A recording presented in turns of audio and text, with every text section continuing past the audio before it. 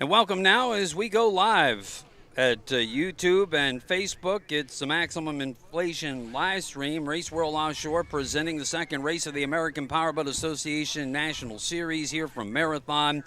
And also here live in the Florida Keys at WAVK, the Zone 97.7 Sports Radio. We've got a full day of racing, and based on the way things went yesterday, it looking like pretty much the same kind of weather that we can expect out here, as we'll start in the morning at 11 o'clock. So we're just probably about 10, 15 minutes away from seeing the boats come out of the milling area. A little bit of an overcast day here in Marathon, but still looks like the sun is ready to peek through with some blue skies overhead amidst the clouds. Winds are about the same. They've been a little bit lighter this morning, but there are some gusts still out of the east to east-southeast at just a little over 20 miles an hour. We'll keep our eye on that. A little bit of a residual incoming tide that is going to max out at about 11:30 this morning. So the first boats that race this morning will deal with a little bit of tide coming up against the wind. But as of so far this morning, Eric, a little bit lighter winds than we saw yesterday, which were pretty much sustained at 22 to 26, 28 miles an hour. Yeah, and I think what you'd rather have is more of a sustained wind that's steady so you can get a feel for it than running along and all of a sudden have a gust blow down your tunnel. So that's many of the boats today will be catamarans, so that's something they're going to have to be aware of. But I don't think the water itself is going to be that challenging. It's going to be more of the direction of the wind and when they turn into it and being ready to lower that trim button to keep the nose down and moving forward. So our first start of boats will be the remaining bracketed boats, Class 2 and 3. And then the two Super V teams that we have here, they'll make the first start at 11 o'clock. And then our four Mod Vs that are here will start in the second start of the 11 o'clock race. So our first race will comprise those boats, double-digit numbers amongst all of the boats in those three different classes. Then there's going to be an intermission of just a little over an hour starting at noon, so that local traffic can get through the area, get through the bridge, and get back to their marinas and ports. And then at 1:30, we'll resume racing with about a 10-fleet Superstock class that will get underway again at 11:30. Yep. And then at 2:30, the Supercats will run. That's 1:30. That's at 1:30, I apologize. Yep. And at 2:30, Supercats will run. So 1:30, Superstocks, 2:30 Supercats. And we do have race boats on the water. This is likely to be the loudest race with these big V-bottoms with the tractor pipes sticking straight up out of the hatch. So any guys who like that old school loud big block sound are going to enjoy this one. Of course, fans listening locally here on the radio, as always, in the Florida Keys on the Zone 97.7 Sports Radio. It's a break play on the air. Oh, there is? Yep, sorry about that. We just... don't know either. We'll figure it out. Sorry, folks, on the live stream, we had a little bit of an issue from the WAVK, the Zone 97.7 Sports Radio. We got that back under control.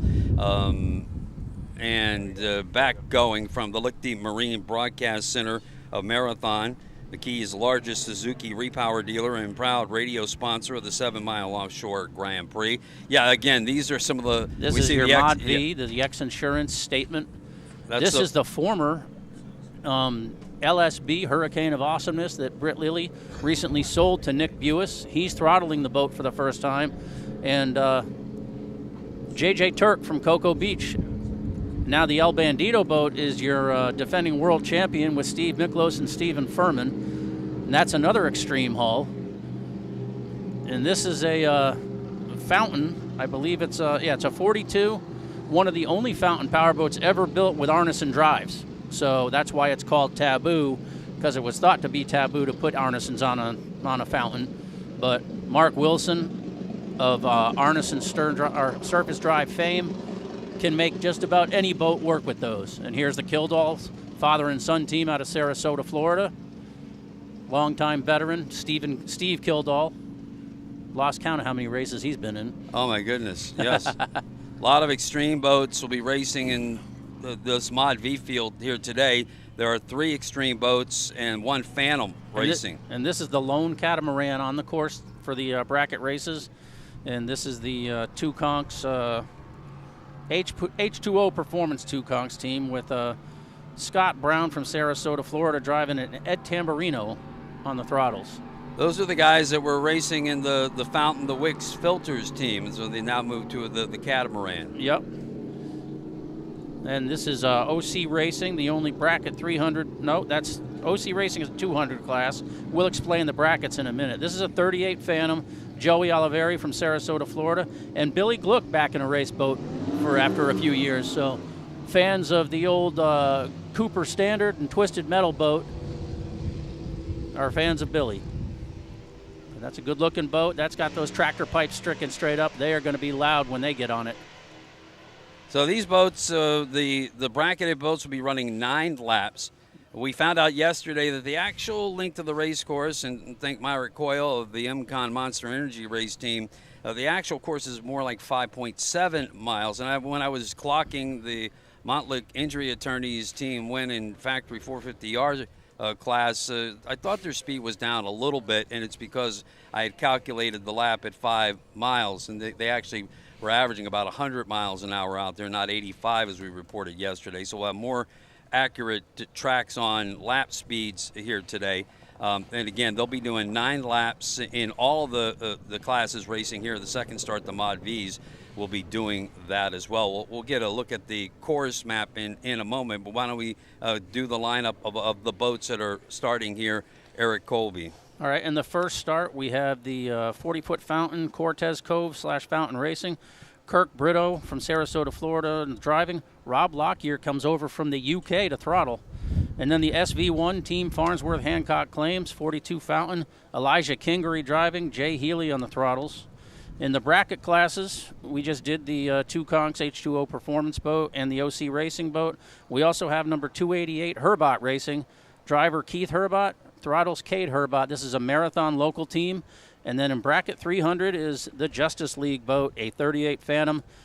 Don Erfer driving, Richard Davis on the throttles. And I think that is the Herbot boat we see on the screen. They had their hatch up a moment ago. And, local racing team here in the bracketed class. Now in the Mod V, which is our second start of this race, correct? Yes. Yes. There's 4 boats. We have in lane 1, they did draw for lanes. So lane 1 is X Insurance Statement, a 29-foot Extreme. J.J. Turk driving from Cocoa Beach. Nick Buis on the throttles. Lane 2 is Safe Cash X Insurance, 32 Phantom. Rick Robb driving. Scott Jobin or Jobin, I'm sorry if we got that one wrong, on the throttles. Lane 3, Sunprint El Bandito. Driver Stephen Verman, owner Throttleman Steve Miklos. And lane 4, boatfloater.com, 29 Extreme. Stephen Kildall driving. Steve Kildall on the throttles. Both out of Sarasota, Florida. That's your lineup for our first starts here today. The 7-mile Offshore Grand Prix, which is presented by Teasers Entertainment Complex in Key West. And also special thanks to our official sponsors, the Florida Keys and Key West Tourist Development Council. Monster Energy Drink, the official energy drink of the APBA National Series and the World Championship, and Sunoco Racing Fuel.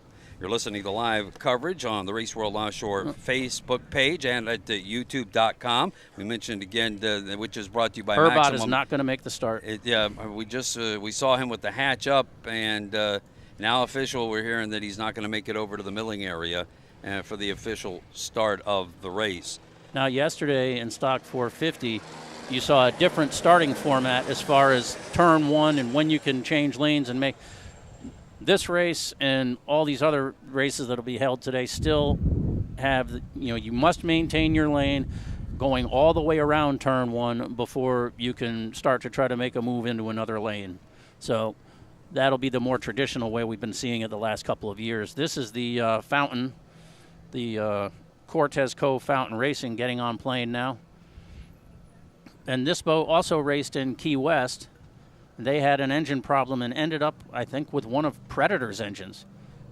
Cortez looks They're to be the last boat out. They were the last boat out, yep, Yeah. so they're just getting caught up. So the boats are all moving to the west in front of the spectator crowd here at the state park, the base of the old 7 Mile Bridge. Maybe Lockyer's on British time still. So they're heading out on the course, and they're going to head towards Turn 5 is they're where going the to head boats are gathering. to 4 by the bridge, and then north, and they'll move out to 5 where they'll mill around. If we can get a look at the course here in a moment, we'll show you this amazing course off of the heart of the Florida Keys in Marathon. So as you can see, a lot of flats in the middle. This area as Cortez is moving towards is 3 right in front of us. Yep. That's the start-finish line in yellow. And turn 5 to the north and to the very west part of the course is where these boats will start. Remember, last year we ran counterclockwise, and now we switched it, which is more traditional, to a clockwise course.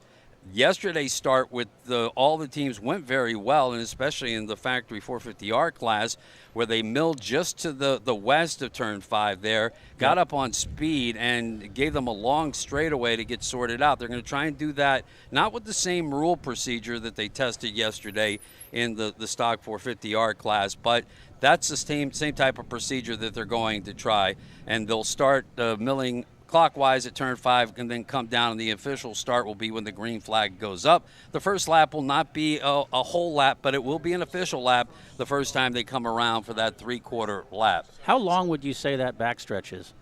That's a good 2 miles, Yeah, just a little short of 2 miles. And I talked to some of the racers that did turn 1 and 2. Last year it was like hairpin turn in Key West Harbor. Yeah. So they put 3 buoys on turn 1 and turn 2. You can sweep it now. You can hold your speed up and just kind of sweep it rather than having a chop and then possibly slide and hook. And so it should be safer. And plus, with the majority of these boats, the driver's on the right side. So the driver's going to have the best view of the pin at every turn, except for the dogleg. And then as you can see, when they come back around at the far east end of the course, the right side of it, they'll come down the north edge of the Marathon Key and then towards the state park, which is near the finish line, and then the old 7 mile span there between 3 and 4, and then back all the way around. Turn 5 is a tough turn, very sharp. And there are not 3 buoys there, and it's going to be the most difficult turn of the race for all of these teams. So that's your course for the 7 Mile Offshore Grand Prix as we get set for the first of 3 races today. Spectator fleet looks a little light this morning. It's I talked to a couple of people that were in the spectator fleet yesterday. One was in a 32 V bottom, and he said it was very sporty. It wasn't a ton of fun. It wasn't super choppy, 2-3 feet, but not great conditions to spread out and have a picnic out there, unfortunately. And I'm not sure if my friend from Maine, Keith Thomas, made his annual pilgrimage down here to go fishing, but he was out there last year listening. So Keith, if you're out there, put your radio on. And now this is the butterflies moments, the anxiety moments for the guys in the cockpit. I talked to Nick Buis yesterday, and this is his first time throttling the X-Insurance boat, the X-Insurance Statement. And after its glorious career as LSB Hurricane of Awesomeness, he said, yeah, I feel pressure. I'm the only one that can make it look bad now. But he did a good job. When he throttled that Bracket 500 boat, that was the first time he's throttled in a bracket race. And he said, and they broke out, and he said, it goes against everything you're taught as a racer. No doubt. To slow down when leading. But it was they still had a good showing. Great shot of our boats, or pace boat there, and Deep impact. Race control boats as well. Fantastic shot overhead from the X-Insurance helicopter. Rick Lindsay flying and Parker Lindsley on the camera. Of course, he has great Instagram feed that'll have coverage from these races going up. It went live last night and will continue later today, but they're providing the aerial footage here. And they'll be obviously looking closely at their X-Insurance team there as you see it on the left of the screen. Now, that 36 Spectre, the only catamaran that'll be on the water in this race, is that the boat that Nate Hunt used to run as WADA? It's, that does have a vague reference to me. It does seem like that's correct. Yeah, and the one boat that people probably were wondering, where is it, is the fan favorite, the Predator. They're taking a little time off, just getting reorganized, kind of looking ahead at the future. So we'll have to see if they're going to come back out. They may make some appearances, because I think it's one of the Midwest races, Michigan City. They have like the classics all go out on the course together, so you may see it there. But I think they've cut back their schedule a little bit. Well, prolific boat, fan favorite, beautiful big Apache hull. And love those Y pipes. Yeah, they make great sound, and great people, and they are in our thoughts here during this broadcast today. I don't see the boats forming up yet. They're off of our screen right now. The next thing that will happen is they'll see what's called orange smoke, and that gives them a notification that they will soon be forming up. Your pace boat is still sitting still pretty much right now, so that's when it starts moving, that's when you'll know that's going to line them up. I mentioned it earlier. We have until about noon for the harbor to close, and the smoke is in the water. You can see it on your screen now. Okay, so we will be racing here soon. They'll form up mill clockwise. Again, we from noon to 1:30, the harbor is open, so local traffic can get through, and then we'll jump right to Superstock racing at 1:30, and at 2:30, the Supercats will run. You're listening to live coverage on the Zone 97.7 Sports Radio here in the Florida Keys from the Lichty Marina Marathon Broadcast Center. They have a full service and parts department and also carry new and used boats and trailers. Lichty Marine is proud to sponsor our radio and broadcast of the 7 Mile Offshore Grand Prix. And our live stream is brought to you by Maximum Inflation. Maximum Inflation, presenting sponsor with their brand CO2 cartridges, gas for everything inflatable. Maximum Inflation. We have 3 classes racing here, so it's going to be kind of hard for the people on the stream to see who's winning what class. But right now, OC Racing jumped out to the early lead. They're running unopposed in bracket 300, so there's a little bit of a bragging rights element to today. The Spectre 2 conchs is in Elijah Kingery and the SV1 National Championship team Farnsworth V-Bottom is on the inside, so they've pulled out to the lead in the it appears they've got the green flag, so we're off and racing here on the second day of the Race World Offshore 7 Mile Offshore Grand Prix. So the Deep Impact boat. Wow, did they get a start? They sure did. And here come the Mod V boats, and it looks like El Bandito and Statement are getting right to it. And this Statement, the Statement X Insurance, the 29 Extreme, these boats don't want a lot of trim. They want to run flat, and they want to keep the propeller in the water. So Nick has talked a lot with Britt about how to run the boat and how to set it up, and let's see how they do against the defending world champions. And are they national champions too in El Bandito? El Bandito, national and world champions, 29 Extreme, and this, of course, Britt Lilly's boat from last year, which he finished second overall in the series and in the world championships. Okay, here we are back at the front of the bracket start here. They're coming back, north. They're coming down the north side of Marathon, down towards us here at the start-finish line. So we've got racing in all classes started here in this first race of the day. Yeah, this will be the first of 9 laps. All the boats in this race are running 9. So we look at the Statement Marine team, X Insurance. And here's the team Farnsworth. Farnsworth. Hancock Claims, owned by Win Farnsworth, very well-known high-performance boat enthusiast. Elijah Kingery also runs the Bulletproof boat in bracket 500. Is a second-generation racer. His dad, Bill Kingery, raced for a long time in the factory years, Factory 1 and I believe some Factory 2. This will be a fan favorite today. Yeah. It's going to make a lot of noise as it comes by. It's got a lot of history to it as well. That's Hancock Claims, our first boat across, fastest to the start-finish line, and the first lap is in of 9.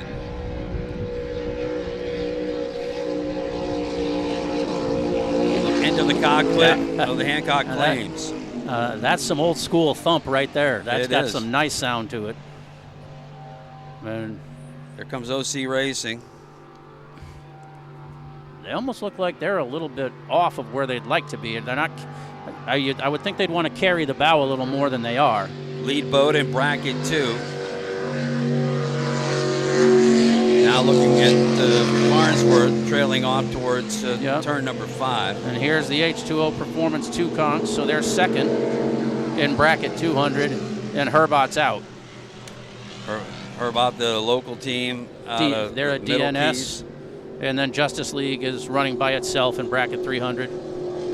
Don Erfer and his team. That's all right. That's kind of an odd configuration to me to have the guy in the back seat with his head sticking up above the windshield. And here come our next series of boats. That's the Fountain. And here come our lead boats in Mod What B. a good race. X Insurance and El Bandito Tequila side by side. After lap number 1, X Insurance has the inside lane as we follow the boats down towards the old 7 Mile Bridge. El Bandito on the outside. X Insurance has the advantage as they head towards the number 4 pin. Now this is going to, will this be a situation where Steve and Steven being in the boat for so long together, will this start to work to their favor? And how will these boats deal with any traffic that's in front of them if some of these boats slow down? Well, you can see that JJ and Nick are not shy about being close to Steve and Steven in the El Bandito boat. But X Insurance had the lead, but El Bandito has stretched forward and heading out to turn number 5. Here comes X Insurance back on the inside. Yep, they have the advantage. And JJ's no stranger to being close to boats, racing so many years in brackets. But now Stephen Furman went back to the inside. Yeah, they turned wide, and he's dove to the inside. But X Insurance back out in the lead as we look overhead from the X Insurance helicopter. 1 lap in the books in all classes. Anytime you cross through someone's rooster tail behind them like that, there is the chance of getting some salt water in your engine, which engines don't like. So you don't want to do too much of that if possible. And here's Elijah Kingery and Jay, right? Let me see here. Jay Healy, yeah. Elijah Kingery. New team last year. This was kind of Wynn's first big purchase. And then he got the catamaran that unfortunately is going to scratch today in Supercat. But this boat was Bill Mazzoni's years ago, and they've kept the paint scheme to honor Bill. It still says Taboo on there because that's the team name. So preserving the heritage and the history of the boat is always a good idea. You know, changing the name, they say it's bad luck. So X Insurance, your overall leader in Mod V. And that's carrying perfectly right now. They absolutely are. We're not seeing any of the boats bounce around too much. I mean, these are narrow boats, so it's not uncommon to get a little bit of a chine wobble. It's not chine walking by any means. And El Bandito, but here comes El Bandito again on the inside. The Sunprint Racing team continuing to stalk them as we watch the Hancock Claims boat still hold the lead in SV.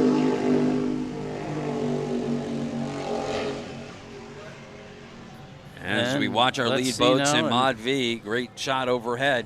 X Insurance Statement is holding the lead right now. Just off your screen to the right is the El Bandito boat. Yeah, you saw some of that chine walking that Eric was just talking about as they bounce side to side on the transom. I would like to hear from JJ the difference in how this boat drives versus the Phantom, because they're very similar. And he was very successful in that 30-foot open cockpit Phantom. Good shot backwards as we look at those lead boats. Yep. I'm curious as to why they seem to be so far out. Yeah. Come back to the start-finish line as OC Racing comes through, continuing lead in bracket class 2.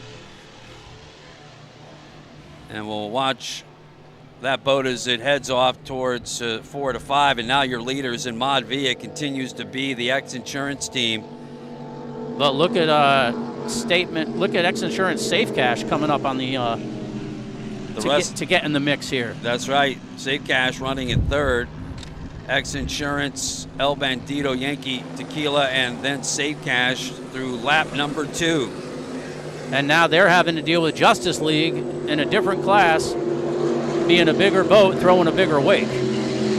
Turn that lap at 87 miles an hour. X Insurance, your leader in Mod V, trailed by the El Bandito Yankee Tequila's Sunprint Racing team. I'm a little surprised by the Killdalls being off the pace this much. They're going to be coming across the start-finish. Not on your screen, unfortunately. Sorry about that. So that's the order, 1, 2, 3, 4. Yep, in Mod V. That's 2 of 9 laps completed. But now look at this. Now we're back on the Cortez Fountain Racing, and they're still running second.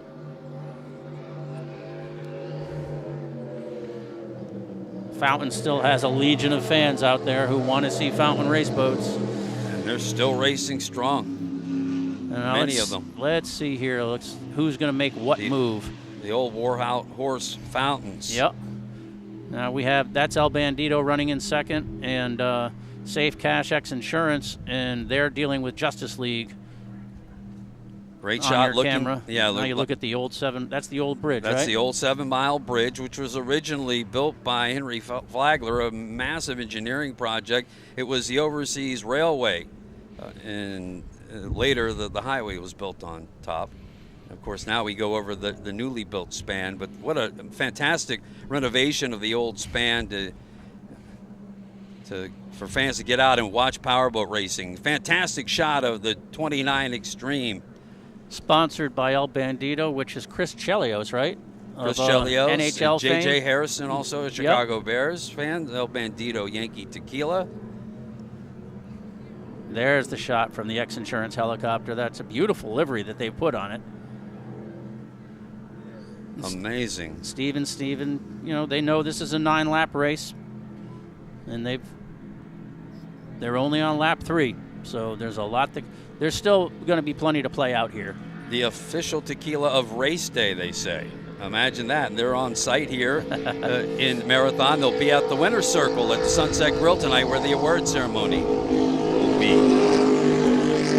In front of us, we watch Hancock Claims come back through again, so they're 3 laps into their race as we continue to watch the wide shot.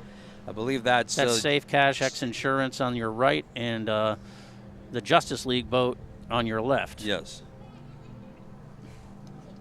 Again, go back on top with the El Bandito Sunprint. Yep, and they're chasing. There's your X Insurance statement. There's your overall leader in Mod V, just going off screen, trailed right by El Bandito Yankee Tequila. So then when we say statement, that is short for Statement Marine, and Nick Buis is the owner of that company, and they build high-performance boats and have a new one coming for Stock 450 later this year, hopefully. So these Mod V engines are carbureted, 509 inches, naturally aspirated, carbureted engines. And the Sunprint Racing team actually racing their engine from last year. Had to make some repairs to the new one that they put in and won the World Championship with. And we'll have that one back for the second race in Cocoa Beach. And our leaders coming in front of the fans here at the state park at the base of the old 7 Mile Bridge, and those watching on the old span. On lap number 3, it's X Insurance continuing to lead, stalked by El Bandito Yankee Tequila. Yeah, I don't think Nick Buis has to worry about looking bad. He's looking very good to me right now. He's running that boat perfect. Completely different conditions than we had last year. These boats are smoothly running through. Lap number 3, they turned it at 87.3 miles an hour as we look overhead at the boats as they run towards turn 4 and then back to the north leg. Now that right with these canopies, X Insurance can't really see El Bandito where they are right there. Correct. So they have land-based communication, but this is I almost wonder if this is are Steven and Steve setting up something here, being the veteran duo, and are they just parked where they can't be seen on purpose? Now, still some residual incoming tide coming through the bridge, and that's what you're seeing there is X Insurance is having a little trouble keeping the boat in the water and bouncing. You want to keep that nose down. Remember last year in all of that bounce, we had all of that weather, the way the Outer Limits boat ran with Brian Forehand and Benny DiOrio. They plowed straight through it, kept their speed up, kept the props in the water. Literally. Because the prop wound up in the water, it wound up on the bottom. Until the entire assembly and surge drive went flying through the air. And just missed Steven. Yes. That would have been disastrous. And again, back to the weather we're having here today. Much better. Much better. We do have that high sustained wind out of the east right now, roughly at about 20 miles an hour, a little less than we thought. Going into the day, we'll keep an eye on it. I have yet to see boat floater come by again. I'm wondering if they have pulled off. As we watch our overall leader in the Mod V class being chased by the world champion El Bandito Yankee Tequila. Yeah, there's no give up in Miklos and Furman, so. Our live stream here on Race World Offshore's Facebook page and YouTube.com is brought to you by Maximum Inflation, presenting sponsor, and here comes El Bandito making a move. Yep. If we could stay with this, let's see if they make the overtake on the inside. Yeah, they're going to go just out of our camera range. But now they're on the helicopters, picked them up. Yep, Look at this. El Bandito went underneath them after being parked on their other hip for close to a lap. Nose out just in front of them. So let's see if they bring, because they're coming towards us now. Let's see if El Bandito holds that lead. They're turning. Oh, that's they're turning on the far side. That's the 3-pin turn. Yes, yep. So we're getting a great shot from Rick Lindsay's helicopter from Parker, his son. And now go back to the wide shot. So that was on the far end of the course. So we watch some of the other competitors start coming towards us, and then back to the chopper. Okay, so El Bandito has taken a substantial lead in the Mod V class. They pulled out. Wow. And some of this could be the experience of knowing more setups and what the boat likes and doesn't like. OC Racing. This is OC Racing, still out front in bracket 2. 4 laps completed of the 9. Yep. As we look down at our leader in Mod V, this is a 29 Extreme. This is the generation before the current boats that are. Yeah. Well, so this was built by Mark Spates. All of the boats have the same bottom, but the deck on this boat more aerodynamic, and the boats that are made now are made with the same deck. And this bottom was also tuned by Scott Porte. That's correct. And El Bandito in the lead now. X Insurance in second. And the way that works with a Porte bottom is once one team in a class licenses another team in the class can't do the same. So the Safe Cash X Insurance team running in third just passed through us as we watch the. That was a big jump. Again, that's the second time going through that area at the bridge with the last bit of that incoming tide coming in up against the wind that he struggled with. And since that point when we saw him get up in the air and bounce a little bit. And here's boat floater now. I think El Bandito was able to stay in the water and get better speed, and now see what I mean? Look at this camera shot. See how the navigator's sitting above the driver and the throttleman? Yeah. In the back. That's got to be pushing on that guy's neck with the weight of that helmet at 100 miles an hour. Justice League. And I don't see a navigator listed, so I don't know who the third person in that boat is. Don Urfer, Richard Davis, and that. And here's the two conchs H2O, the Spectre, inboard Spectre. Most people are used to seeing outboards on a Cat, but they're holding their own, second place, keep it on the podium. Now we're back to the lead in Mod V with El Bandito. And the Cortez Cove team, Cortez Cove Fountain Racing, Kirk Brito and Rob Lockyer. They're still holding on to second in the Super V class. And that's one of those classes where you hear about there's a lot of other boats that might be coming back out. So it'll be good to see that fleet grow because people do like the noise. And they're impressive boats. There was a point they were the biggest and baddest boats in all of powerboat racing. And they're about to be lapped by their competitor. Yes, as you mentioned, lap number 5 of 9 for the Hancock Claims team. Team Farmsworth, Elijah Kingery and Jay Healy in the 42-foot fountain with the twin 850 Scorpion engines. They just want to keep it together at this point. As we watch Hancock Claims now throwing up the big rooster tail to the fans on the old 7-mile span. Live coverage on the Zone 97.7 Sports Radio, brought to you by Lickney Marina Marathon. Proud to be the title sponsor for the 7-mile Offshore Grand Prix race coverage on the radio. Lickney Marine is the Keys' largest repower dealer. See everything online at Suzuki of Marathon.com. And this is the OC Racing boat, putting on a good show. Built in Sarasota, team is from Sarasota. A lot of local sponsors on there. Joey Laveri's done a good job putting this team together. It's been a time consumer. And and it's a pretty boat. Solid showing ever since they entered the series last year. Yep. Boat looked good in Key West. It sure did. Riding very level. Looks comfortable. Just a Sunday ride in the Florida Keys for Joey and Billy.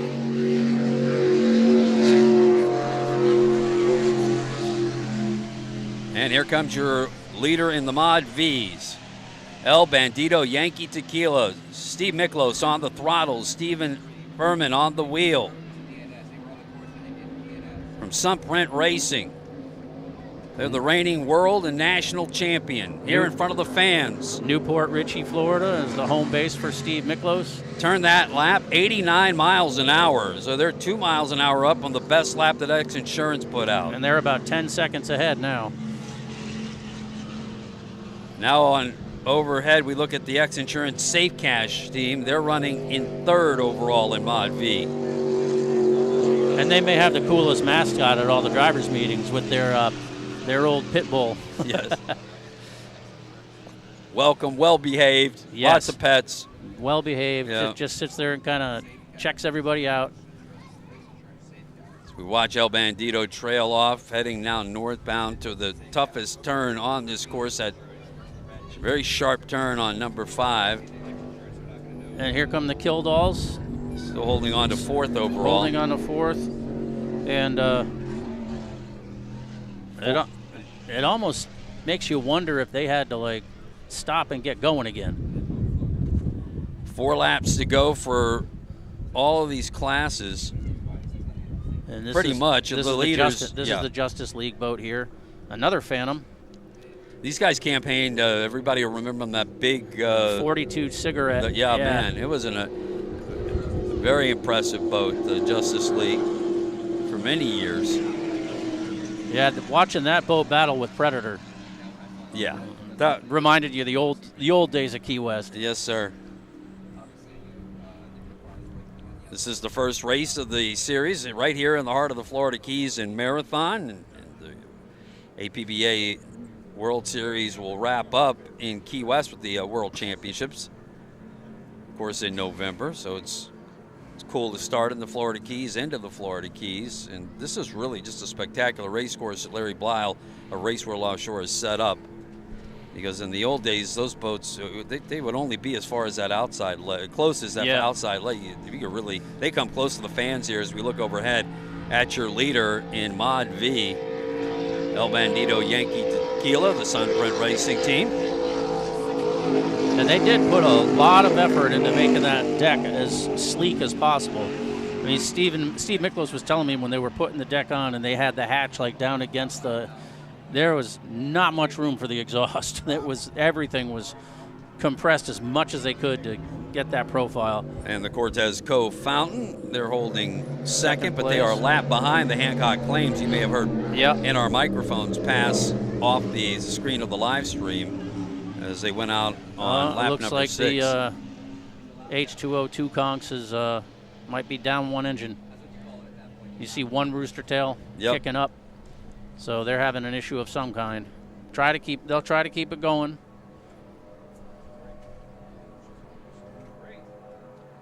But they are off the pace. So now really the big race continues to be a Mod V where your top 3 boats are very close to each other. And people would ask, well, why do they keep going if something's broken? It's because you don't know. Yesterday we saw attrition. Attrition's playing into here, but not that you want it to happen, but something could happen to OC Racing, and they could limp around the course and still win. Sure. So, OC Racing now just through. lapped them. OC Yep. Racing just lapped 2 conks. At the end of lap number 6.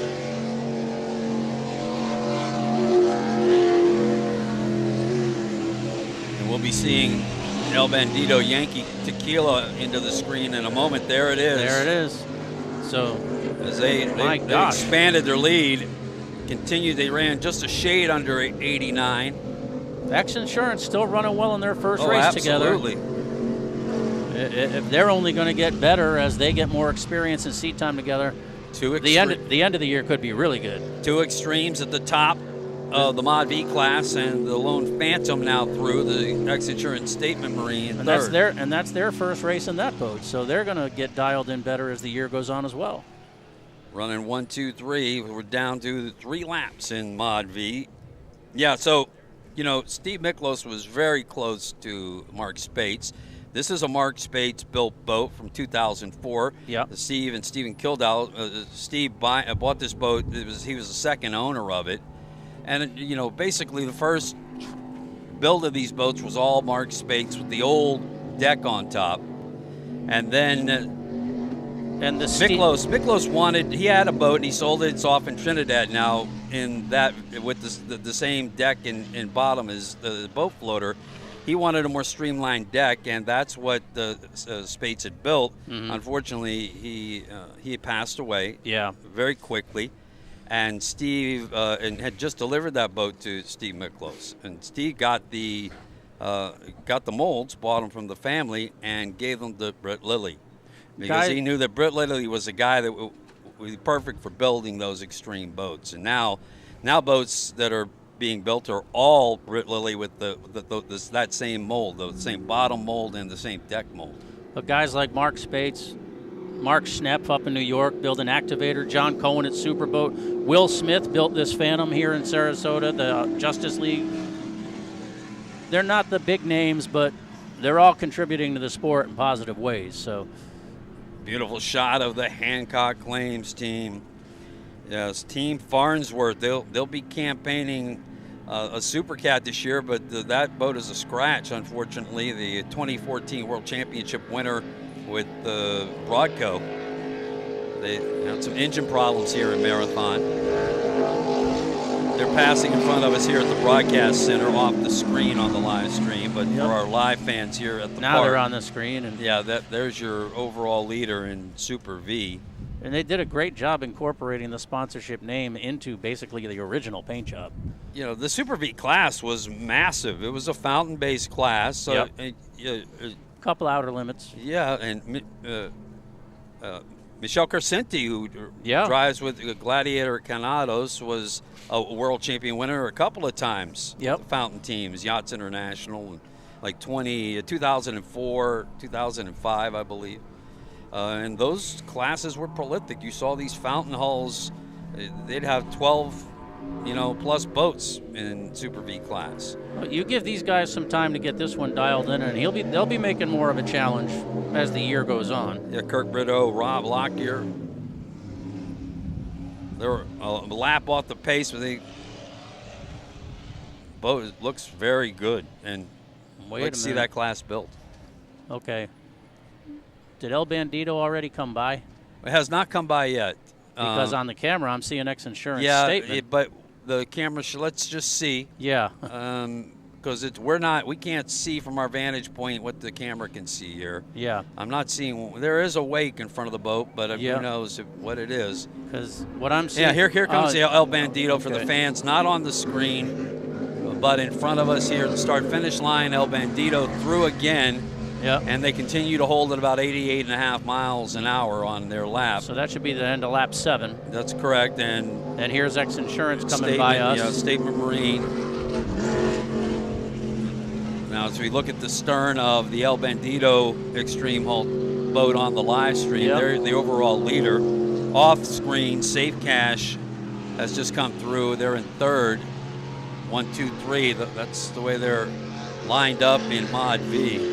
We look back to action at the start-finish line. OC Racing has led all the way, 7 laps into their 9-lap race. Total miles 51.3 for all of these boats here in this first race of 3 today.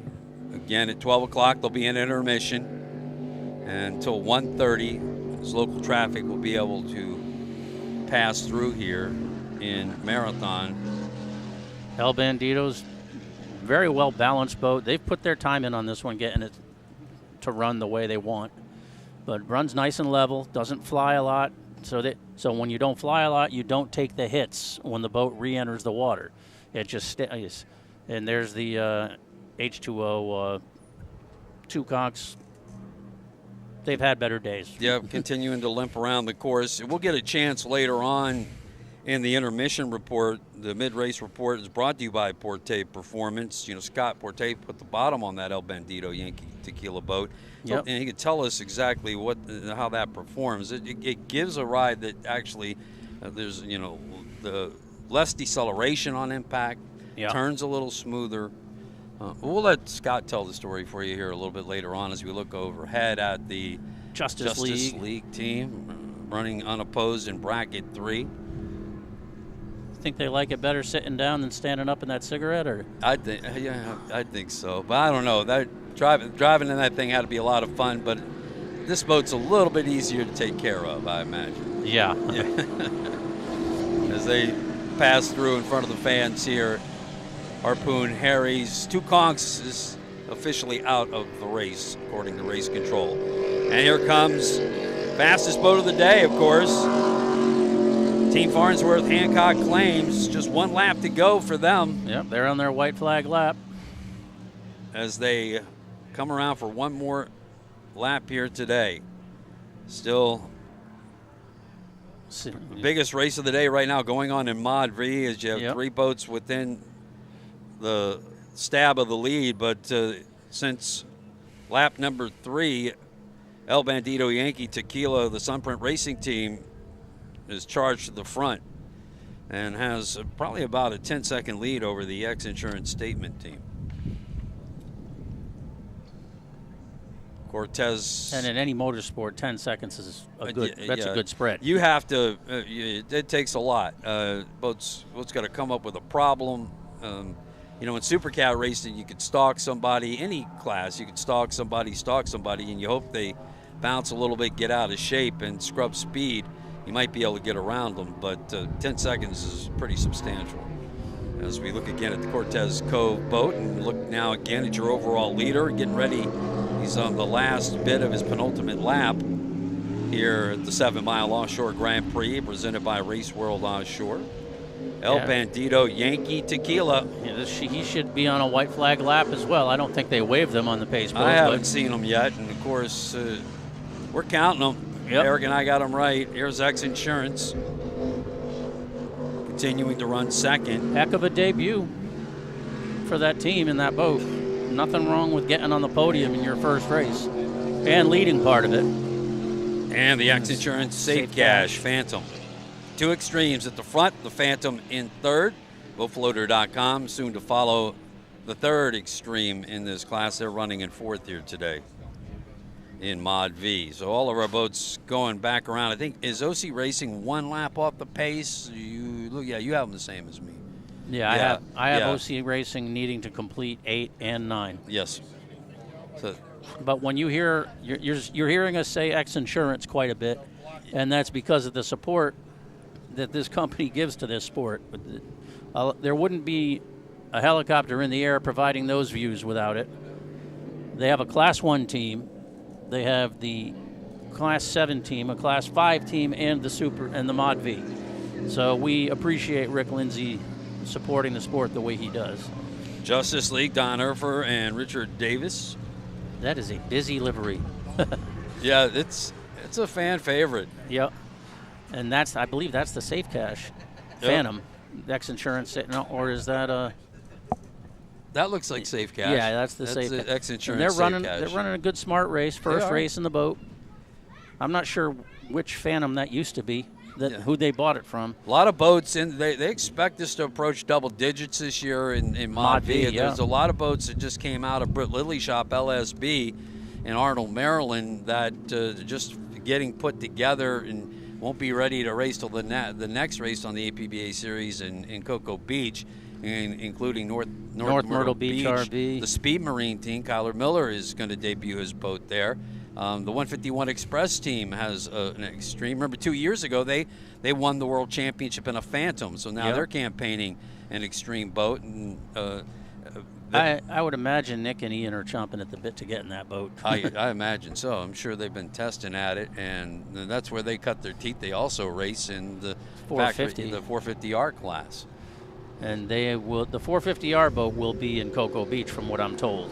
Yeah, they're picking up their season there. And look forward to seeing them out there on the campaign and following all the races of the American Powerboat Association National Series as they go around. Of course, P1 will be producing Cocoa Beach as well as other races, and you can watch the live stream there with Mike Kowalski and your good buddy Matt Trulio from SpeedOnTheWater.com. They do a fantastic job. And I'll still be providing the recap articles throughout the year. Yep, Eric Colby will be writing the recaps for all the races, all different organizations. Hancock Claims. They should Team be on their Farnsworth finishing up today. Did not see the checker flag, but they're still going, so I think they have one more lap. Yeah, well, we counted them both at 9. This happened to us yesterday. We'll stick with it. As we see El Bandito Yankee Tequila. And honestly, folks, I'm going to call this as the final lap of the day because we've got them at 9, and it was 9 laps. This should be a big win for. This should be their 9th lap. Let's see if they get a flag. El Bandito Yankee Tequila. I mean, unless Hancock Claims is still running on the back stretch. Yeah, I mean, I heard that they were counting that first lap, and they absolutely they were counting that first lap. But El Bandito getting a little bit of air there. Or maybe it's just one of those things where they're doing what the bigger, faster boats did yesterday and coming around part of the back stretch and then pulling in. X Insurance running around in 2nd. Safe Cash, X Insurance in 3rd. That was 9 laps through. Live coverage on the Zone 97.7 Sports Radio here in the Florida Keys. Looking again at the Cortez Cove Fountain Racing as well at Race World Offshore's Facebook page and at YouTube.com. The live stream is brought to you by Maximum Inflation Live Streaming. With us here again, as they did last year in Clearwater, at Key West, and now here in Marathon. Since 1965, Leland Gas Technologies has made the CO2 cartridges that inflate the life jackets used daily by fighter pilots, NASA astronauts, naval seamen, the United States Coast Guard, and offshore powerboat racers worldwide. They rely on Maximum Inflation's reliability when it's needed the most. Get your cartridges refilled at West Marine, Cabela's, and Bass Pro stores. Look again at Stephen Kildall, their 2004 Extreme Haul. You see that Steal It sticker on the front. That's a new sponsor of theirs. It's a adjustable trailer hitch. So Stephen Kildall does the sponsor procurement, and they also have the maker of the Blaster product, PB Blaster. It's a rusty bolt lubricant that works wonders on seized up old bolts. So nice to see them getting the recognition from the sponsors. That is OC Racing. So they have either pulled off or are in trouble. We can't tell if they completed the. I didn't see them complete laps, but yeah, they're running unopposed at this point as Two Kongs charters. But they're sitting stern low, and that nose is real high. So that's my concern now. Yes, absolutely. I don't like the way that looks, but let's wait and see what happens. There does seem to be that boat you see to your left, the walk around, maybe trying to get to them to check on them.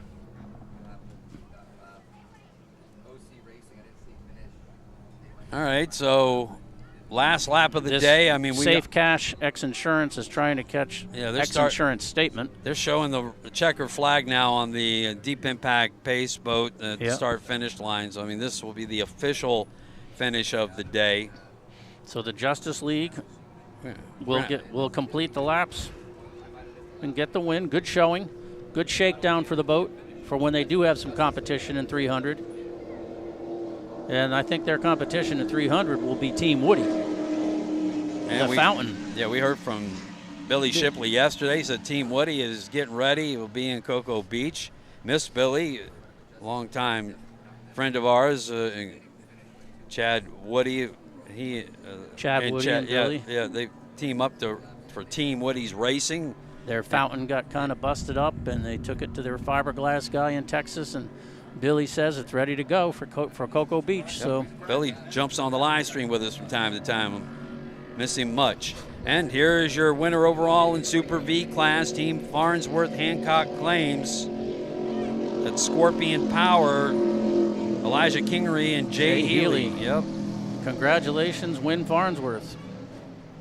Make sure the guy that spends the money gets some acknowledgement. And here comes your winner in Mod V's, your reigning world and national champion in APBA, Steve Miklos, Stephen Furman, in the El Bandito Yankee Tequila Sunprint Racing 29 Extreme. X Insurance Statement takes second. Safe Cash X Insurance takes third. So JJ Turk, Nick Buis in the X Insurance Statement, and Rick Robb and Scott Jobbin in the Safe Cash Phantom X Insurance. El Bandito Yankee Tequila. They're getting close to that sandbar when they make that turn. If I was carrying speed, I might go around the outside and not polish my prop. Yeah, that was that flat is very visible. You can see the gray area behind the boat. It's very shallow there. Yeah, because they're on the inside of it. You notice that Safe Cash X Insurance didn't make that move. They're going the long way, it looks like. And here comes Cortez Cove Fountain Racing. Kurt Brito and Rob Lockyer. They'll take the win out of Sarasota, Florida. Yep. Their Express engines. They're second. They'll take their second place, excuse me. Yep. They'll take the checkered flag in second place behind Team Farnsworth Hancock Claims. Unofficially your winner here Can we get today. Can we get the camera to look for the OC Racing boat to see what's going on there? I just want to see if it was if over. If it's under tow or. It was over towards turn 5, was it? Or moving? I thought it was back at the other end, but. Looking at Team Farnsworth, they're heading off on that far leg, and they're still up on plane running. Their day is done. The checkered flag was up and running. I just don't know if they're coming to get their flag, or maybe they're just headed in. No, they're heading in. They've gone pretty far away from where the start-finish line is at this point. So racing is pretty much in the books for this first race of the day, but a lot more in front of us here from the Lichty Marine of Marathon Broadcast Center on the Zone 97.7 Sports Radio. That's the OC Racing boat there, isn't it? To the right of the screen. To the right of the screen, just to the inside where the boat came off plane. Yeah, it sure looks like the profile of the boat. Yeah. Oh, we're going to get another last shot there you of go. There's Jay Healy giving the thumbs up. You earned it. Taboo Racing. The heartfelt memory of Bill Mazzoni. As you watch that boat beautifully run off of the heart of the Florida Keys Marathon here. And when you think 7 Mile Offshore Grand Prix. When you think of this boat and you think of the Wilsons, we got to say condolences. I believe Jackie Wilson recently passed, didn't he? Mark's dad, famous British tonal boat racer. And he was a great contributor to the sport, as the whole Wilson family is. So. And you can't look at and speaking of family, the Lilies. Look at the extreme power boat that Britt Lilly raced last year. Of course, in all of our thoughts throughout this entire season, the passing of Art Lilly, a legend earlier this season. And for Britt, it was a great day today, because today he gets to go racing. And he races in Supercat class with us today and later this year in Class 1 as the throttleman of X Insurance today, racing in Supercat. Dirty Money is the driver. So racing in the books, our winners in Super V, Team Farnsworth Hancock Claims, and second Cortez Cove Fountain Racing. Justice League ran unopposed in bracket 300. OC Racing in first in bracket 200. H2O Performance 2 Conks takes second. Keith Herbot Racing had to scratch with engine problems, did not make the start.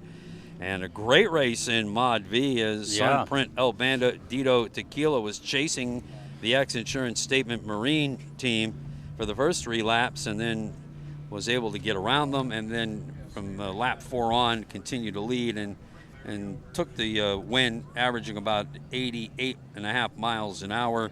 Second place went to X Insurance Statement Marine, and X Insurance Safe Cash took third, BoatFloater.com fourth. These are unofficial because even the Mod V boats do still have to go through a tech inspection after the race, and they can't have exceeded too many RPM and some other rules.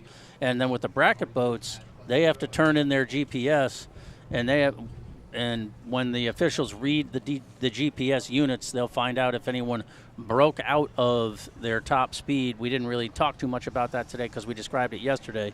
But the bracket boats that run in these classes have a predetermined top speed that they can't exceed, or they're not supposed to exceed. And if they do exceed that, they break out, and they're assessed a time penalty.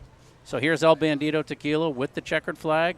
Gives you an idea of the winds that we're going to be seeing throughout the afternoon. Yeah, we heard from the course marshal, there were 13. No, I think they're back at 20. Yeah, they're back in the... So the forecast was for east winds. Okay, so that was Stephen Furman catching the flag. 23, to 25. Talked to Leland Stanford, a Maximum Inflation. He's actually the starter. He's part of the technical team here with Race World Offshore. He said, I made the first throw good. The second one, well, the wind got it. I'm not even sure, man, I'd even be trying to throw the flag in this sustained wind. Yeah, you gotta want that flag. Where was it that they threw it for Taylor and Johnny held her ankles while she reached over to the side of the boat to get it? Yeah, that was last year. One of the races was that Key West? Key West. Yeah, that was absolutely Key West. As we get a good shot, that's our broadcast position you're coming up on right now. There's the VIP area, and there we are. Hey, everybody. Great shot from Parker Lindsay from the X Insurance helicopter of Marathon, Florida. And there's your overall winner today. Congratulations to Steve Miklos and Stephen Furman. Yeah, Sunprint Racing and their El Bandito Yankee Tequila team. Yeah, it's not bad when your driver's also your crew chief and your mechanic. So... have a feeling they may be tasting some El Bandito at some point today, and fans can taste it at the winner's circle tonight. That's where the world champion the award ceremonies for the 7 Mile Offshore Grand Prix will be at the Sunset Grill. I think they found that it mixed rather well with the coconut man's stuff down in Key West. Thing. It's like, hey, why don't you pour that in the coconut milk, Steve? There's your overall winners today in Mod V. Yep. Looking forward to seeing more Mod V boats come out and present a challenge. But that was some quality boats in the class today. We're going to come back with our mid-race report. Again, remember the harbor is closed until 1:30 starting at 12 noon. And our Porte Performance mid-race report. Thanks for being with us here on the Zone 97.7 Sports Radio as we continue broadcasting as well at Race World Offshore's Facebook page and at YouTube.com. It's the Race World Offshore 7 Mile Offshore Grand Prix. And our presenting sponsor, Teasers Entertainment Complex of Key West, and also official sponsors, the Monroe County Tourist Development Council. Monster Energy Drink is the official energy drink of the APBA National Series and Sunoco Racing Fuel. We'd also especially like to thank our sponsoring hotels, Skipjack Resort Marina, Captain Pips Marina, Blackfin Resort, and Kingsale Resort. Let's come back for the Porte Performance Mid-Race Report. Let's recap what happened yesterday. Now, this is some talent right here because they're controlling the throttles and the wheel with their feet. Don't underestimate the ability to do that at slow speed. That's not easy. I can promise you, though, there is not an open bottle of El Bandito in the cockpit. Not yet. No, those guys, you got to love them. And how long has Steve Miklos been doing? Oh, my gosh. Completely committed to the extreme hull. And, again, for him to get those molds from the Spates family and turn them over to Britt Lilly, it's an amazing story. And Britt Lilly and Steve have a tremendous friendships. I remember when Steve was racing Factory 1, and I think it was a 26 Corsa.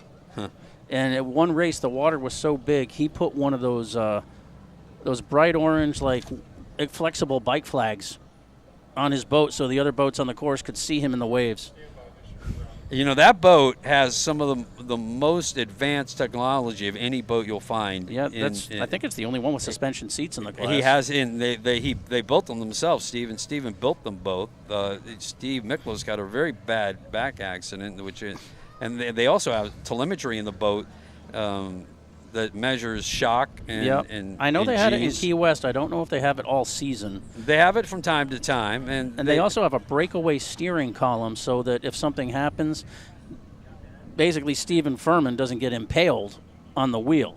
It'll break away, I believe, just either forward or after the bulkhead. He explained this to me a couple of years ago. But the idea is that if they take an impact, he's not slamming into the steering wheel if he gets thrown forward. So there's a lot of little things that people don't see that they've put a lot of time in on this boat. They did have some additional equipment in the boat in Key West at the World Championships, and Ullman Dynamics put the equipment in. They registered over 20 hits in excess of 20 Gs, and there were a few at 24 Gs. And Scott Porte actually presented at the big industry event that Ullman hosts every year over, I think it's in Sweden, but it's a high-performance summit, basically, of all different engineers and designers. And Scott went over there and presented, and he said that, just the knowledge in that room was amazing as far as what he learned, and he was humbled when the people came up to him and were thanking him and asking him questions, and that's the kind of place I would just go and geek out on. Eric, come back with us, and let's talk about, there were some scoring changes from yesterday. Of course, as Eric was just talking about, bracketed boats can break out, and who wins might not actually officially win. And also there were some other things happening. A boat went over, got damaged pretty badly yesterday in testing. We'll the recap, JS Racing boat. Yeah, we'll recap that for you as we come back and we begin our Porte Performance mid-race reports. At Porte Performance, we put performance into everything. And we'll be back from the Lichty Marina Marathon Broadcast Center here on the Zone 97.7 Sports Radio. We'll continue to broadcast on Race World Offshore's Facebook page and at youtube.com. Back with more from the Zone 97.7 Sports Radio.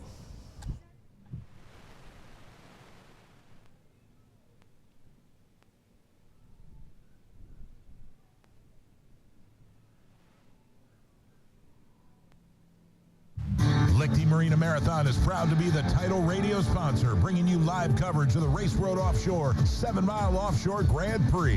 Lichty Marine is the Keys' largest Suzuki repower dealer. We carry a wide variety of boats like Pioneer, Sundance, Spider, Seabourn, Avalon, and Yellowfin. We have a complete service and parts department, and financing is available. Building lasting connections through outstanding customer service. SuzukiAmarathon.com. You've seen their big yellow trucks all over the Keys. Dot Palm is the most trusted name in the Keys for landscaping and tree design. Dot Palm keeps your entire yard looking beautiful and healthy with tree trimming, pruning, removal, or treating your trees and yard for disease and pests. If a hurricane should strike the Keys, Dot Palm will be here to help clear your land and help design a yard for you with new sod, trees, and shrubs. Dot Palm even offers weekly yard service from Key Largo to Key West. Call Dot Palm at 743-3090 or toll free at 877 Palm. Looking for the best of the brands in audio, GPS mapping, security, and electrical systems for your boat? Go Security, JL Audio, Garmin, C-Zone, Fusion, Claron, Ray Marine, and more. AR Marine offers sales, installations, warranty, and dockside service, specializing in autopilot, transducers, entertainment systems, security, and so much more. AR Marine Electronics covers all aspects of sales and service, including dockside lessons and sea trials, servicing all of the Keys. AR Marine Electronics, located at mile marker 106 Plaza in Key Largo. The Zone 97.7 Sports Radio returns to coverage of the American Powerboat Association season opener from Marathon, Florida, RWO's 7-mile offshore Grand Prix. And welcome back to the Porte Performance mid-race report. At Porte Performance, we put performance into everything. Todd Swafford back with Eric Colby from SpeedOnTheWater.com as we finished up our first of 3 races today, the second day of the Race World Offshore 7-mile Offshore Grand Prix. It is the first race of the American Powerboat Association season. Also want to say hi to our fans out there watching on YouTube.com and at Race World Offshore's Facebook page of the live stream, which is presented by Maximum Inflation, the presenting sponsor of live stream coverage. Maximum Inflation brand CO2 cartridges, gas for everything inflatable. And Eric Colby, yesterday, as we said, all results are unofficial, especially in bracketed club, but all classes, as you mentioned, all boats have to pass inspection and make sure they followed everything to the T and weighed right when they came out of the water. Right. But there were some changes to the overall finishes that we did announce yesterday. Yeah, once the scrutinizing was done. There were some changes based on what people saw, what the results appeared to be for bracket 500, for example. The Turk Family Racing Golf and Gator boat that we thought won ended up breaking out, and they wound up third, I believe. Yabba Dabba Doo broke out a few times, but still their best looking effort in quite some time. So they wound up second. In the Sweat Equity Motorsports, the twin outboard boat that looked like it was well off the pace in fourth, that's why you keep running. They won the race for the day. And then other in the bracket 700s, Owen Buis and Harmeyer did win, and but I think the second place, Proven Marine ended up second, and Jackhammer was third. So the Statement 759, Bad Decisions, they broke out. So you kind of had a feeling yesterday when you were watching those boats, somebody was going to break out. And as you just announced, I mean, there were several breakouts. And it was so interesting yesterday to watch the end of that 700 race where you could see this Statement X Insurance boat look like it inched forward and then pulled back. Exactly. And that's a 15-year-old showing that kind of restraint and patience and just staying cool about things. So I thought he did a great job, but that's how bracket racing looks. It's not just about firewalling the throttles and going faster than everybody else. And wasn't there one team that broke out multiple times? That was, from what I was told, that was Yabba Dabba Doo. And how many times did they break out? One person said, I think 8 or 11, or so he was enthusiastic. Let's put it that way. It was not Yabba Dabba Don't. There you go. Inside the cockpit. But he's still on the podium, so you'll have to tell me if he yells it out tonight, because I will be busy writing for SpeedOnTheWater.com. And hey, listen, big applause to all of you teams that show up here in Marathon and throughout the entire racing season. I mean, you are the heart, the blood of powerboat racing, and top to bottom, from bracketed boats all the way to Supercat boats, Superstock boats, to Class 1 boats. All of you, thank you very much for bringing racing to our communities across the country here today. And we did have, we mentioned it before going to the break, that there was a boat that flipped over after racing yesterday that was just testing one of the Superstock boats. They do open the course on Saturday afternoon for testing, but I don't know if they have like full medical teams out there, and helicopters weren't up, I know that. But the JS Racing boat, which is a new team, it's a local guy, John Strama, owns the boat, and I believe that's the old LPC boat, right? That is. Yep. And he had Connor Langheim, who is the son of Reese Langheim from Jackhammer fame, in the boat with him, and unfortunately they blew it over in the wind. From what I've been told, the crew is okay, but the boat's pretty beat up. So I don't know if they're going to try to repair it and get it back out there. But the main thing is that John and Connor were okay. Now, John Strammer was the driver last year for Billy Allen's 32 Doug Wright boat. And so he purchased the LPC. He's actually a resident of Marathon and known for his poker run boat. It's a 39 MTI, if I'm correct. White, red, black, beautiful livery on the boat with big power, big Mercury engines in it. Bad start for the season for him. He won't even make it to the water to raced the first race here in John Strama from Marathon, Florida here. And that boat was badly damaged, and unfortunately, is a boat that's been over quite a few times as LPC. Yep. Has sustained a lot of damage, and hopefully they can get that back together. But it's going to be quite a process. Yeah, and then in Supercat, as we mentioned, Anthony Smith, not from HP Mafia, but Anthony Smith from the Smith Racing family out of Brick, New Jersey, and Christian McCauley will not be on the course today in the Supercat for the Farnsworth team, the Hancock Claims boat. Hurt engines yesterday and had to scratch. Dirty Money had a fuel pump issue yesterday, but they have seemed to have fixed that because we saw them out running this morning. And SV Offshore had to rebuild an engine in the pits yesterday.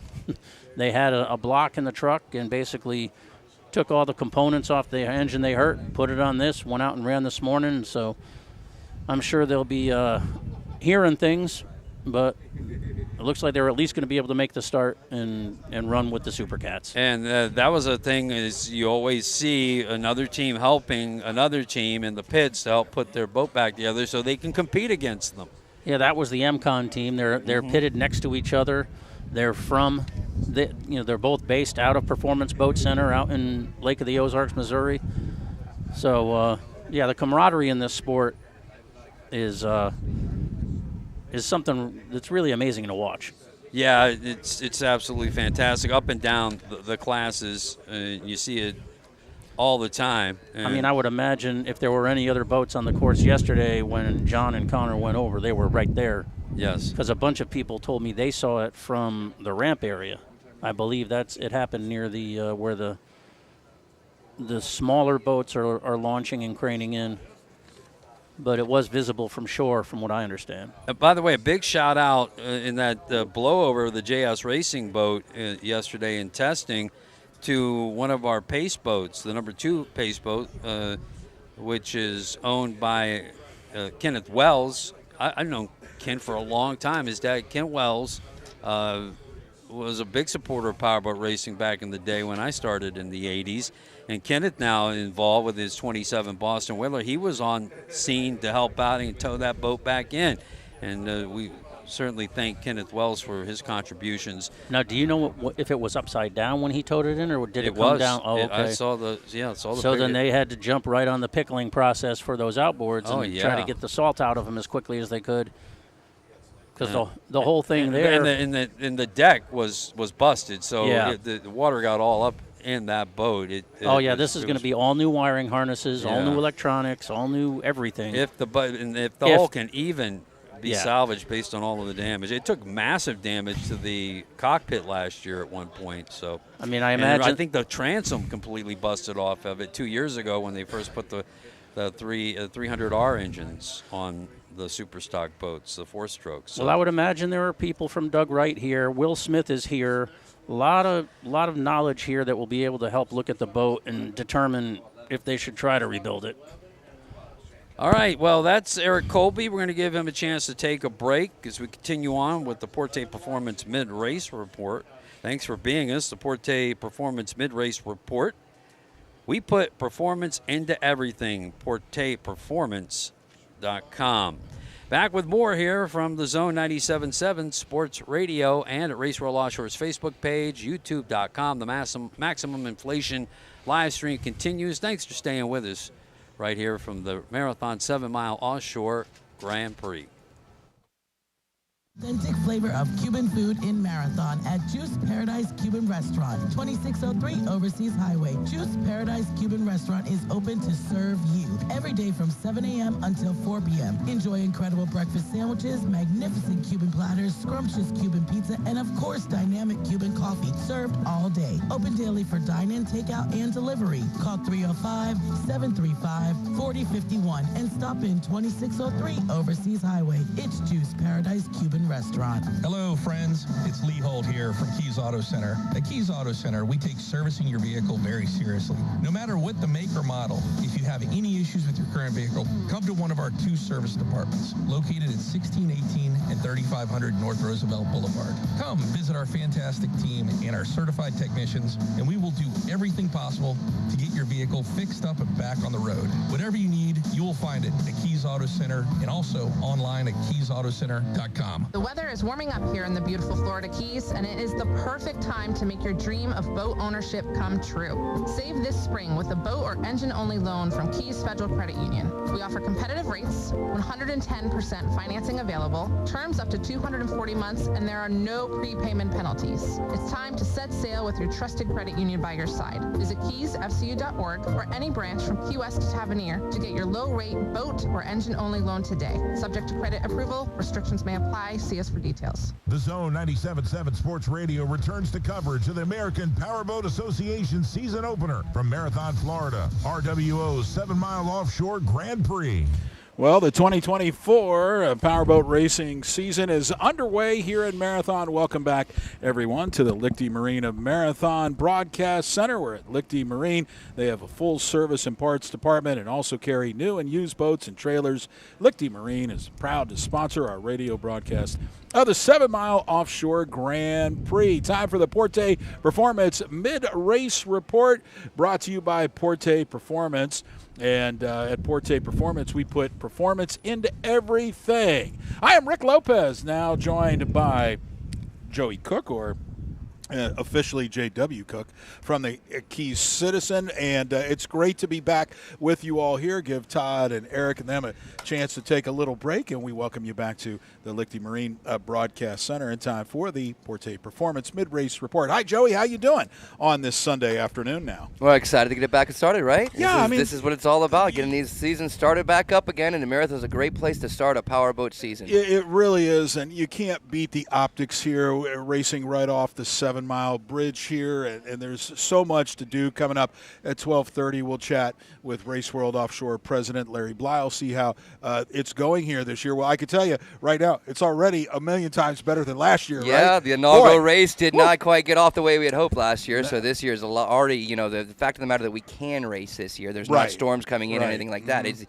has had to be better than last year. Anything's better than last year, unfortunately, the way it went last year. Yeah, well, it was like we had like this little mini hurricane that came through. It came in pretty hard there. Yeah, we had a couple boats get a lot of damage. We had one boat lose a outboard straight into another boat almost. So it was pretty crazy if you remember last year. Oh yeah, no, it was just nuts. But here today the weather is and I don't want to do the radio thing and jinx the weather. Too late. Yeah, right. But I mean, a little hazy here. The water seems to be pretty good condition, Joey. But we do have some good winds that are blowing through here that the racers will work with. And other than that, I mean, it's a great day to be out here in Marathon, and there's plenty of racing to come. So if you're not down here right now, come and join us here. A great spectator watching right on the old 7-mile bridge. You can't beat it. You're looking like right down into the race. Right as they take that turn, right? That very last turn there as they head back to turn 4 there off that fifth turn out towards that start line there is really kind of the crazy one there. Right. But that fourth, you get it right. If you're sitting on the 7-mile bridge, you get that turn right there in front of your face. Well, the interesting thing about this race course and those, the locals here that are used to the Key West and that stadium racetrack that's really out in front of you, this is a big course. This is a 5-turn course.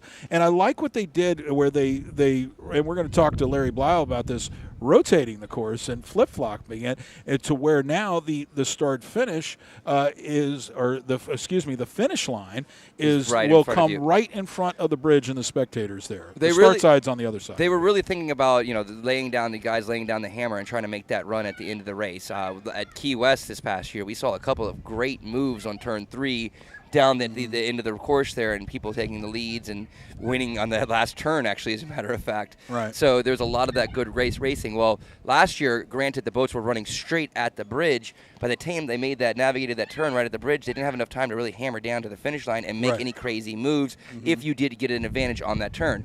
So by flipping it, when you make that turn there, it would be turn 2, I guess, or actually that's turn 2. Once you hammer down past turn 2, you go past the island there, that outside island, and you get to really hammer down to the yellow buoy. To the finish line. And that yellow buoy is that finish line. You got a long straightaway there. Right, it's really nice. You got that neck-and-neck racing. I mean, that makes for an exciting And we saw finish. that in this first race here today with the little Vs, the little modified Vs, and that very first lap with the Sunprint, the El Bandito Sunprint team going head-to-head with that X Insurance. So that was a great first lap we saw right there, and that's what you're going to get the rest of the way as these classes get bigger and the boats get even more compact with their specs and everything like that. You're going to have some great racing, especially in this next one where these 9 boats are all pretty much same specs, same sizes, and they're going to be running all the same speeds. It's going to come down to who can navigate these waters best here. And it's a little chop, but the Cats, I think, are going to sit pretty nicely, especially once you get on the inside here and the wind's kind of blocked by this giant hill. You're going to see some Cats really flying down and maybe hitting that 120 mile per hour speeds there potentially. Yeah, it's going to be a lot. And remember, once we get here, I mean, if you look back at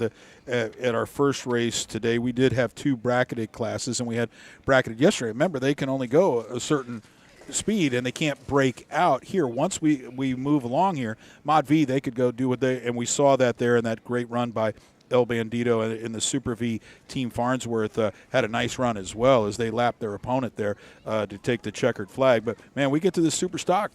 Let's put the hammer down. Well, even in that bracket 2 class, the speeds are so high that I don't think they're going to be breaking out anyways in conditions like this today with those type of boats. Yeah. So I mean, I think it was open racing all day today, pretty much is what you're looking at. There may have been, but OC Racing, I think once he saw 2 conchs kind of fell off the pace there, he really made sure to just kind of keep himself under control. But again, you're talking speeds that you probably aren't going to approach this that much today. You're looking at the Mod Vs, they were probably pushing about 90 miles per hour there today. Right, so, you know what I mean? So it's not really like the conditions are fun. The Cats are going to get a little bit better. The Vs were cutting a little bit heavier because you had to sit a little bit heavier in the water, but I think these Cats, and again, the Vs, I didn't see too many flies or anything like that, meaning that they were really, made sure that they were staying down on the water. Last year, with the way this race went and so many boats getting broken at the start of the season, you just want to make sure you get the points, and then so you're here and move along. You don't want to break your boat down for the rest of the season. And that's interesting. That's an interesting point too. Scott Porte of Porte Performance, who designed a lot of these V bottoms and all that.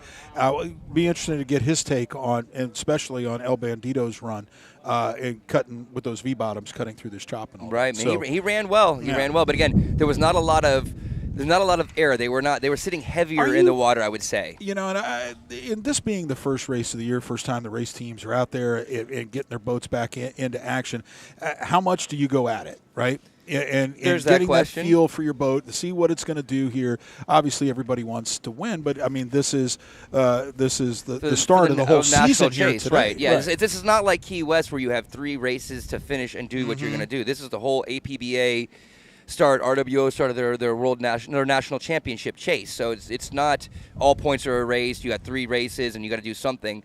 You see a team like BoatFloaters.com, who is a perennial national championship contender every year. And today he was content. It seemed like, look, the other 3 boats were running better than him. Don't do anything crazy to break my boat for the rest of the season. We'll get it figured out the rest of the way, and we'll be in the chase come rest of the season. We'll go ahead and collect the 4th place points for the day and move along. And I believe that's what you look at that. You look at a boat like that wasn't exactly propped right, or whatever it was, the weight wasn't right, whatever it was today that they didn't have on right. Don't go out there and chase something that you can't chase. Just be smart about it. And I think that does come into that attrition for the year, not just the week, but a whole year this year. And that's a much bigger picture. And granted, they do have time before the next race to go get things fixed and get things corrected. But a major mistake, a major thing that goes wrong could really put you out for the season. So there's that, yes, you want to run it. Yes, you want to get the points. But yes, no, you don't want to do anything major that takes you out for months on end and not just maybe a couple of weeks before the next race. Yeah, because the formats here, Key West is its own separate entity, right? Because it's a beast, in itself. Because it's 3 days of racing. It's all about attrition, and it is at the end of the season where the teams have pretty good feel for their boats, but they've got to keep them going for 3 days. Here, it's really 1 day of racing. We had two races yesterday, and then today we have 3 races here today, 3 race time starts. So, yeah, it's different. Once you see them, you don't get to see them again this week. It's not like we get to see them and go, they raced this day, and we see what they did this day. We get to see them again another day. No, this is it. Once you saw, if you wanted to see a certain boat and they've already raced, you won't get to see them. You better get on out here to see the 130 and 230s if you're looking for certain guys. And there are a couple of marathon guys on the list here, or at least one. John Strom has got his boat in here, so if you want to watch him, this 130 race, the Superstock, is the race to be out here to watch him get on the water. Right, and you got time, because right now they've got the harbor area closed here after the first race. It will reopen at 1:30. That's our next race start time. That'll be the Superstocks, and we'll have 9 boats that'll be taking the field out there.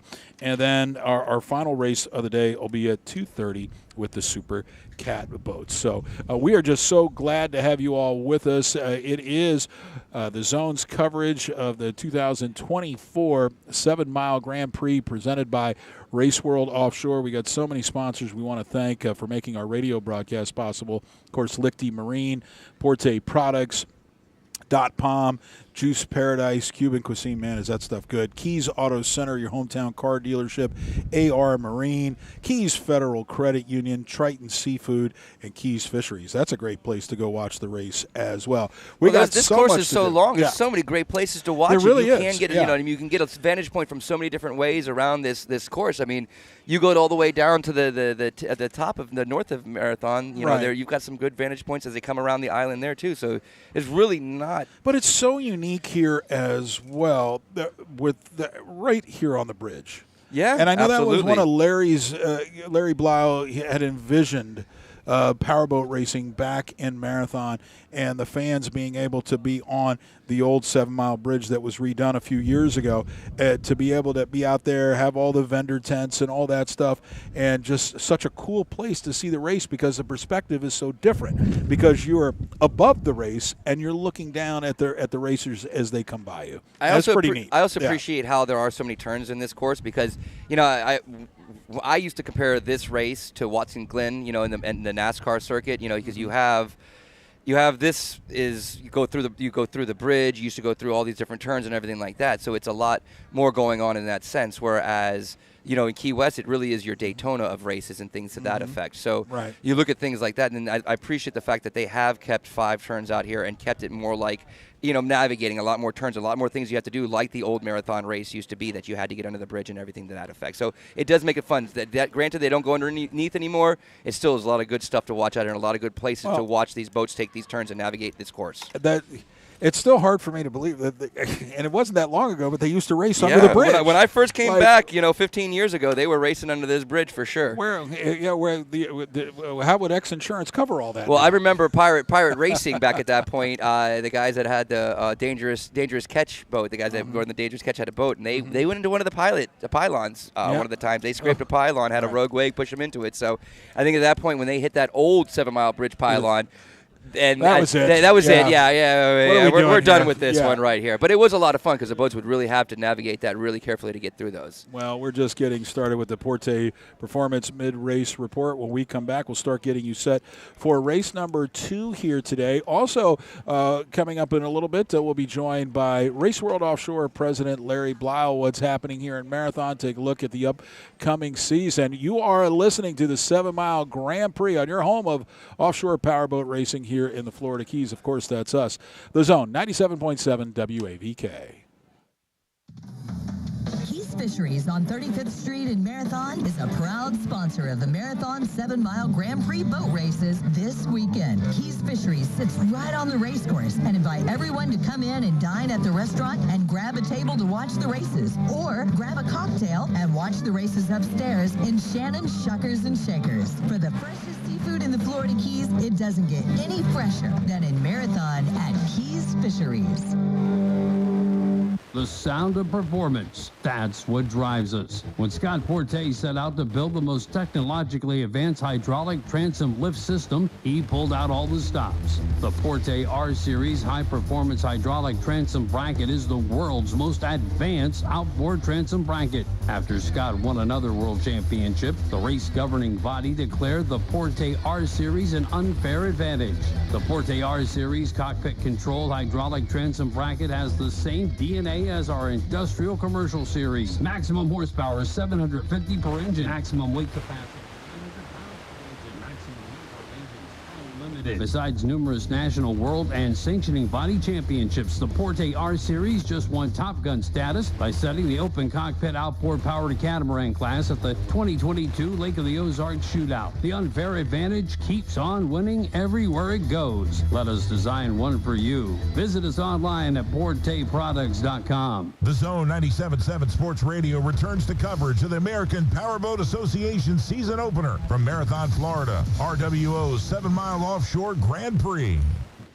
And welcome back to live coverage from the Porte Performance Mid-Race Report right at the 7-mile offshore Grand Prix race. Race World Offshore presenting the first race of the American Powerboat Association National Series.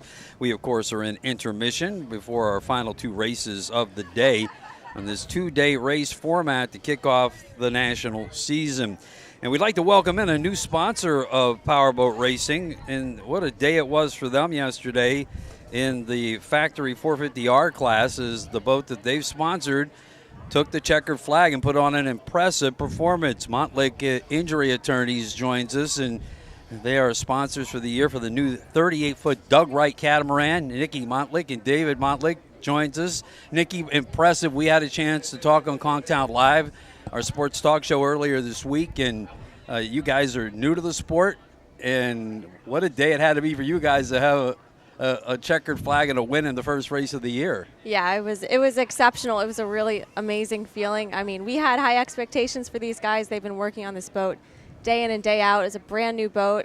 This was their first race, making a debut, and they just exceeded our expectations. It was a really exciting day, a lot of good energy and excitement for sure. David, I know your daughter Nikki here, she led the charge to bring the sponsorship together, and you had to be quite surprised that you come into the season with the win with this Doug Wright catamaran team. As Nikki said, we did have high expectations and hopes. They put so much blood, sweat, and tears into everything. The Doug Wright Powerboat team they're absolutely amazing. Everyone on the team. It's a very family-oriented business, and they work hard as could be. And the experience of Ricky Maldonado, 3 generations in his family of race drivers with national champions. We were very excited and hopeful, and they brought home the flag. Yeah, when we first met, guys, I was over there, and Ricky, he just wouldn't stop boasting about this new 38, a completely brand new 38 Doug Wright. Last year he raced what was a new Doug Wright. This is the new generation boat for them, and it was impressive. And he said, this thing is going to be impressive, Todd. It runs extremely strong, and even in rough weather, it just can't be beat. They put a lot of work into getting that team ready, Nikki, for this year.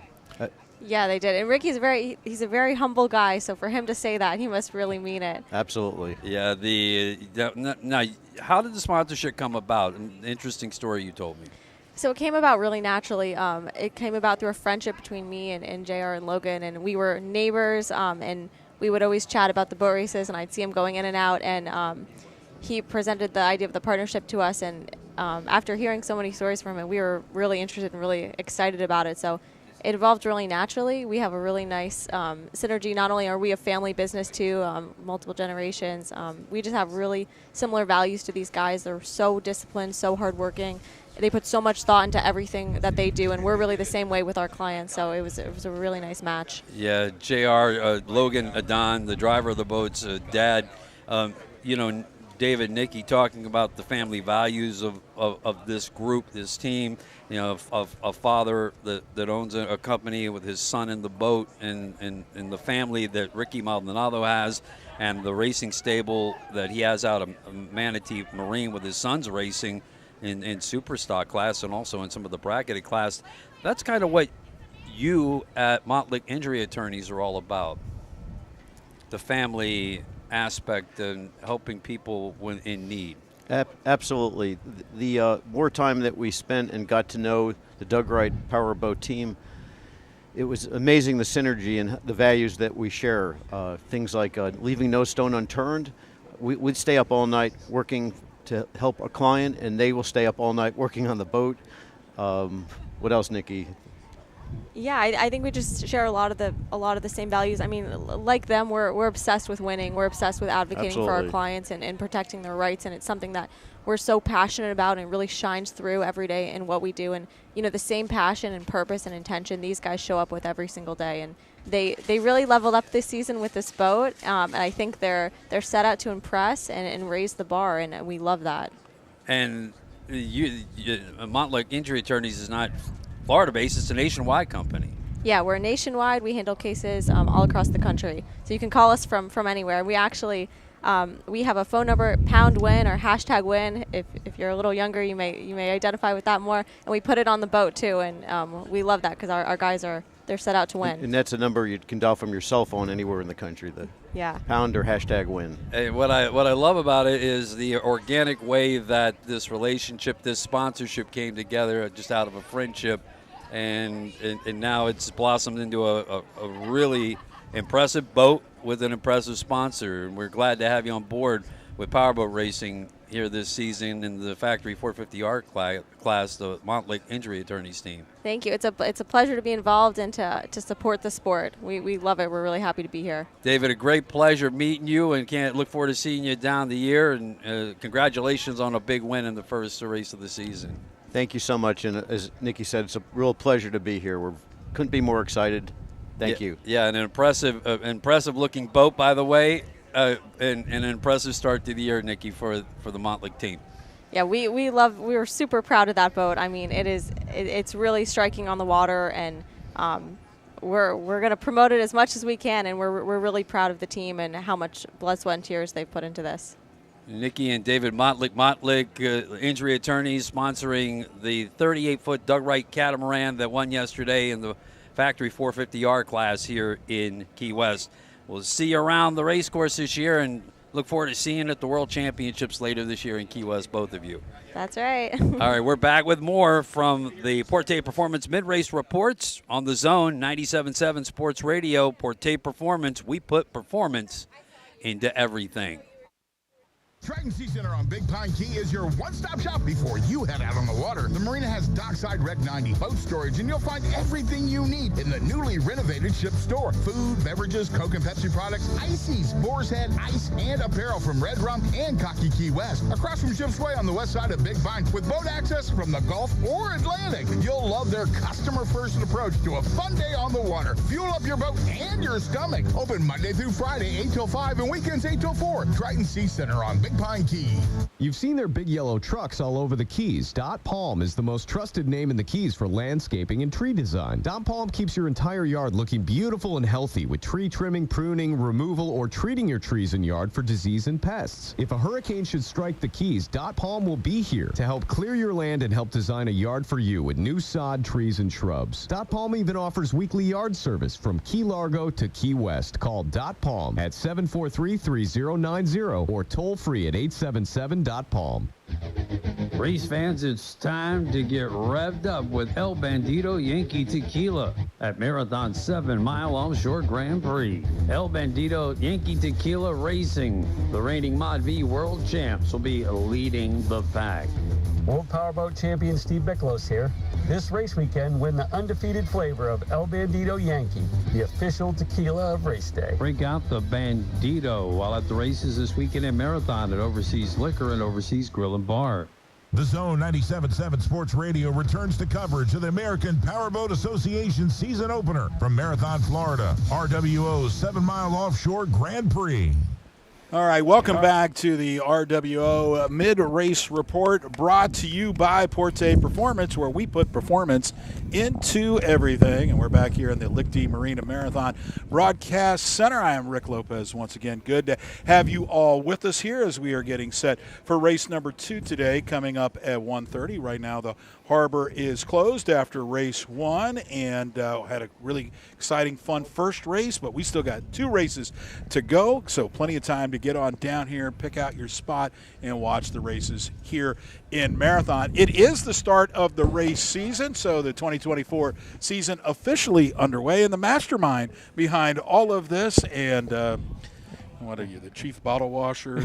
do just about everything, right? Everything. You put gas in the cars, and yes, and I got my fill the daughters tires. walking by, Yeah. my granddaughter walking by, and everybody. It is a family affair here at Race World Offshore, and it's always a pleasure. Welcome back, my good buddy. He is the president of Race World Offshore. It's one Larry Blyle. Hello, Larry. Hello, Rick. We're here. We are, yeah, off and running.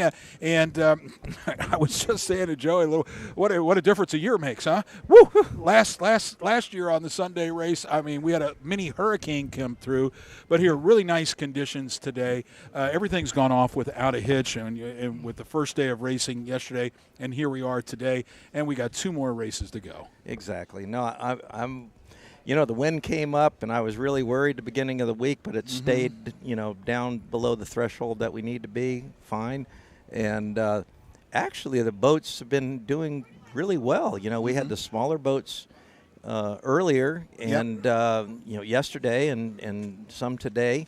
And so now we've got, the 2 larger classes, and so they have no problems with the conditions that we have out here. Yeah, so. Yesterday we had the 450 stocks, and then we had a bunch of the brackets yesterday, 4, 5, and 7. And in the first race here today, we had brackets 2 and 3 along with Mod V and Super V. And one of the things that jumps out when you come here, Larry, and I love the idea, is you flip the course. Yes. You change the where the start is and where the finish is, and actually going in a counterclockwise direction that not only makes for more exciting racing here, takes out that crazy turn that we had here last year over by the bridge, open up the straightaways, and the last straightaway, if you got a neck and neck race down to the finish line, which is right in front of the 7 Mile Bridge. Yeah, it's like, you do a design on anything, and you look at it and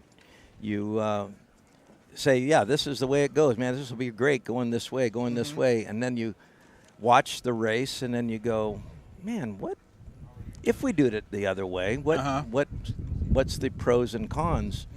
And could not really figure out a con on the amount on doing the race, and it's pretty simple change. Not like putting the building and wanting to turn the building around the other way. Right, which you've had to do. I've had to do. Yeah. But we've turned it the other way, and it just made this going into turn 1 now, which is a large turn in behind Ferrablanco and all that over there, made it a wider turn so that, and we start them out off of the old turn 1, and in fact back further than the turn, so that they can get lined up, and we sort of like try to plan it to start the race when they get to the old turn 1, and then they got that whole straightaway for the start. To jockey positions, do what they're going to do, so that when they get into turn 1, it's a wide turn, and it's a true turn. It's not more than 90 degrees. It's a wide with 3 buoys. You come in, you got a middle one to keep you out and round.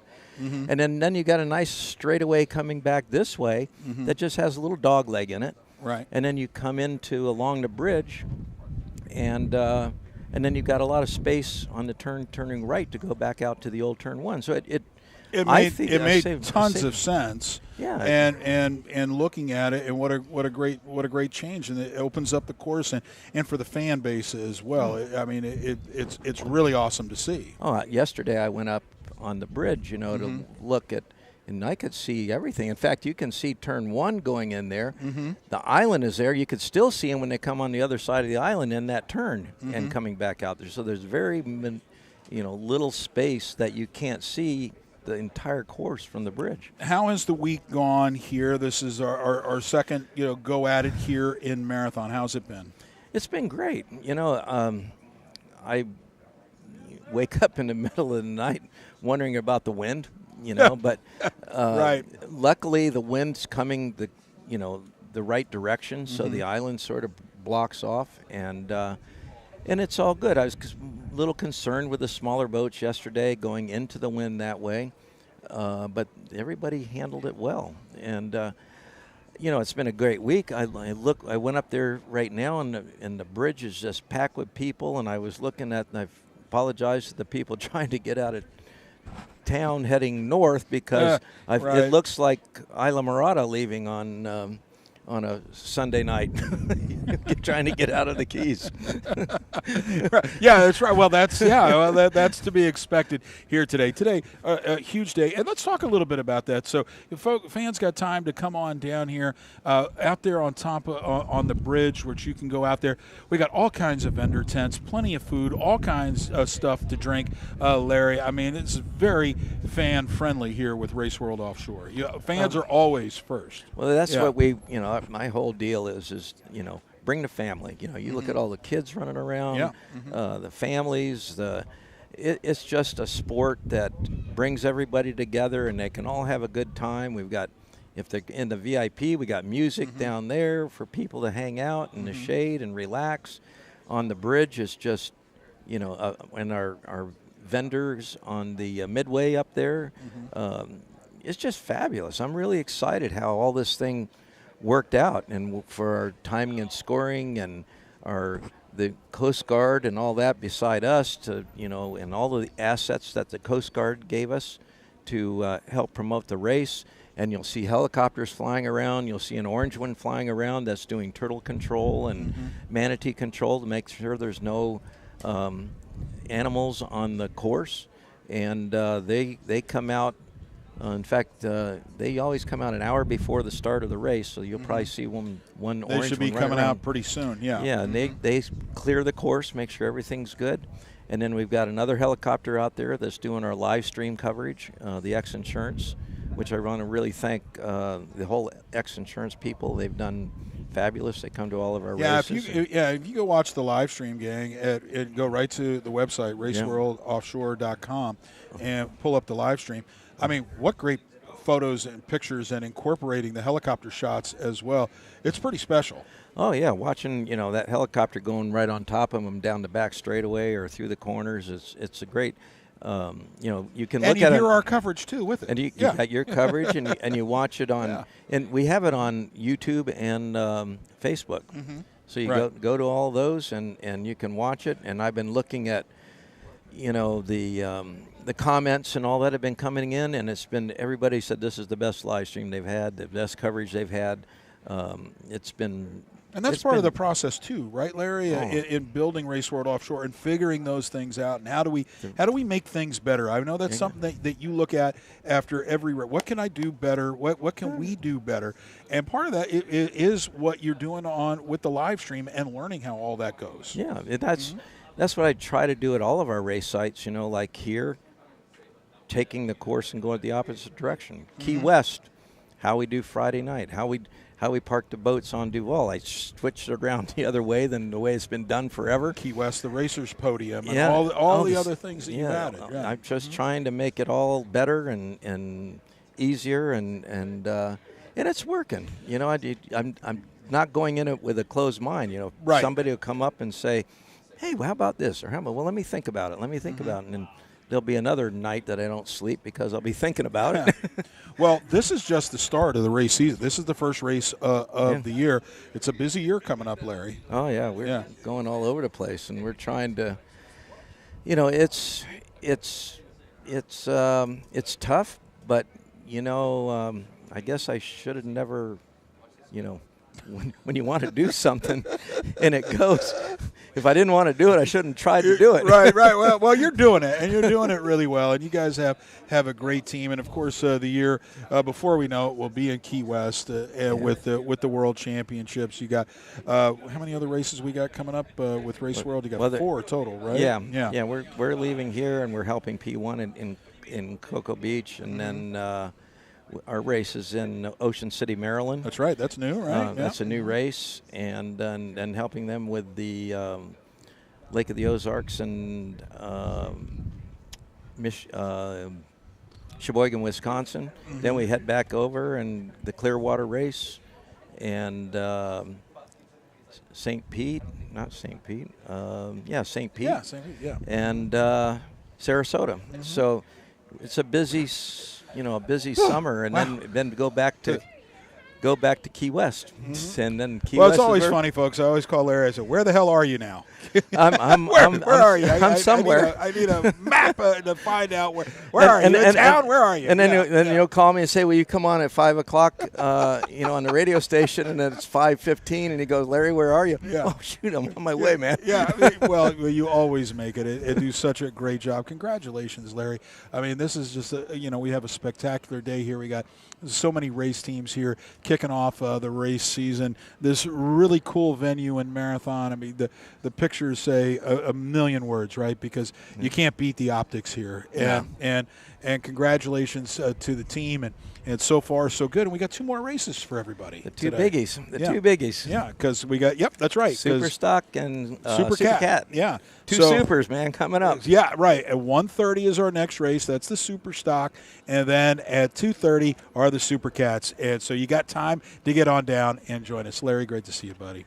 Thank you, Congratulations, Rick. as always. And thank so you, proud of your whole team, your guys, what you do, man. It's just awesome. Yeah, well, unfortunately, I got to work with Swafford, but, Well, somebody's got to do it, Thank you, Larry. Thank you, guys. President of Race World Offshore, Larry Blyle, joining us here at the Porte Performance Mid-Race Report, live from the Lichty Marine of Marathon Broadcast Center. We'll take a break. More of our Mid-Race Report when we come back here at the 2024 7-mile Grand Prix race in Marathon on the Zone 97.7 WAVK. Lichty Marina Marathon is proud to be the title radio sponsor, bringing you live coverage of the Race Road Offshore 7-mile Offshore Grand Prix. Lichty Marine is the Keys' largest Suzuki repower dealer. We carry a wide variety of boats like Pioneer, Sundance, Spider, Seabourn, Avalon, and Yellowfin. We have a complete service and parts department, and financing is available. Building lasting connections through outstanding customer service. SuzukiMarathon.com. Come on out and enjoy the authentic flavor of Cuban food in Marathon at Juice Paradise Cuban Restaurant, 2603 Overseas Highway. Juice Paradise Cuban Restaurant is open to serve you every day from 7 a.m. until 4 p.m. Enjoy incredible breakfast sandwiches, magnificent Cuban platters, scrumptious Cuban pizza, and of course, dynamic Cuban coffee served all day. Open daily for dine-in, takeout, and delivery. Call 305-735-4051 and stop in 2603 Overseas Highway. It's Juice Paradise Cuban Restaurant. Hello, friends. It's Lee Holt from Keys Auto Center. At Keys Auto Center, we have over 80 local employees to serve you better. Come see Eric Morris, Mike Horvath, Steve Bender, Fernando Castillo, Michael Pantalone, Alan Paris, and the rest of our team to help you select your new ride. With 11 new car brands, our team at Keys Auto Center is always hard at work to take care of all of your needs. Whatever you want, we can get for you at Keys Auto Center, 1618 and 3500 North Roosevelt Boulevard in Key West, and online at keysautocenter.com. The Zone 97.7 Sports Radio returns to coverage of the American Powerboat Association season opener from Marathon, Florida, RWO's 7-mile Offshore Grand Prix. And welcome back here, everybody, to the first race of the year. The 2024 racing season is underway at the 7-mile Grand Prix. We got 2 more races coming your way here today. You're going to hear it all on the Zone. Superstocks will take the field at 1:30, then at 2:30, the Supercat class. Welcome back, everybody, to the Race World Offshore Mid-Race Report, brought to you by Porte Performance, where we put performance into everything. And we're back here at the Lichty Marina Marathon Broadcast Center, and I'm back once again with my partner, Joey Cook from the Key Citizen. Afternoon, Joey. Great to have you there. Yep. And very excited to welcome back our good buddy. He is the owner and operator of Porte Performance. Scott Porte is with us as well. Hey, Scott, how you doing? I'm just fine, thank you. Good to see you. Now, you watching these races and see, because you raced in Key West this year. You came out of retirement. Are you getting the itch to get back out there? Because Coco's Monkey is going to be going here pretty soon. And you're not in the cockpit today. Yeah. No, but, we did a little work on the boat in November last year and got it handling a little better, got it keeping water pressure around the turns and just a little more user-friendly. And it still had a little bit of work left, but the thing operated nicely. And I hadn't been in a cockpit for 4.5 years, so I'm the reason that boat didn't do better. But he's being very modest. Yeah, says the guy that was in third place in the world last year. Oh, and you had that rough first day. Yeah, the first day, yeah. And then you guys bounced That's back what he was talking about it. the first day. It was all his fault the first day. He's taking the blame for that. After that, it was just so horrible. Such a bad 2 days of racing following. Well, listen, I'm really trying to be humble. You know, in my head, I'm a superhero, but I can't let that stuff out. Yeah.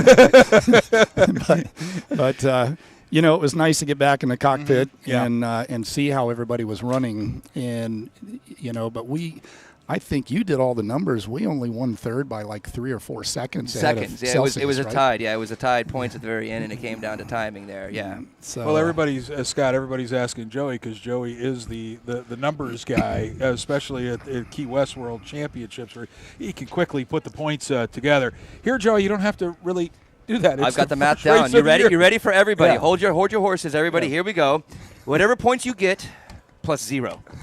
I don't know if anybody can handle this here. I know we're a lot of Keys people around here, you know. I got a calculator on my phone. Okay, so but just plus 0, not times 0, plus 0. Make sure that the plus is turned the right way there, not a little sideways, and we're good. Yeah, and because this is the first race of the year, what are teams thinking when they go into the first race of the year, Scott? Well, and how they want to handle their boats and things of that nature. Some of them are getting their boats out of storage for the first time since Key West. Mm-hmm. Others have been working and testing and working and testing. And you're getting to know those personalities. And the guys that are out front are the ones that never quit. And you watched that yesterday. You got Ricky Maldonado out there running out front, and that guy never sleeps. Right. And you know, well, you said that when you came and asked, you know, who was the winner of the Mod V there, and the answer was Sunprint. Scott's answer was, well, of course he was. well, you know that bottom very well. Tell me about that. And we just watched, you know, in race 1 in that Mod V class, El Bandito Tequila, just a great run here today, and that boat got out in front after what, the second lap? Yeah, he was stalking. That first lap, he was stalking all the way through. And tell me about that. Well, a few years ago, about 4 years ago now, Steve came to me with his boat, and it actually it was leaking through the hull back there on the back bunk of the trailer. And he said, Scotty, I need you to fix this. And I said, well, pull the engine out and the drive off, take all the liquids out and bring it to me, and I'll turn it over and fix it. Well, the repair ended up being extensive. So I ended up vacuum bagging a couple of layers of, it's not quite carbon fiber, it's basalt fiber over the entire second half of the bottom behind the step. Wow. And while I was at it, I went ahead and tuned the bottom, made some changes to it, and he came to Key West with it, or he started the season with it.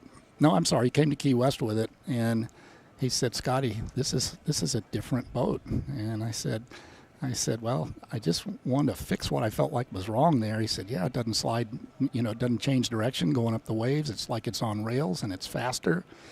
And so on Saturday, after race number 2, he raced it on Wednesday and Friday.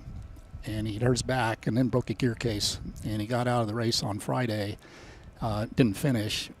And he put a gear case on there. He said, Scotty, take this thing out on, you know, today on Saturday and tell me what you think.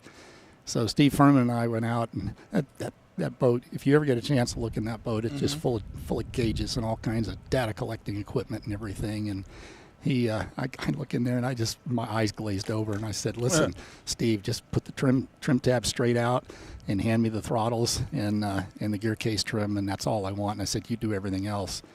And it was 2 to 3, maybe some 4s out there, and we went clicking out across that stuff, and I'm driving that thing, and it is the roughest riding boat I've ever been in.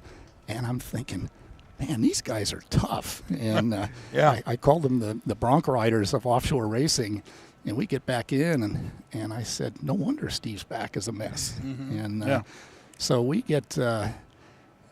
I said, listen, you bring this to me in the off season and I'll fix the front half of this boat.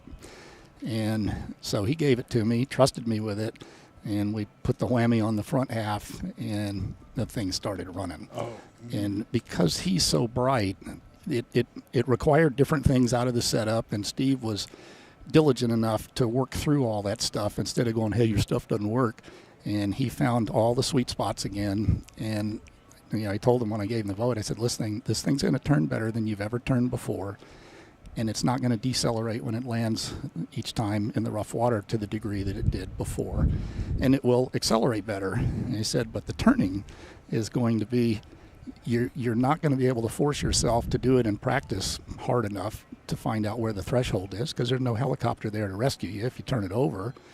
And I said, so you're either going to figure it out on the race course because you push it hard, or somebody's going to force you into a situation where you got to get out of harm's way.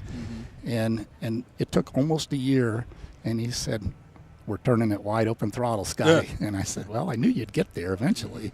And so he has, he's had 4 years with that bottom now, and we've just collected so much digital data and everything, watching the changes he's made and then the improvement in the bottom and stuff. And this guy eats, sleeps, and breathes speed. You go to his house, and there's no furniture in there. There's propellers along the wall, and there's a race car simulator there, and there's 2 Ferraris in the garage, and the guy's a freaking whiz at mechanical stuff and electronics. His seats are the propellers. That's what he was trying to tell us. You come to his house, you put a pad down in the propeller, and you sit on the propeller. That's a racer right there, Scott. Well, he is bright, and anytime you get a chance to talk to him, you're going to learn a bunch. Right. Well, we're learning a lot here with our buddy Scott Porte from Porte Performance, and so no surprise to you how that V-bottom did a little earlier today. Well, guys, we've got race number 2 of the day coming up, and we got the Superstock. So we're going to take a break. We're going to preview that race coming up here. It's a 1:30 start. We are here at the Porte Performance mid-race report, brought to you by Porte Performance, where we put performance into everything. Back here to the Lichty Marine of Marathon Broadcast Center. Right after this here, you're listening to the 2024 7-mile Grand Prix Offshore Powerboat Race presented by Race World Offshore here on the Zone 97.7 WAVK. Don't want to refinance your home, but you still want to use the equity within it? Imagine the possibilities with a home equity line of credit. At Keys Federal Credit Union, our HELOCs are an easy and convenient way for homeowners to borrow money. Use your equity as collateral to renovate your home, build a pool, a boat lift, pay for education, or use the money for something entirely different. Home equity feels good. Visit keysfcu.org for details. Subject to credit approval, restrictions may apply, equal housing lender. Fisheries on 35th Street in Marathon is a proud sponsor of the Marathon 7-mile Grand Prix boat races this weekend. Keys Fisheries sits right on the race course and invite everyone to come in and dine at the restaurant and grab a table to watch the races, or grab a cocktail and watch the races upstairs in Shannon's Shuckers and Shakers. For the freshest seafood in the Florida Keys, it doesn't get any fresher than in Marathon at Keys Fisheries. Triton Sea Center on Big Pine Key is your one-stop shop before you head out on the water. The marina has dockside Rec 90, boat storage, and you'll find everything you need in the newly renovated ship store. Food, beverages, Coke and Pepsi products, ices, Boar's Head, ice, and apparel from Red Rum and Cocky Key West. Across from Ship's Way on the west side of Big Pine, with boat access from the Gulf or Atlantic. You'll love their customer-first approach to a fun day on the water. Fuel up your boat and your stomach. Open Monday through Friday, 8 till 5, and weekends 8 till 4. Triton Sea Center on Big Pine Key. The Zone 97.7 Sports Radio returns to coverage of the American Powerboat Association season opener from Marathon, Florida. RWO's 7-mile offshore Grand Prix.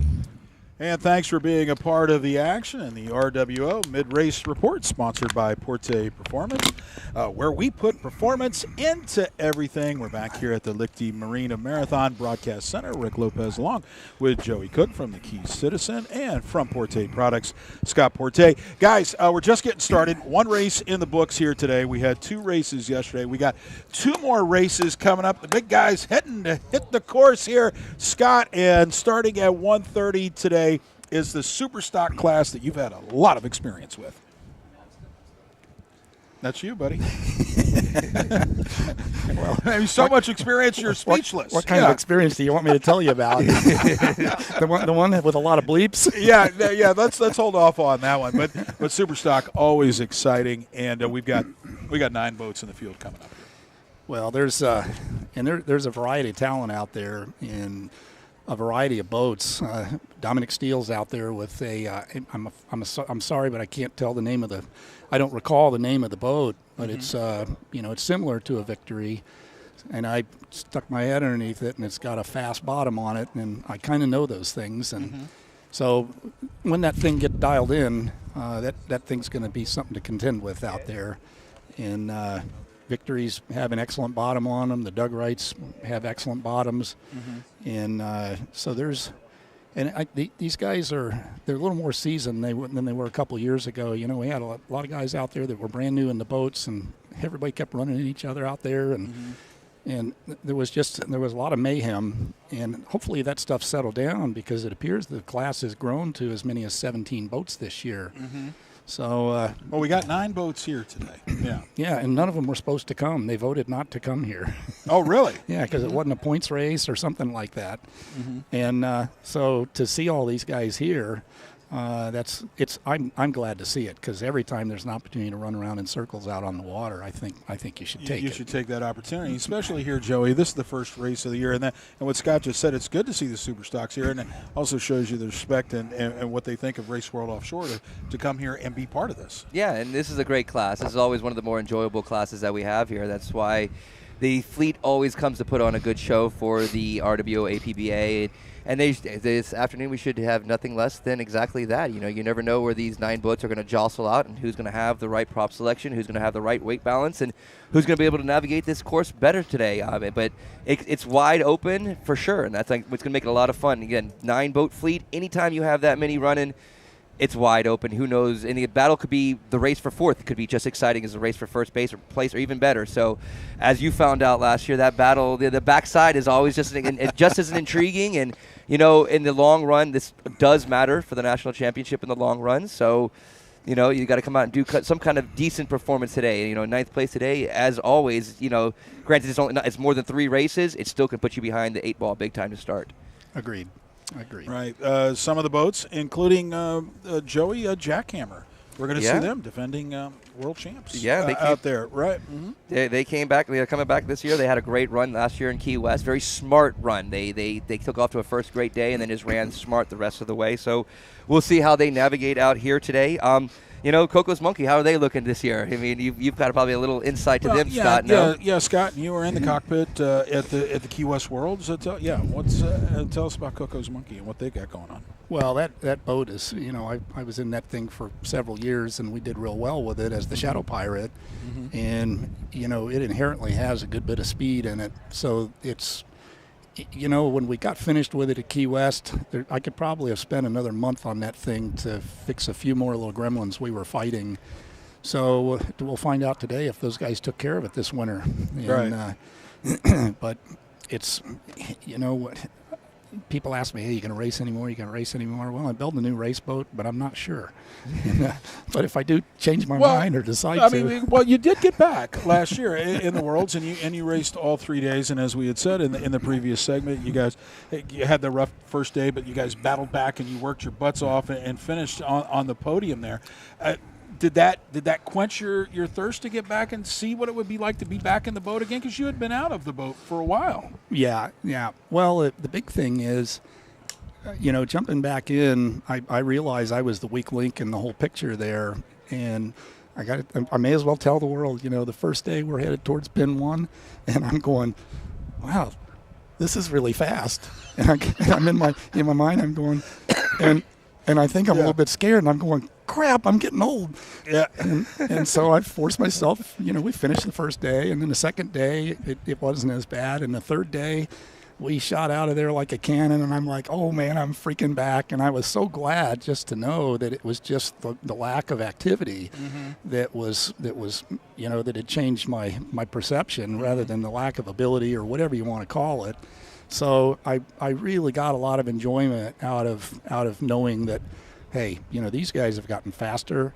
There's a lot more technology, but they're not that much faster than I feel like I can make up. So what it is, it's like a carrot. And I'm trying not to pay attention to the carrot because, you know, so many of us race our lives away and we don't put anything away for old age.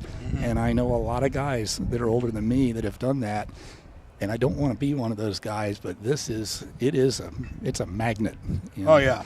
it just kind of sucks you back in, right? Yeah, yeah, it does. It's hard to get it out of your blood once you're in it. Joey, when you look at some of these teams that are racing here coming up at 1:30, Florida Keys Electric with Ryan Beckley behind the wheel.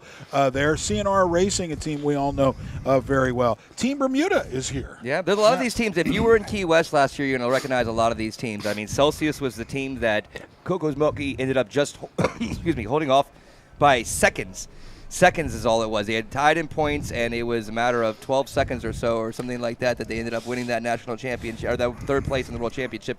So Celsius has had that on their mind, finishing on that podium all off season. So Coco's Monkey back in the water and Celsius, that's going to be a fun matchup right there. Like we said, Jackhammer is back here. Northwing finished second. I don't know if they're back, if they've rebranded themselves, but I don't see them on the docket this year. I don't know what their status is right now. But like you said, a lot of them didn't show up because the field has grown to some almost 20 deep with these Superstock classes. So we're inching on that. So to have almost half this field, or a little more than half the field here for this race is really cool.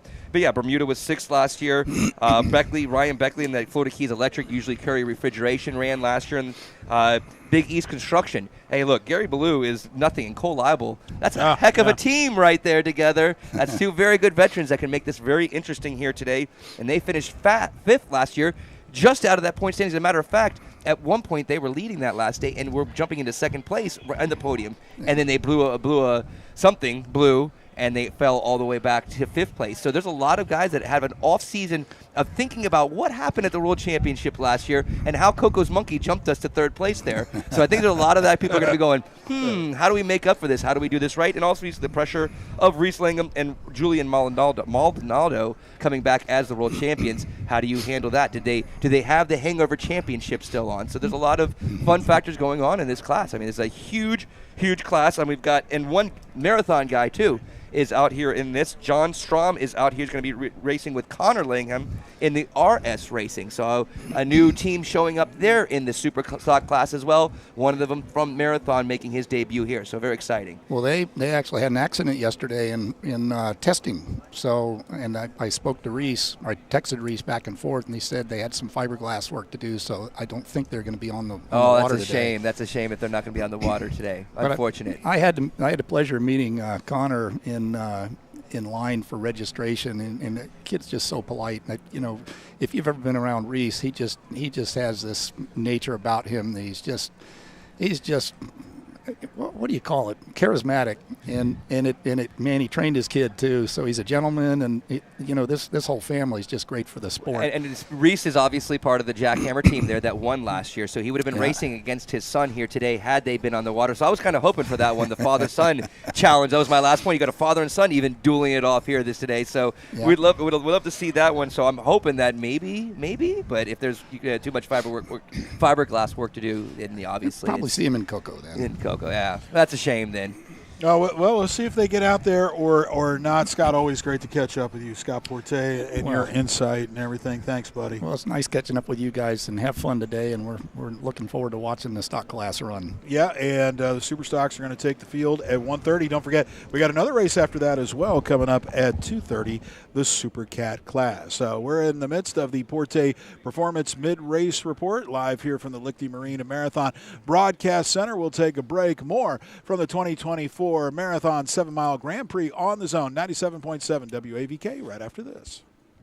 Sound of performance. That's what drives us. When Scott Porte set out to build the most technologically advanced hydraulic transom lift system, he pulled out all the stops. The Porte R-Series high-performance hydraulic transom bracket is the world's most advanced outboard transom bracket. After Scott won another world championship, the race governing body declared the Porte R-Series an unfair advantage.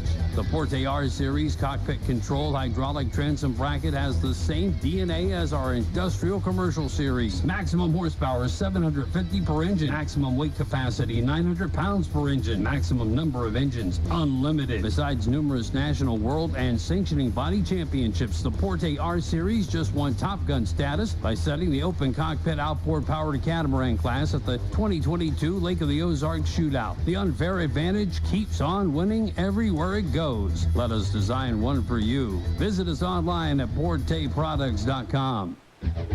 Race fans, it's time to get revved up with El Bandito Yankee Tequila at Marathon 7 Mile Offshore Grand Prix. El Bandito Yankee Tequila Racing, the reigning Mod V World Champs, will be leading the pack. World Powerboat Champion Steve Miklos here. This race weekend, win the undefeated flavor of El Bandito Yankee, the official tequila of race day. Break out the Bandito while at the races in Marathon at Fair Blanco.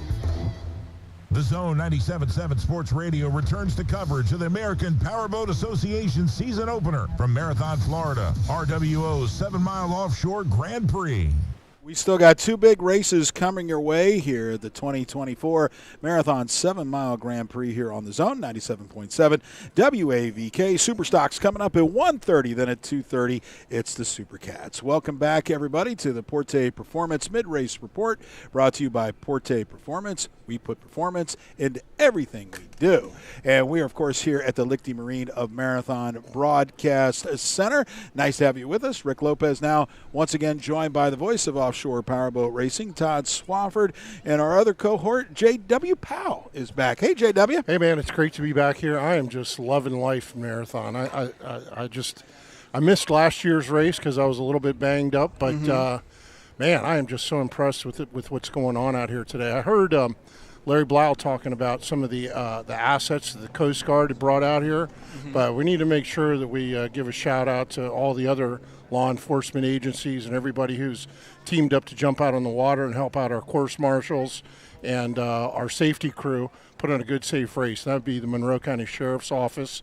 Also, the sheriff's boat just drove by, JW. Yep, they sure did. And also the State Highway Patrol is helping us out with traffic up on the highway. And out on the water and on land as well, we've got the City of Marathon Fire Department and the Police Department. So it's just a big all-out community effort here in Marathon. And the other thing that impresses me, too, about being here is how spectacular it is for spectators. I mean, it's incredible. Between what's now a state park, the old 7 Mile Bridge, where we're located, which is right on the shoreline leading up to the bridge. And then at the top of the ramp up here is where our hospitality area is. I don't know if you heard during that last Mod V race, the El Bandito hospitality area is just right up above us.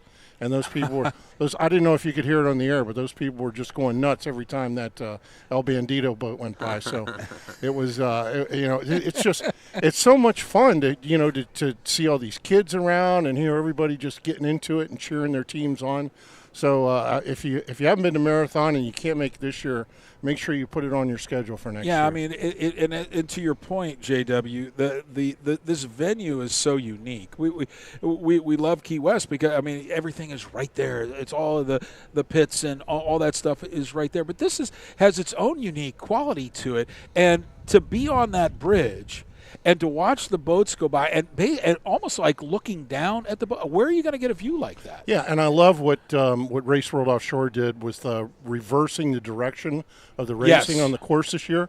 Because I would imagine last year, if you're on the bridge, you see the boats coming from way off, and then all of a sudden they're on you, and then they're gone. Well, here, they're coming straight down the shoreline, so the way the bridge is situated, you just get a good shot at them coming right down the throat of the course, and then the turn is right there in front of you. And, I mean, it just the way that they, somebody, Randy Mearns, the course marshal, just had a crazy idea one day. Because he lives here in Marathon. Right. He was out here running his boat one day, and he's like, you know what? Why don't we try to run this thing the other direction? And he did, and they got everybody to agree to it. And I'll tell you what, I watched last year's on live stream, but this is a big improvement. Of course, the weather has a lot to do with it too. Well, racers will tell you they want to race clockwise, and most courses do go clockwise. But for certain reasons, like Key West has always been counterclockwise because of the fan effect. They get to see the boats coming into the harbor on the checkered flag run, and it's kind of stayed that way. The turn at the fort, and it's a final run right into the harbor, get the checkered flag. And I mean, they actually put it forth to the racers several years ago, and the racers voted to keep it as counterclockwise, but here in Marathon, especially with some of these sharper turns, you got two hairpin turns at 1 and 2 in the harbor on the east side, And then number 5, which is on the northeast leg of the course, that thing was turn number 1 last year, and that's a very sharp, as sharp a turn as you'll find anywhere in powerboat racing. And because the driver in the cockpit is on the port side of the boat and the right side of the boat, farthest away from the pin, he's having to get instructions from the throttle man who can see, and the vision is limited.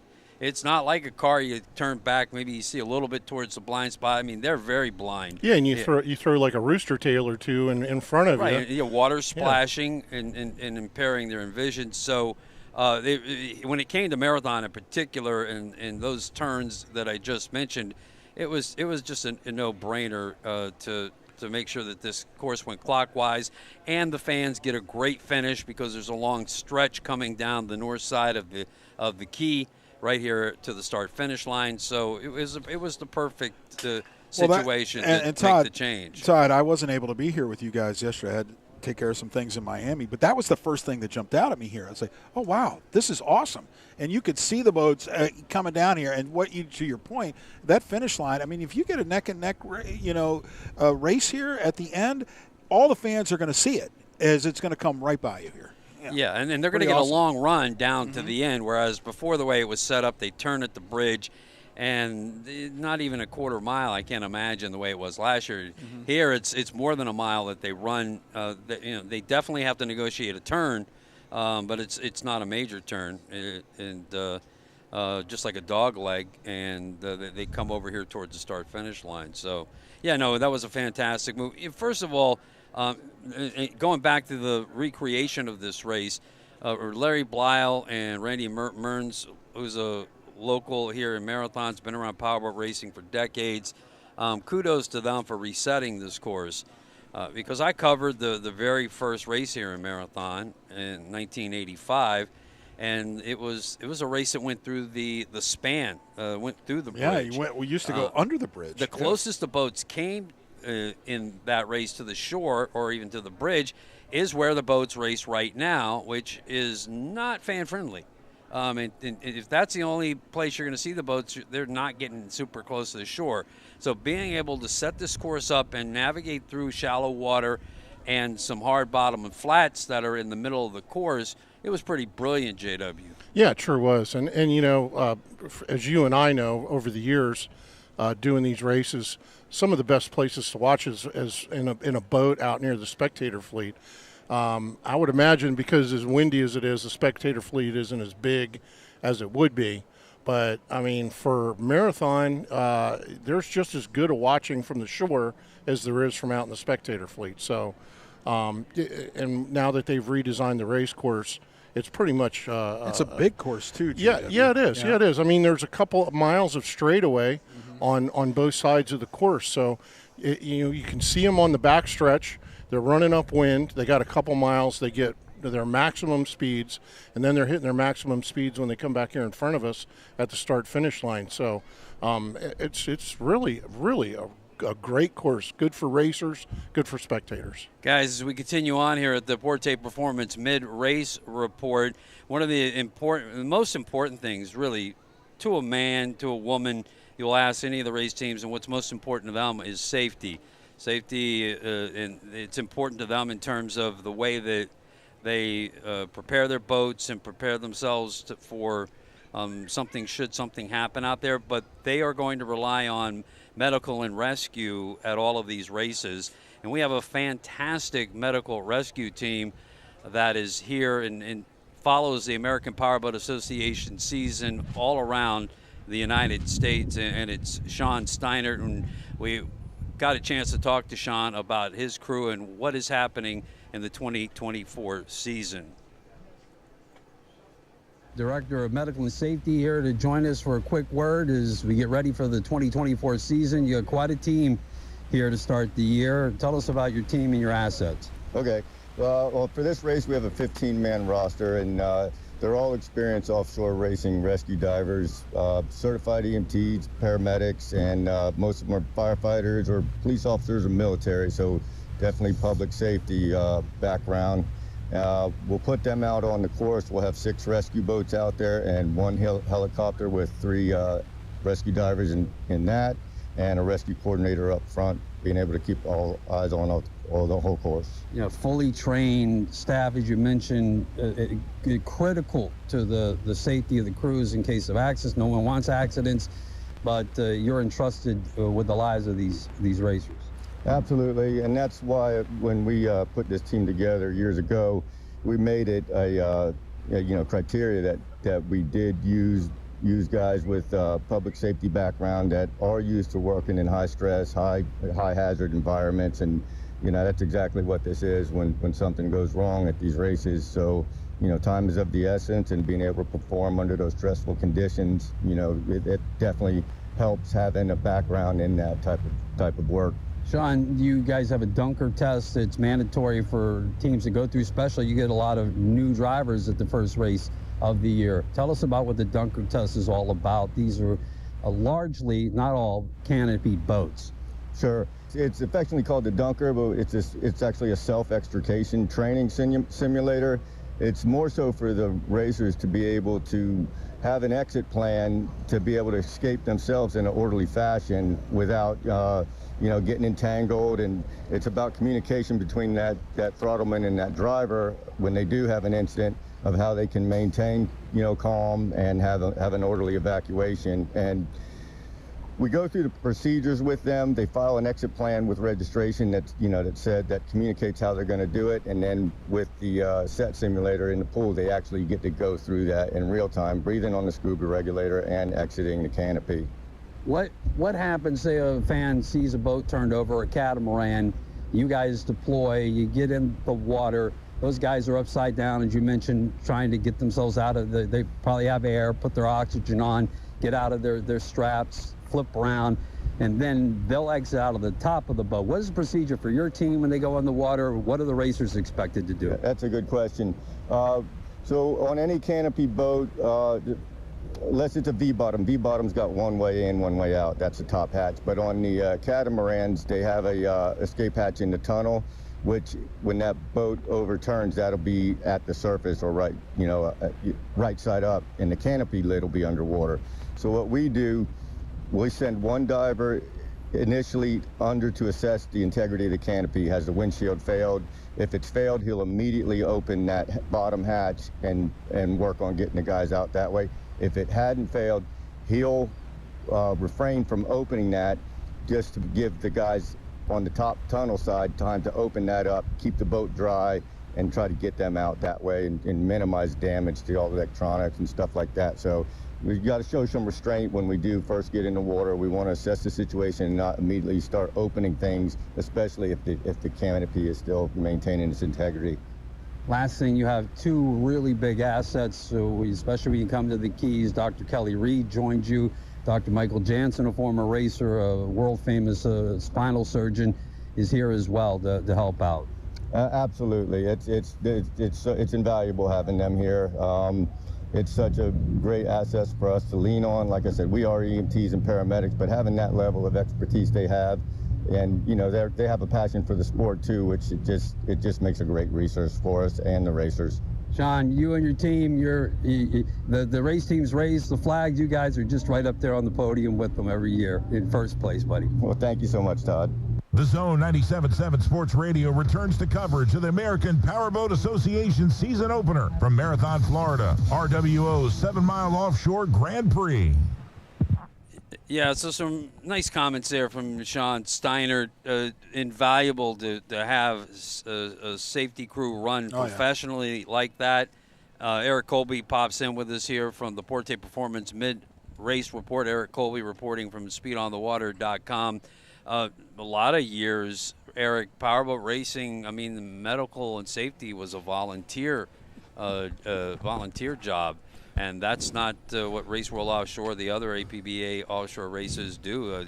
Sean Steiner and his crew are all professional rescue members, EMT, firefighters, and it's a great asset to have. It's something that the teams have the security of knowing. Oh, yeah. I mean, you're out there, you want to know that if God forbid you wind up upside down in a boat with water rushing in, that people who are coming to get you out know what they're doing, and they train for this. You know, I remember years ago being in the helicopter for Powerboat magazine doing photos, and we would land to take breaks in between, and the divers are getting out of the helicopter smoking a cigarette in their wetsuit before they went back up. But they, you know, they all put in their best effort too, but this is a well-organized crew that they've got now, right down to the much more sophisticated training systems that they use for the self-extraction processes for the testing and the having to pass that before you can even race an enclosed boat. Yeah, the self-extraction test, they're getting away from calling the modular cockpit device that they use. They put in pools or in the water and tip you over, strapped into the seat, and you have to get yourself out. It really is a self-extraction test, and everybody's got to pass the test. It's certainly new teams. It's invaluable. J.R. Anderson, part of Sean's crew, recognized by American Powerboat Association for his efforts, and they're invaluable to the racers and the race organizers in the American Powerboat Association. Yeah, great stuff, guys. And to your point, Eric, I mean, as a driver, you got to feel very good knowing that the people that, if you need to be rescued, know what they're doing. I remember I went through it once years ago before the Sarasota race because I was navigating in the back of the 42-foot fountain, the Carlos and Charlie's V-bottom, and I was behind Billy Moff, and he's in his OP corduroy shorts, and they tell you, you know, when they flip you over, you know, stay in there for a little bit, you know, gather yourself. They had the old acronym BRACE, you know, brace, really grab your air. I can't remember how the whole thing. Billy was out of that thing so fast. It was just like, wow, how do you do that? But right. There was no brace, access your air. It was like, get out now. Get out. Right, exactly. But today, and that was a great interview, Todd, and terrific stuff here as we get ready. Guys, ready? Race number 2 coming your way here. The Superstocks are about to take the field as race time is scheduled for 1:30 here today. That'll do it right now for the Porte Performance Mid-Race Report, brought to you by Porte Performance, where we put performance into everything. Race 2 coming your way. Todd and Eric got the call here from the Lichty Marina Marathon Broadcast Center when we come back here on your home of offshore powerboat racing here, of course, in the Florida Keys. The Zone, 97.7 WAVK. Marina Marathon is proud to be the title radio sponsor, bringing you live coverage of the Race Road Offshore 7-mile offshore Grand Prix. Lichty Marine is the Keys' largest Suzuki repower dealer. We carry a wide variety of boats like Pioneer, Sundance, Spider, Seabourn, Avalon, and Yellowfin. We have a complete service and parts department, and financing is available. Building lasting connections through outstanding customer service. SuzukiMarathon.com. You've seen their big yellow trucks all over the Keys. Dot Palm is the most trusted name in the Keys for landscaping and tree design. Dot Palm keeps your entire yard looking beautiful and healthy with tree trimming, pruning, removal, or treating your trees and yard for disease and pests. If a hurricane should strike the Keys, Dot Palm will be here to help clear your land and help design a yard for you with new sod, trees, and shrubs. Dot Palm even offers weekly yard service from Key Largo to Key West. Call Dot Palm at 743-3090 or toll free at 877 Palm. Looking for the best of the brands in audio, GPS mapping, security, and electrical systems for your boat? Go Security, JL Audio, Garmin, C-Zone, Fusion, Claron, Ray Marine, and more. AR Marine offers sales, installations, warranty, and dockside service, specializing in autopilot, transducers, entertainment systems, security, and so much more. AR Marine Electronics covers all aspects of sales and service, including dockside lessons and sea trials, servicing all of the Keys. AR Marine Electronics, located at mile marker 106 Plaza in Key Largo. The Zone 97.7 Sports Radio returns to coverage of the American Powerboat Association season opener from Marathon, Florida, RWO's 7-mile offshore Grand Prix. Welcome back to live coverage here on the Zone 97.7 Sports Radio. That'll wrap up our Porte Performance mid-race report. At Porte Performance, we put performance into everything we do. Broadcasting from the Lichty Marine Marathon Broadcast Center.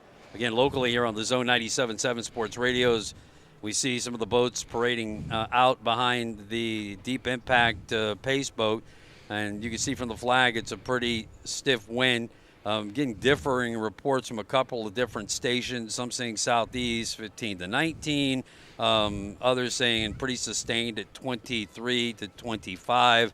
And that's what we're going to have there the rest of the afternoon. Joined again by John J.W. Powell, who's working with us on the live stream presented by Maximum Inflation at raceworldoffshore.com and their Facebook page and at youtube.com.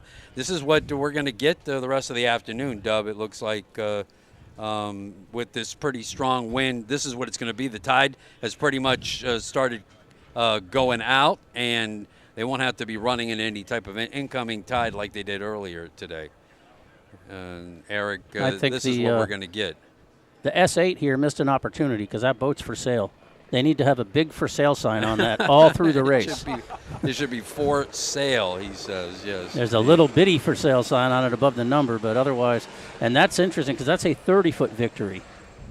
It is. It's a 2018. Yep. And it's a former World Championship boat in XCAT. We'll get into that in just a moment as the coverage continues of the second race of the APBA Offshore season here in Marathon.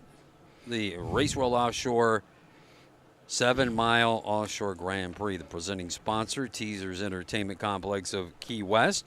And it's also officially brought to you by the Florida Keys Tourist Development Council. Monster Energy Drink, the official energy drink of the APBA National Series, and Sunoco Racing Fuel. We also like to thank our gold sponsors, Marathon Airport, Key West Airport, Marathon Electric, Two Conks, Sports Fishing, Sunset Grill and Raw Bar, where the awards are tonight at 6 o'clock.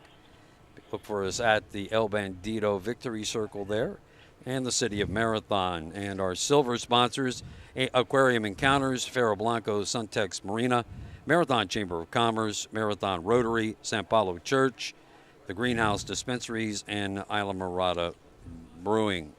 And thank you to the gate attendant over at the airport because that poor guy is just getting sandblasted by the wind all day. Yes, sir. And it's hard work, man. And he's sitting there with a smile on his face, waving you in. Eric Colby there from speedonthewater.com. You'll get the full already a report launched earlier this morning, a recap of the events of the weekend here at the 7-mile Offshore Grand Prix, and the full recap of today's races, as well as the entire powerboat racing season you'll be covering at speedonthewater.com. And yesterday, the win by the Montlick boat kind of gave me an opportunity to pull the curtain back a little bit on Ricky Maldonado and his thoughts on the end of last year and this year, and give a little more insight into how that team over at Manatee Marine is approaching things. And he's in a good place right now, and they did well yesterday, and we congratulate them and hope to see them keep doing well. Look forward to having had a chance to read that, and I did spend a good bit of time with Ricky and the Doug Wright crew down at the Mock Injury Attorneys 38 Doug Wright catamaran. It was all it was advertised to be by Ricky. Brand new boat, and last year's boat was brand new as well, but this is completely everything they learned last year they've taken into and put a new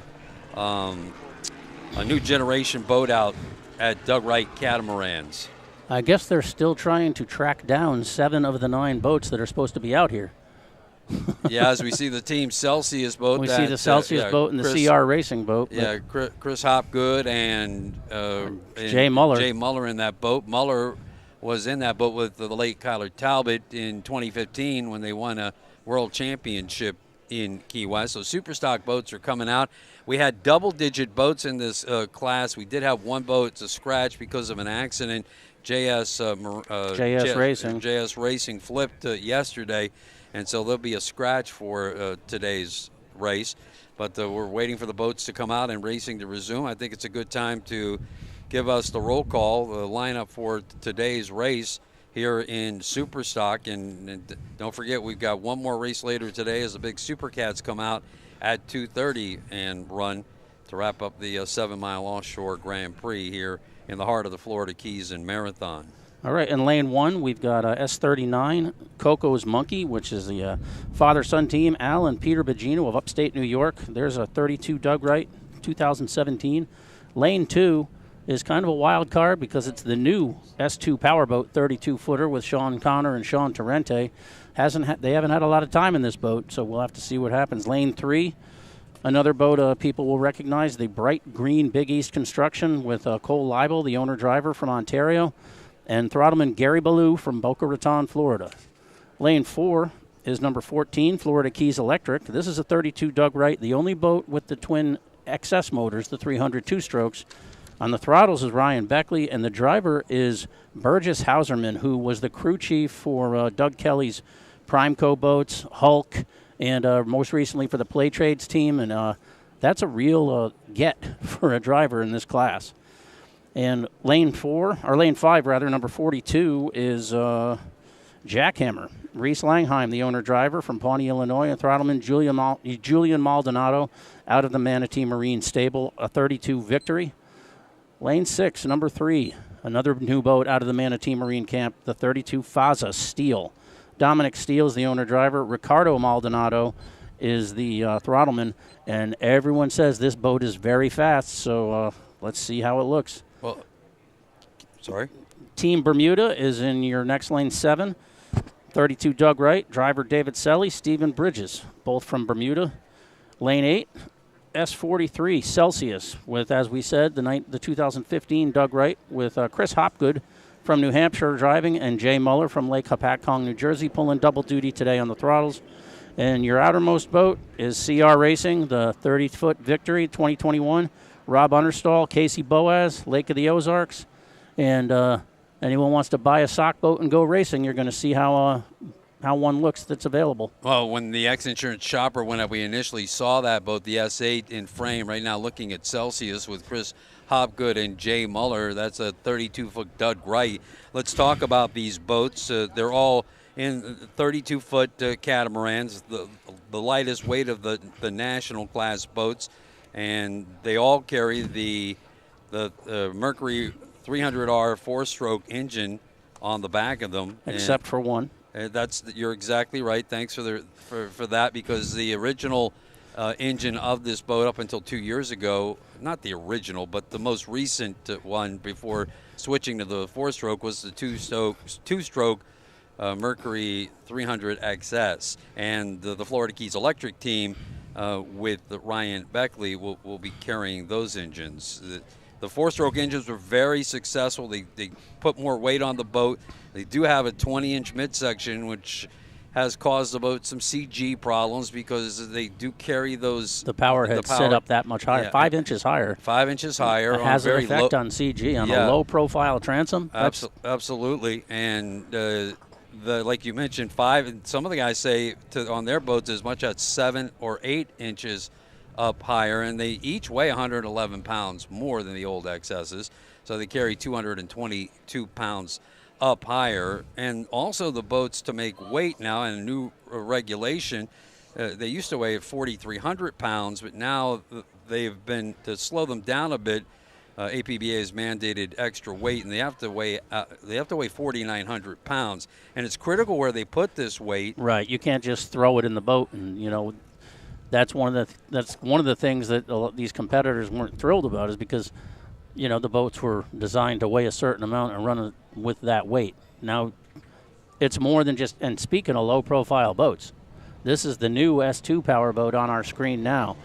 Sean Torrente and Sean Connor had the prototype boat that was in Key West last year, but this is a different one.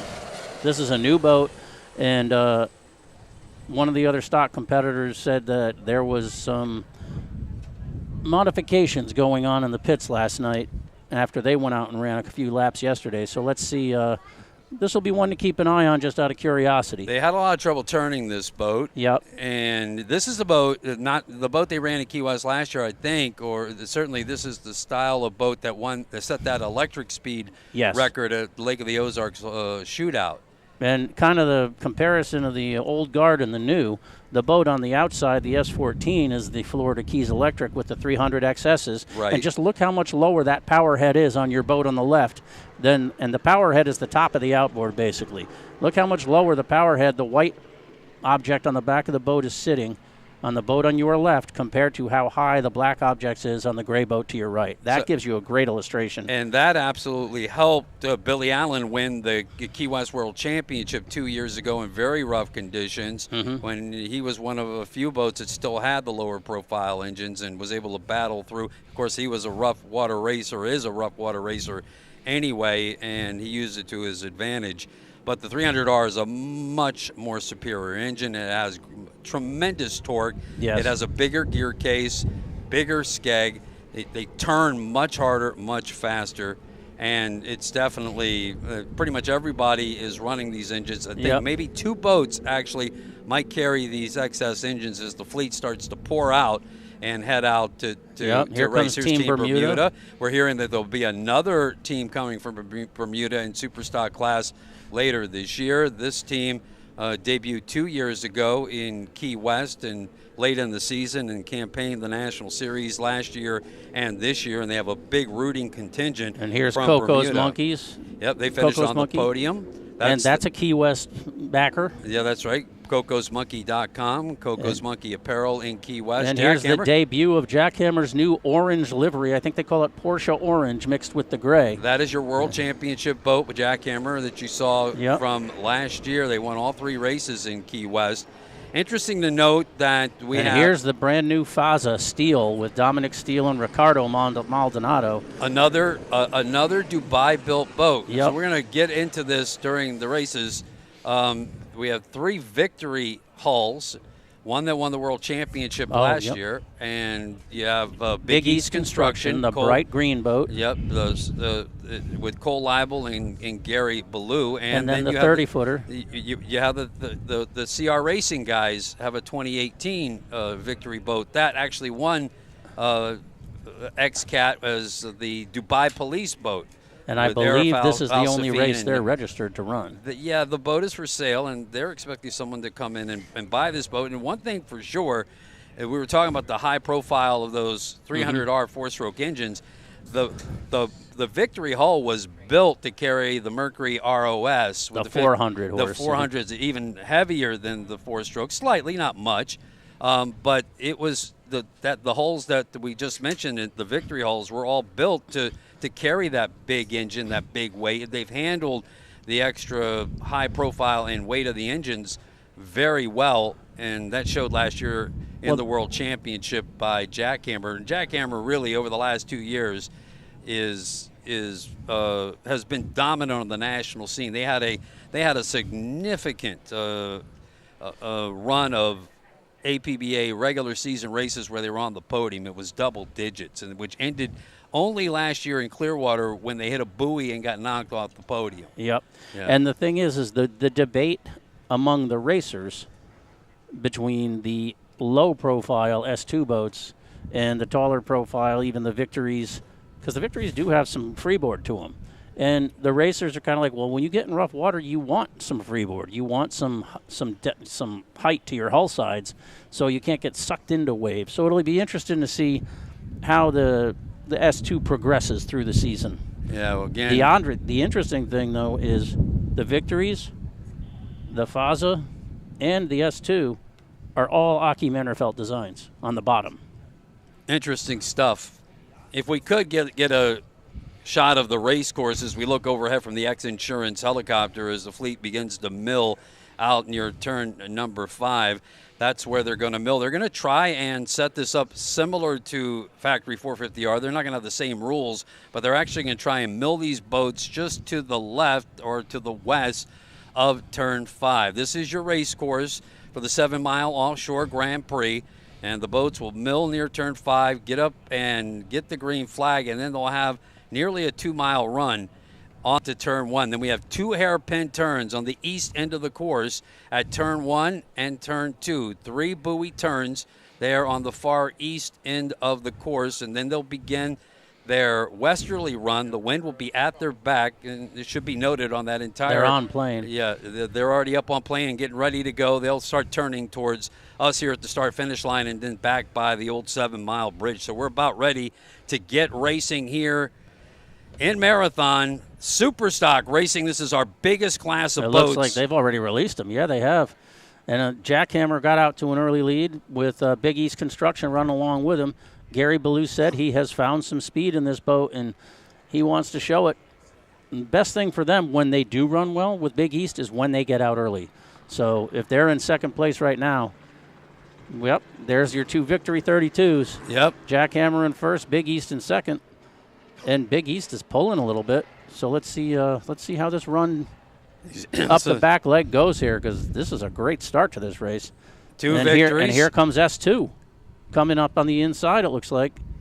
So they're not being shy with this new boat, Sean and Sean. Well, this boat was super fast in straightaways. The big question about it was, could it turn?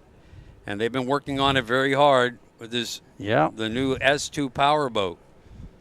Sean Tarenti's never been known to be shy, so. And then just trailing back is that was your pole position boat at Coco's Monkey, which is all the way to the right of your screen on the live stream right now. Race officials did not waste any time. We're up and racing, and Superstock boats are heading towards turn number 1 here as we watch them on the X Insurance Helicam. So S2 would have the inside of these 3 boats, correct? And they do. Okay. And let's see how they come into the turn. So now we're looking back at the pack, and now we're back up to the front again. Let's see how, because the rules for this class still apply. You're supposed to hold your lane all the way through the end of turn 1. So let's see if they do that and play nice. And here comes Coco's Monkey coming up, trying to take advantage of that Big inside East lane. getting pinched almost, running East. into the stern of S2. And the boat, the 4th boat, lost in the spray there, came very close to the pin. Yeah, let's. And I'm not even sure if Coco's Monkey didn't get to the inside of that. No, pin. there's no rooster on the inside. There's no wake on the inside of that boat. But we couldn't see here on our monitor too well, but it was very close. Yeah, that looked like there may be questions afterwards, because they're really trying to address the aggressive driving and what the will we see yellow cards. Reese and Julian, Reese Langheim and Julia Maldonado with the early lead, and your reigning world champion boat in Superstock, Jackhammer out of the Manatee Marine Camp in Palmetto, Florida. Which I think it's Sarah, right? Reese's wife? Sarah and Reese Langheim and Julian are the owners. No, I'm sorry, Ricky Maldonado and Reese. And it's a Maldonado-Langheim partnership, let's just say. And yet right there in the rooster tail, you can't even see S2. And here's Big East. Off to a good start, though. So S2 trailing Jackhammer. They're running 1-2. Big East running in third. So 2 victories in the top 3 here early. I did not get past third place. Oh, here we go. And moving up towards fourth is Bermuda. This might be where the victory has an advantage on the S2 in the turn. 5th, I think that's Coco's. We'll have to catch them. But, yeah, Big East is making a move on S2 right now. Moves into second place, heading towards turn 5. It looks like S2 is carrying the Allied Construction sponsorship again. Oh, but here comes Bermuda into the mix, trying to get around S2 as well. So the Doug Wright moves into the middle between Big East and S2, moves up into third place, Team Bermuda. As we follow them now, they head to eastbound on the backstretch. We look across the course. That's Allied Construction S2. Yep. Jean Torrente, Sean Connor. They're running back and forth right now. You can see they're picking up speed and slowly gaining on Team Bermuda. So it looks like the same scenario with the S2 hull. It is very fast down the straightaway. Jackhammer, your overall leader here. Reese Langheim and Julia Maldonado with the 32-foot victory hull. Continuing to hold the early lead. Out on lap number 2 of 11. These boats racing 60 2.7 miles today. Overhead from the X-Insurance helicopter, Big East in second. Team Bermuda in third. They've moved up and now putting pressure on Big East Construction. Bermuda's having a great start. Absolutely are. David Sully on the wheels, Stephen Bridges on the throttles. They have the inside lane, shorter way around the course. Big East goes wide off the screen. And there's your interval, the jackhammer, so they're not that far out in front. Team Bermuda has moved into second overall. Big East now slides in. Both trying to stay out of the dirty water now with the punch. Gary Ballou puts the throttles down and now moves up into second. But Bermuda's taking the inside line. Yep. And Cole is taking the long way around the course a little bit here. They're kind of going back and forth. And this is fine for Julian and Reese because it's all going on behind them. They have a substantial lead and continue their dominance in this class here in the first race of the APBA National Series. And when you talk to Julian outside the boat, he is so calm. So you can only imagine his demeanor inside. He just seems to be so even-keeled all the time. Julian spent quite a campaign working over in the Victory factory for years, so he's learned a lot about these boats, and it demonstrates how well winning a world championship with Reese last year. And Jackhammer continuing to lead after lap number 2. And Bermuda is second. Big East running in third. Ally Construction holds on to fourth. Coco's Monkey in fifth. Celsius is in sixth. Yep. Those are the top 6 boats. As we follow the leaders, we wanted to get you updated on what we saw in front of the start-finish line. I'll try to keep an eye on the balance of the field. The 7th is Steele. So it's off screen for our live stream viewers. If you're listening on the radio here live. CR Racing 8th, and Florida Keys Electric is in 9th. So now looking back on the screen, what have we got? We're back up with Big East and Team Bermuda. The Team Bermuda's pulling out a little bit on them, but we're also 2 of 11 laps. So where will the setup come in? We got a long way to go.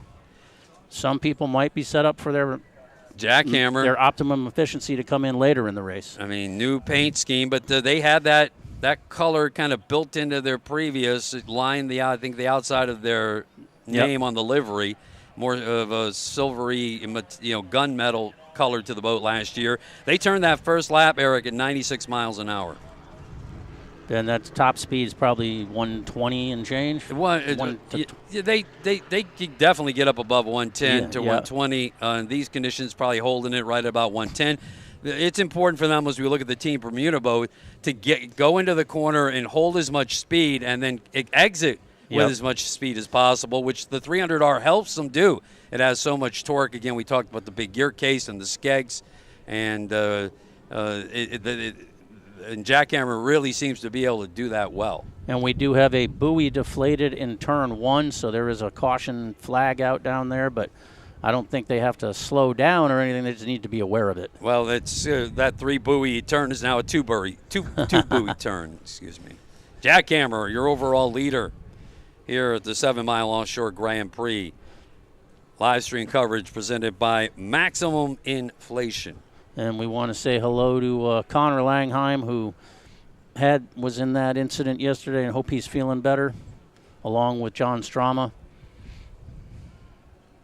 Good look at the steel boat. Now, this is another boat from Dubai, just brought over by the Manatee Marine Team. And Dominic Steele and Ricardo Maldonado are in that boat. Dominic driving and Ricardo is throttling. This boat is another X-Cap boat, similar to the Victory, but built by another company. Former Victory driver and throttleman Arif Al-Safin and Nadir Ben-Hindi. And there's a lot of high hopes for that boat, but they just said, you know what, this is a non-points race. Let's get them used to each other.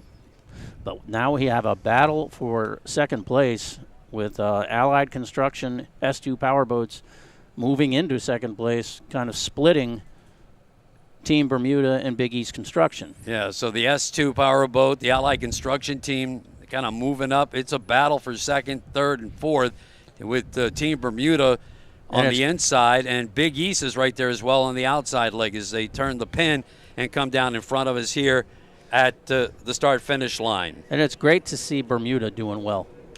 Oh, they had some real good starts to races last year. Just mechanical problems plagued them all year long. Jackhammer turns that lap at 95 miles an hour. Here comes your number 2 boat, Allied Construction, as they move up from 4th on that lap. Team Bermuda is going to hold on to 3rd. Big East Construction now back to 4th. Coco is still in 5th, and Celsius 6th. As we see the Steel team coming through. This boat, Race X-Cat, I'm not sure if they won a championship. I do believe they did. This, not particularly this boat, the exact same design. It's a Faza boat. Faza, the Crown Prince, the next ruler of Dubai. But you'll see highlights of this design on YouTube. It's called Faza. Dominic Steele and Ricardo Maldonado will be racing that boat this year. Running in 7th, and 8th is CR, and Florida Keys Electric is bringing up the rear. And here's the battle for 3rd and 4th with Bermuda and Big East still. There's almost 2 packs of boats in this race right now. You have your lead group, and then Coco's Monkeys trying to come up and take 4th from Big East. And beautiful shot overhead of that Chartreuse Big East Construction team. The victory hull to the Doug Wright hull. Yep, and this is the Doug Wright. And you notice they don't have the air deflectors in front of the motors like the Victories do. That's right. These boats have a 53-inch tunnel. And here's the guys from upstate New York, father and son team. Great guys. AJ Bugino, P. Bugino. Great sponsor, local sponsor from Key West, Coco's Monkey. Kind of do everything themselves. They're the crew. They're the hauler. Kind of like Coco's Monkey. They do everything themselves. They have really quirky, cool apparel. Yep. Hats and T-shirts and stuff, Key West style. CocosMonkey.com. There's Celsius.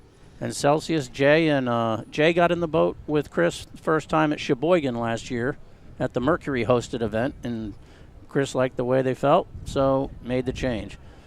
And here we have the Canadian driver, Cole Leibel.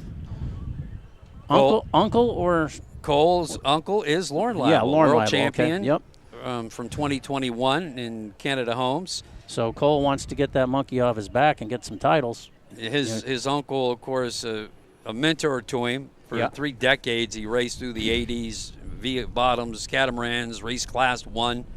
Now into long-distance racing. He bought the 47-foot Apache and now races at long distance like Ocean Cup racing. Yep. With Bob Latham, the guy who invented hydraulic steering. What a cool guy Bob Latham is. What a talker that guy is. He could tell stories. I tell you, I love listening to Bob Latham. And anyway, Cole, 2 years ago, entered into Superstock class, and with Gary Ballou, the guru of the Superstock boat, with 12 world championships, 17 national championships. Hey, we look at Jackhammer. Yep, Jackhammer, your overall leader, coming in lap number 4 of 11. And we did get confirmation that 3/4 lap is a lap, and that they're actually the boats are finishing as we have called it, but they don't put the flag up until the last boat clears the course. There's Jackhammer coming through, continuing to run just about 95. Like only 3 seconds behind me. Yeah, actually, Jackhammer fell off 2 miles an hour, and S2 has picked up the pace and now a lot closer. Bermuda's still 3rd. As we look Big East has fallen off a little bit. The Faza built boat Steel on the live stream. So we have Team Bermuda, you said, in 3rd. Coco's in 5th. 4th. Celsius 6th. Turn 1 is back to a green, full green. There, the buoy has been cleared. All right, good show. Good show to the course marshals. And here's the Steel boat on your camera. Steel Industries makes thermal and night vision equipment for military, police work, commercial work. Young, up-and-coming competitor, so glad to see that he wants to spend his money here. Oh, yeah, he's been racing now for a couple of years. They initially bought Ryan Beckley's 30-foot skater and raced it successfully at the lake race. Hey, here's that boat that's for sale. This is a victory boat. Handles those 300 Rs very nicely. Rob Undersall, Casey Boaz in the CR Racing. And Florida Keys Electric. Burgess Hauserman driving, filling in for Tanner Lewis with Ryan Beckley on the throttles. They head off the old 7 Mile bridge and get ready to take that north turn towards turn number 5. Bermuda's trying to make a run at Allied Construction here, S2 powerboats. Let's see what they've got for them here. Seem to be making ground up on them. I'd be interested to see what the split is between Jackhammer and number 2 in the next couple of laps. Yep. But this looks to be the closest race on the course right now. It does seem to that they have. The only other one that looked pretty close when they came through before was Celsius trying to run down Coco's as well. We can't see from this shot how close Big East is in the frame. Big East had been right up with them. They're heading into turn 1 and 2 on the very easternmost part of this course in Marathon, the 7 Mile Offshore Grand Prix, which is presented by Teasers Entertainment Complex and also our official sponsors, the Florida and here's Keys the battle Key West for fifth Tourist Development Council. This is the battle between Celsius and Coco's that we just mentioned, and you can see Jay is loosening up that 32 Doug Wright Celsius as much as he can, and that's the X-Insurance helicopter view that we had for a moment. But now back to the lead boats, and it looks Big East is still in the chase, but yeah, let's check this interval. Yeah, it definitely looks like they've spread it out just a little bit. Jackhammer, they fell back from 98 to 96 to 95 on the last lap. They have land-based crew members communicating with them, the interval as well. So we see the S2 is taking several boat length lead over Team Bermuda. Yep. So Sean have to be pretty happy with how this boat's running in its first I agree. race. Absolutely. And they were making improvements on the boat in the pits. So we're watching the number 2 boat as Jackhammer comes by and completes a lap, continues to run at 95. About 8 seconds I've got. So Ally Construction holding second. We watch Jackhammer go off on the live stream towards the bridge in turn 4.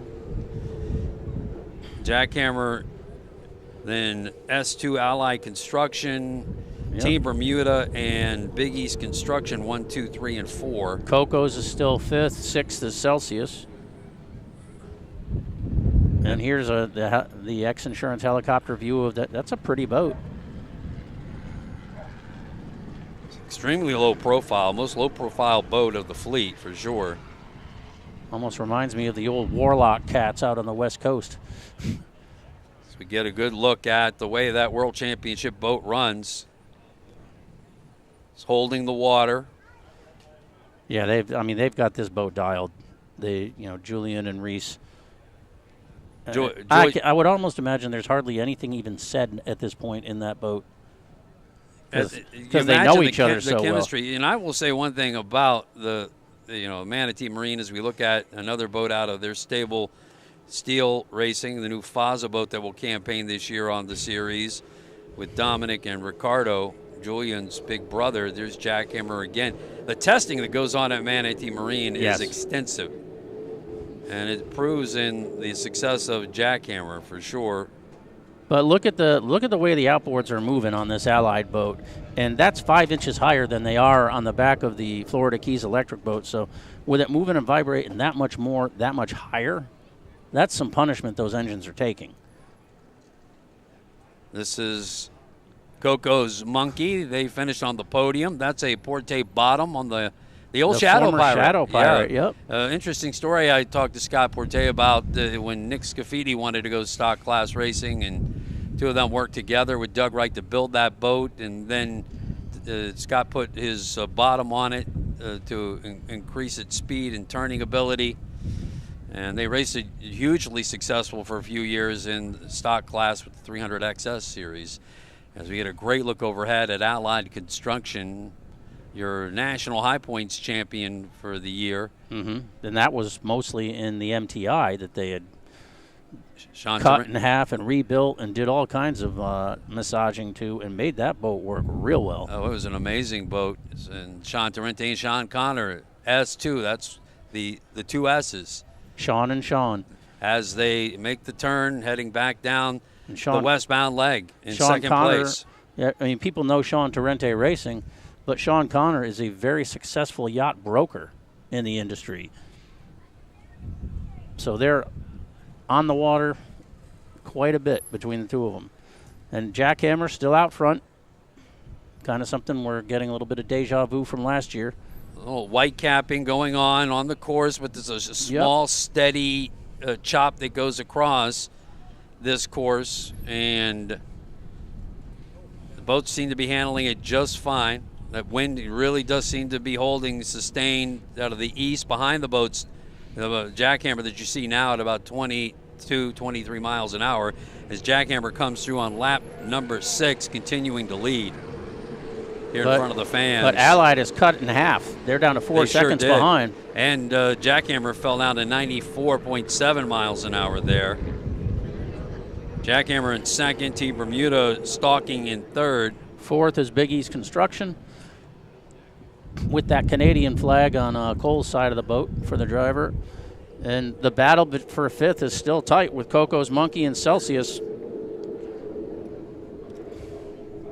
They're all within distance. Is something Guardian issue in front of them? I think Celsius might have just gone past. We'll catch it on the other, see if that holds when they come back down. As we look at Big East Construction, the Victory Hull with the Chartreuse livery, Cole Eibel and Gary Ballou running in fourth overall. And, you know, what kind of strategy will Julian and Reese have to try and keep Sean and Sean behind them? Yeah, if Sean and Sean keep pecking away at that lead, we've got 4 more laps for them to try to make it up. After they finish this one, 4 more laps. And speaking of Sean and Sean, this is the interval between them and Team Bermuda just went out of the screen. And this is the X-Insurance look up close at this boat. And they've got it working. Yep. Give them credit. Call them stubborn, call them perseverance. It's the boat's running. So we look again at the Victory Hull. Casey Boaz, Rob Understall selling this. They got past the steel boat. They moved up a spot. So now in 7th place, CR Racing Team. They're a 2-time defending champion team from 2018-2019, I believe. Yep. Steel now in 8th. And they're the old 32 Doug Wright they used to own. So we look back into the cockpit of another Doug Wright. That's Ryan Beckley's Florida Keys Electric team. That boat with the low-profile 300 XSs. And we're hearing that the team that bought Dominic's old Legend Hull, another Dubai-based built boat, is going to run 300 XSs on that boat this year. Oh, okay. So you look at your overall leader there. Do they look like they've slowed? It's hard to know. Yeah, I mean they're just riding effortlessly at this point. It might be where we think they're riding slow, but then someone's going to say, "Hey, pick it up," and then they will. There is an element of winning as slow as you can to keep your boat together to be ready for Cocoa Beach without having to do more work. But wow, did S2 Allied Construction just took a weird turn right there. If you noticed, Jackhammer made the turn, but Allied went super wide there. They went right off the screen for a minute. So let's see how this plays out here. As we mentioned, that was the problem he had in Key West, was getting his boat fine-tuned for turning. It did fabulous at the Lake of the Ozarks shootout, setting the electric-powered Vision speed Marine record. Technologies. Yes, sir. 280 horsepower electric outboards. But here comes Jackhammer to complete lap 7. Got that boat gripped to 11. the water. Now let's see what this interval looks like. Julian's got those motors pinned. It's not lifting at all here today. Jackhammer continues to lead after 7 laps of 11. Still stalking is Allied Construction. Turned that lap at 95.7 miles an hour. Team Bermuda 3rd, Big East Construction 4th. So that's unchanged, in the intervals for 3rd and 4th are pretty much unchanged. So Bermuda, keep it on the podium. You'd think they're going to be happy with that. Celsius has moved up to 5th. They've gotten around Coco's Monkey, who is now 6th.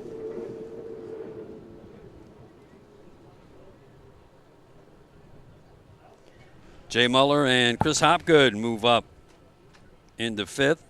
And we'll see Jay and WHM Motorsports in the next race. Look overhead at Here's Big East East Construction.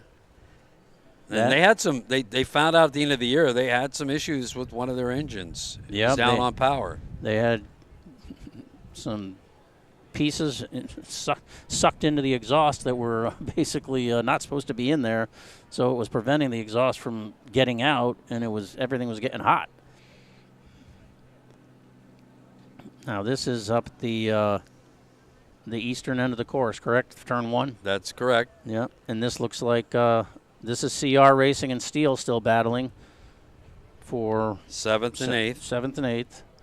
And let's see if Steel uses some of that speed to make a run at them, because they're just learning the boat.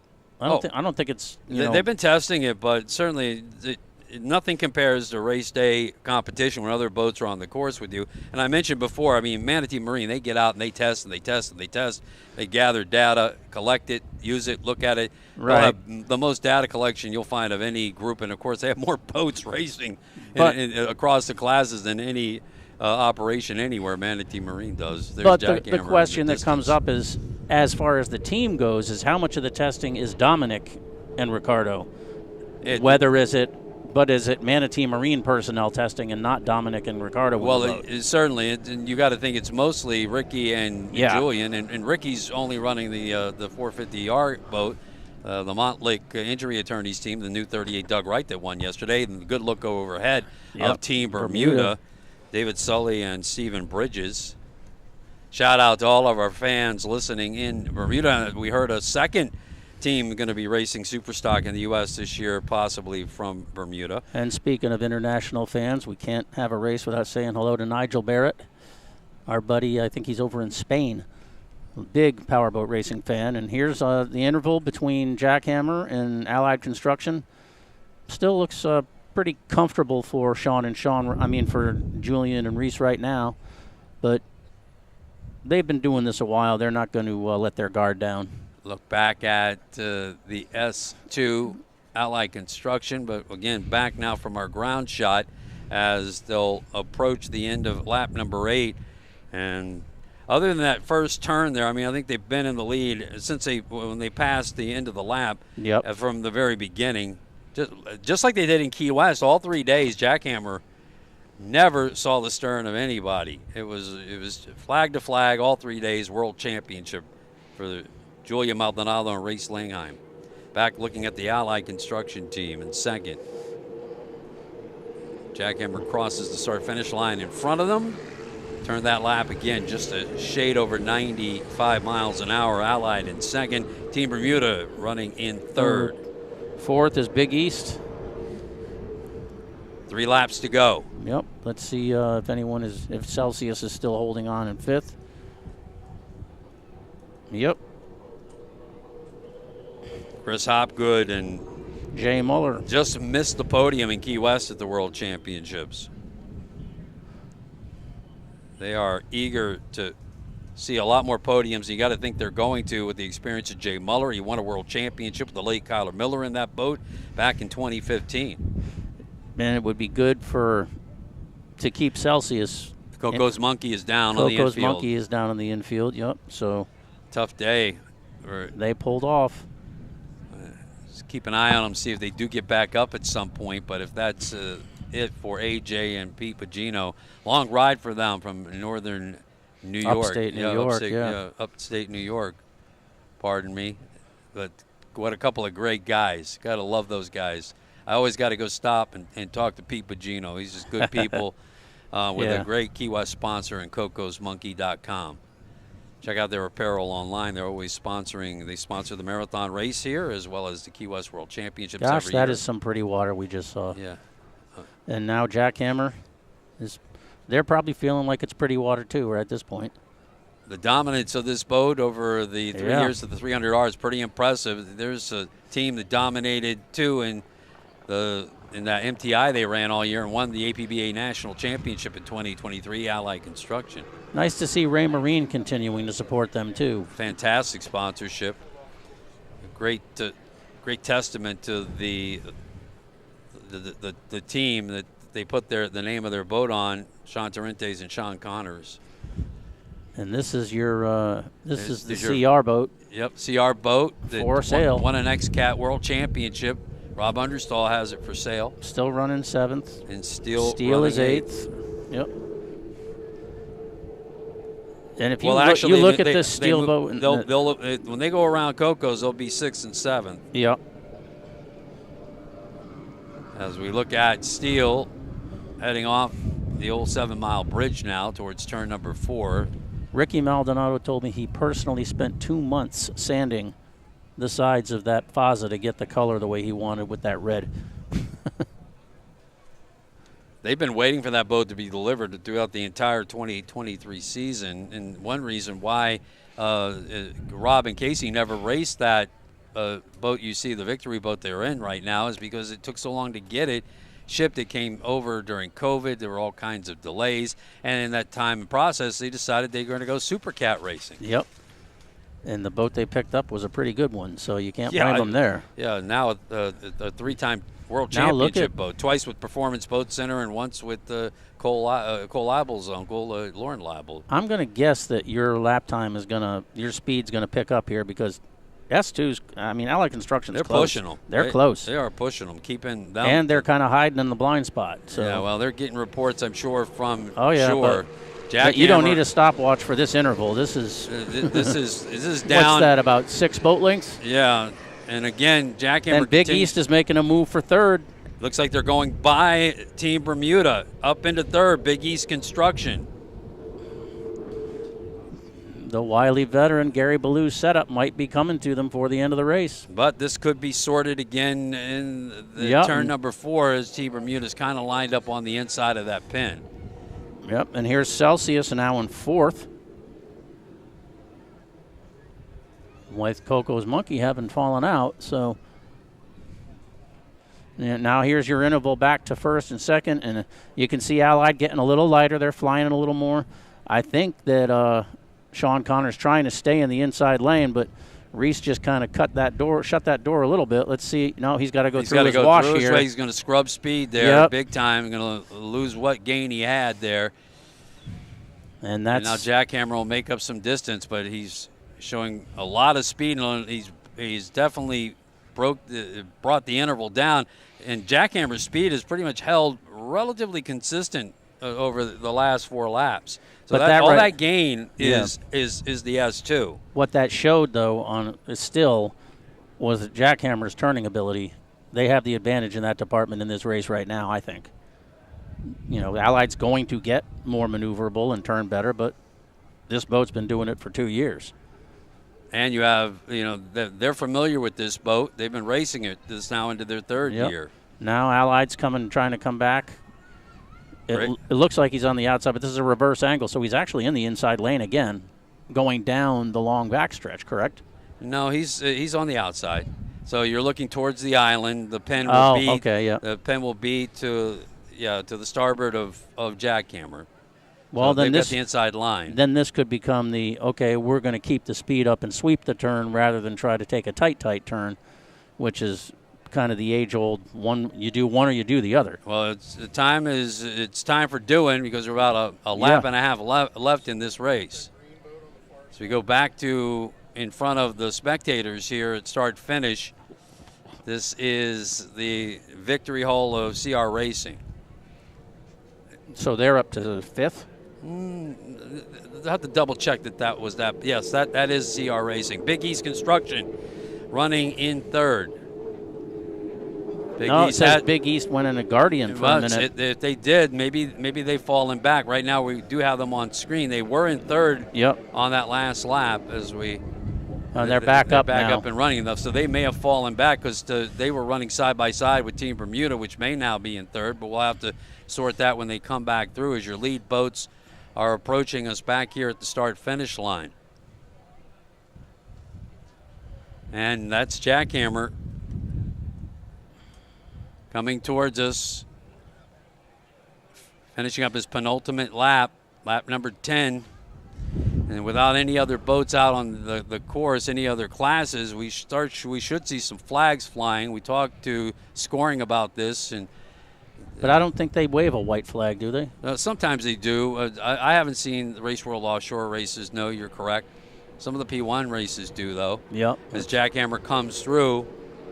Yep. And still about, okay, he's opened it up a little bit after Sean had to make that move through the rooster tail. 1 lap left. Jackhammer continuing to hold the lead. And yeah, Allied here comes Construction in Bermuda. second. Team Bermuda is now holding third. Back up to third. Let's see how far back, how much catching up Big East has to do. If it's Big East, no, Celsius is now fourth. So that Guardian issue Cost really them hurt 2 Big spots, East. yeah. And boy, Gary Ballou and Cole Abel got to be frustrated. It's the benefit of Team Celsius. Chris Hopgood and Jay Muller move up to fourth. So what a day for Team Bermuda. They're looking at a podium here in Marathon to kick off the APBA National Series. And all their proud fans in Bermuda, the home of the Round the Island race. Usually around August of every year. Really love to go see Big that. East And is Big down East again. Is back with the Guardian-ish. Daggum. And nothing but bad luck for those guys, I got to tell you. Yeah, we'll have to see now who moves up to fifth. Big East is down again. Yep. Now they look like they got it back up and going again. So it must be a nagging issue potentially. We'll have to talk to Gary after, and of course Eric will have the entire story on speedonthewater.com, the recap. Find out what happened when he talks to Gary Ballou. We still got Supercat racing coming up at 2:30 as the 7-mile Offshore Grand Prix continues. Live coverage here on the Zone 97.7 Sports Radio from the Lichty Marina Marathon Broadcast Center. Lichty Marina Marathon, the Keys' largest Suzuki repower dealer and a proud radio sponsor of the 7-mile Offshore Grand Prix, presented by Race World Offshore. We see the victory boat of CR Racing. So they're fifth then. As you mentioned, that's a World Championship boat. Dubai Police raced it to an XCAT World Championship in Dubai. And now CR Racing is Supercat Racing, so they've got it up for sale. I can see Big East Construction down in the middle of the course off the screen. Right over here, so unfortunately, that's not how Gary and Cole wanted their day to end. But this is the CR Racing boat that's up for sale, the 30-foot Victory. We've got them in fifth now. And we'll be looking for our leaders to come in for the last time, take the checkered flag here in front of the fans as Steele comes through. Yep, Steele is sixth. Pulling up the rear in this class. Superstock Racing get ready to come to an end. So we see Florida Keys Electric in seventh. Yeah, the last boat of the fleet. Yep. We'll be looking for our leaders to finish up here momentarily. We could pick up Jackhammer. There's Here comes Jackhammer, so it looks like Jackhammer continues to hold the lead down to the final stretch, down to the start-finish line. They've lost our helicopter. One of the helicopter probably had to go fuel. And we've lost our helicopter coverage at this moment. Jackhammer coming through. Looks like they're going to take the first win of the APBA National Series opener. Yep, Jackhammer with the flag. win here today in Marathon in Superstock class. Allied Construction, S2 Powerboats is second. So congrats to them on christening their new hull. Pretty good way to do it. And They chased them down. Yep. But they just couldn't get there. And Team Bermuda on the podium to start the year. Yabba dabba doo. Fourth is Celsius, so they moved up nicely through the field. They're going to continue to get better. You know that. They're going to campaign this year. They're going to challenge all year long. Jay Muller very excited where that boat is. He and Chris Hopgood making an excellent team. Chris Hopgood, a New Hampshire boy, so probably enjoying the weather down here, getting out of the snow and the cold for a while. And another boat that we'll see probably at Cocoa Beach from up my way is North Wing.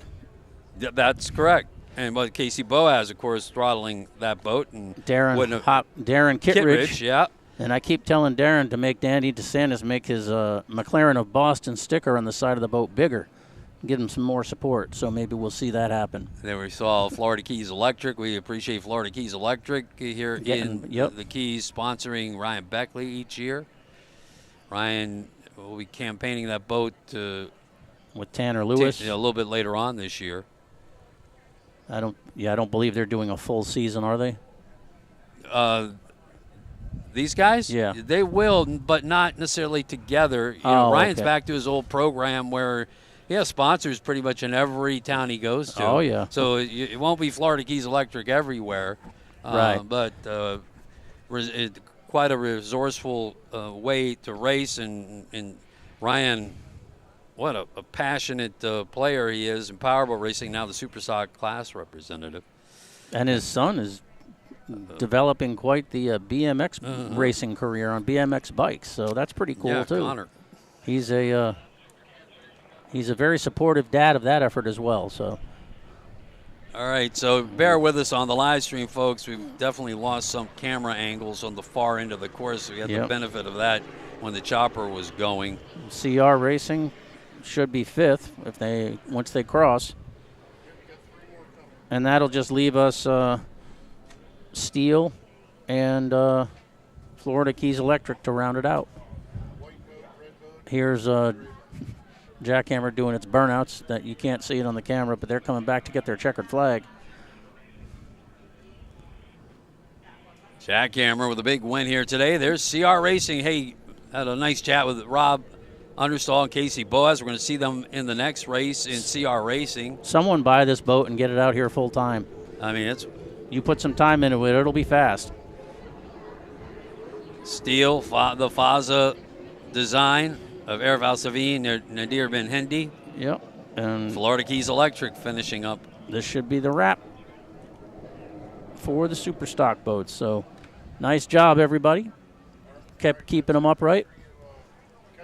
Last lap speed for Jackhammer was 95.7 miles an hour. Their overall course speed for the day was right there, 95.46. And there's Julian and Reese out on the deck of their boat getting ready to get the checkered flag. And they know the importance of making the celebration big for the people on shore and for the sponsors and for Manatee Marine. I dig the new livery, too. Yeah, that's pretty. I love the layout of their name. Of course, Reese in the concrete business in Illinois. Funny thing is, no one's in control of this boat right now.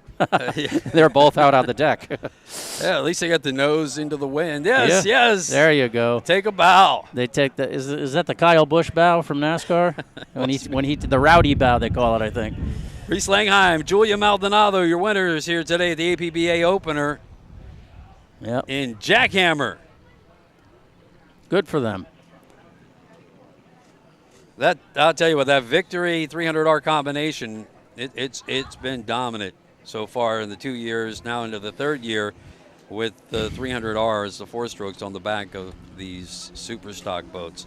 Some of the most fun racing that you're going to see anywhere in powerboat racing is in that class. And the competition, and Ryan Beckley, Superstock class representative, told us that they potentially could have more than 15, maybe 17 boats racing this year. Jackhammer, your winner today, right back where they started from, and flag to flag winning like they did in Key West for 3 races, took the World Championship. They start the season. Supercat's coming up very quickly. Yeah, they got to make the crew switch for CR and for Jay Muller to get into WHM. But it's 2:23 local time, and we're supposed to start at 2:30 for Superstock class. So 1, 2, 3, one more time. Jackhammer finishes up in first. Second place, Allied Construction S2 Powerboats. The S2 Powerboats team. And how about Team Bermuda onto the podium with a 3 finish here today in Superstock class. And more racing to come here for the 7 Mile Offshore Grand Prix. as Jackhammer comes up. And you know what? And you know what? Bermuda though, that wasn't it fell to them. They were right up there. Oh, no joke. I don't think they were ever out of the top 4. And they were. I mean, initially they were number 2 at one point. You know, before they came back around, finished a lap. They on lap number 2, they were number 2, and then slowly got snuck up on by S2 Powerboats. Big East Construction was right in there as well before retiring from overall, the race. though, I would have to say that I think that's Big East's best performance that we've seen in a while. Yeah, since the Key West World Championships 2 years ago, and they very well could have won that thing, but were plagued with some mechanical problems on the final day of racing in 2022. All right, we'll take a break from the Lichty Marine broadcast booth as we continue with live coverage here on the Zone 97.7 Sports Radio. Of course, the Race World Offshore live stream is brought to you by Maximum Inflation. Maximum Inflation brand CO2 cartridges, gas for everything inflatable. Since 1965, Leland Gas Technologies has made the CO2 cartridges that inflate the life jackets used daily by fighter pilots, NASA astronauts, naval seamen, the United States Coast Guard, and offshore powerboat racers worldwide. We're going to hear from Leland Sanford coming up here in between races. It's not going to be long before the Supercat boats are running. As we continue with our coverage, it's the Porte Performance Mid-Race Report on the Zone 97.7 Sports Radio. Sanford of Maximum Inflation joins us. Hey, we appreciate you being sponsor of our live stream again this year. Yeah, you know, we're super excited to be back in Marathon this year, and Maximum Inflation, the brand that brings you gas for everything inflatable, we're here on site and we're ready to help the racers get their life jackets recertified, and come see us. We're at the trailer. Tell us about tell us a little bit more about Maximum Inflation and what it's all about. Sure. You know, Maximum Inflation started back in the mid 1990s. We were asked by the U.S. Coast Guard to participate in a brand new program to get inflatable life jackets approved to meet the carriage requirements on your recreational vessel. So you didn't have to wear those stupid orange life jackets anymore, and you kind of looked ridiculous. So now we have sleek, thin inflatables that meet the requirements set forth by the Coast Guard. So they invited us to do that because we make the gas cartridges for those life jackets. And those cartridges, you can get them refilled at a variety of partner locations. That's exactly right. You know, you think we're partners with West Marine, Cabela's, Bass Pro, and Overton. So those are the big box retailers that you can get Maximum Inflation rearming kits at. You know, these power boats are very much in tune with the high performance boats that you see at the poker runs. And how does Maximum Inflation fit in there? Yeah, we help sponsor a lot of the poker run activities because everyone's got to return home safely. And at Maximum Inflation, we care about our customers in the sense that we want you to come home alive. That's absolutely critical. And I don't mean to chuckle about that, but a lot of people don't take life jackets seriously enough. You know, they're so thin and comfortable today, there's no reason not to wear one. And what makes Maximum Inflation different than the rest? So Maximum Inflation, we make everything in New Jersey, and we are an aerospace manufacturer, meaning that the cartridges that we're producing, they are used in aircraft fighter pilot life jackets. They're used aboard the airliner. When you go on, you see that yellow life jacket being demonstrated. That's us, man. Our cartridges in all those life jackets. Leland, appreciate you taking the time and for being part of the live stream here today. Yeah, thank you, Todd. Good to see you. Come on out and enjoy the authentic flavor of Cuban food in Marathon at Juice Paradise Cuban Restaurant, 2603 Overseas Highway. Juice Paradise Cuban Restaurant is open to serve you every day from 7 a.m. until 4 p.m. Enjoy incredible breakfast sandwiches, magnificent Cuban platters, scrumptious Cuban pizza, and of course, dynamic Cuban coffee served all day. Open daily for dine-in, takeout, and delivery. Call 305-735-4051 and stop in 2603 Overseas Highway. It's Juice Paradise Cuban Restaurant. Hello, friends. It's Lee Holt here from Keys Auto Center. At Keys Auto Center, we take servicing your vehicle very seriously. No matter what the make or model, if you have any issues with your current vehicle, come to one of our 2 service departments located at 1618 and 3500 North Roosevelt Boulevard. Come visit our fantastic team and our certified technicians, and we will do everything possible to get your vehicle fixed up and back on the road. Whatever you need, you will find it at Keys Auto Center and also online at keys KeysAutoCenter.com. The weather is warming up here in the beautiful Florida Keys, and it is the perfect time to make your dream of boat ownership come true. Save this spring with a boat or engine-only loan from Keys Federal Credit Union. We offer competitive rates, 110% financing available, terms up to 240 months, and there are no prepayment penalties. It's time to set sail with your trusted credit union by your side. Visit keysfcu.org or any branch from Key West to Tavernier to get your low-rate boat or engine-only loan today. Subject to credit approval, restrictions may apply. See us for details. The Zone 97.7 Sports Radio returns to coverage of the American Powerboat Association season opener from Marathon, Florida, RWO's 7-mile offshore Grand Prix. And the 7-mile offshore Grand Prix is presented by Teasers Entertainment Complex in Key West. They're just waiting for you. The Key West World Championships in November. And the official sponsors of the 7-mile offshore Grand Prix, Monster Energy Drink, the official energy drink of the APBA National Series, Sunoco Racing Fuel, and the Florida Keys Tourist Development Council. Here from the heart of the Florida Keys in Marathon, live from the Maximum Inflation live stream, it's the Porte Performance Mid-Race Report on the Zone 97.7 Sports Radio, Porte Performance. We put performance into everything. And Eric Colby, great Superstock race. That's what we expect out of Superstock, you know?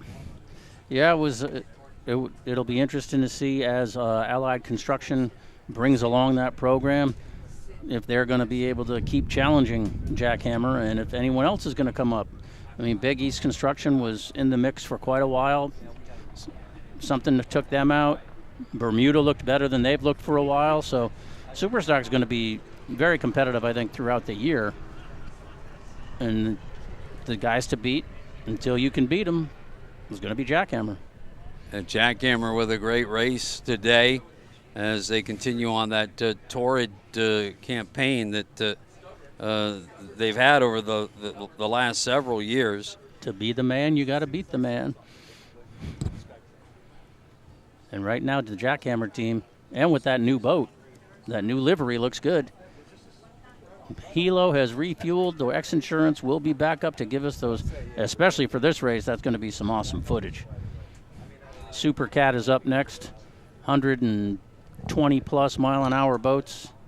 They're going to eat up this water. I don't think the wind will bother them much. This is going to be a very fast race. Pardon me, Eric, we were working on a little technical issue off the screen and with our local coverage on the Zone 97.7 Sports Radio.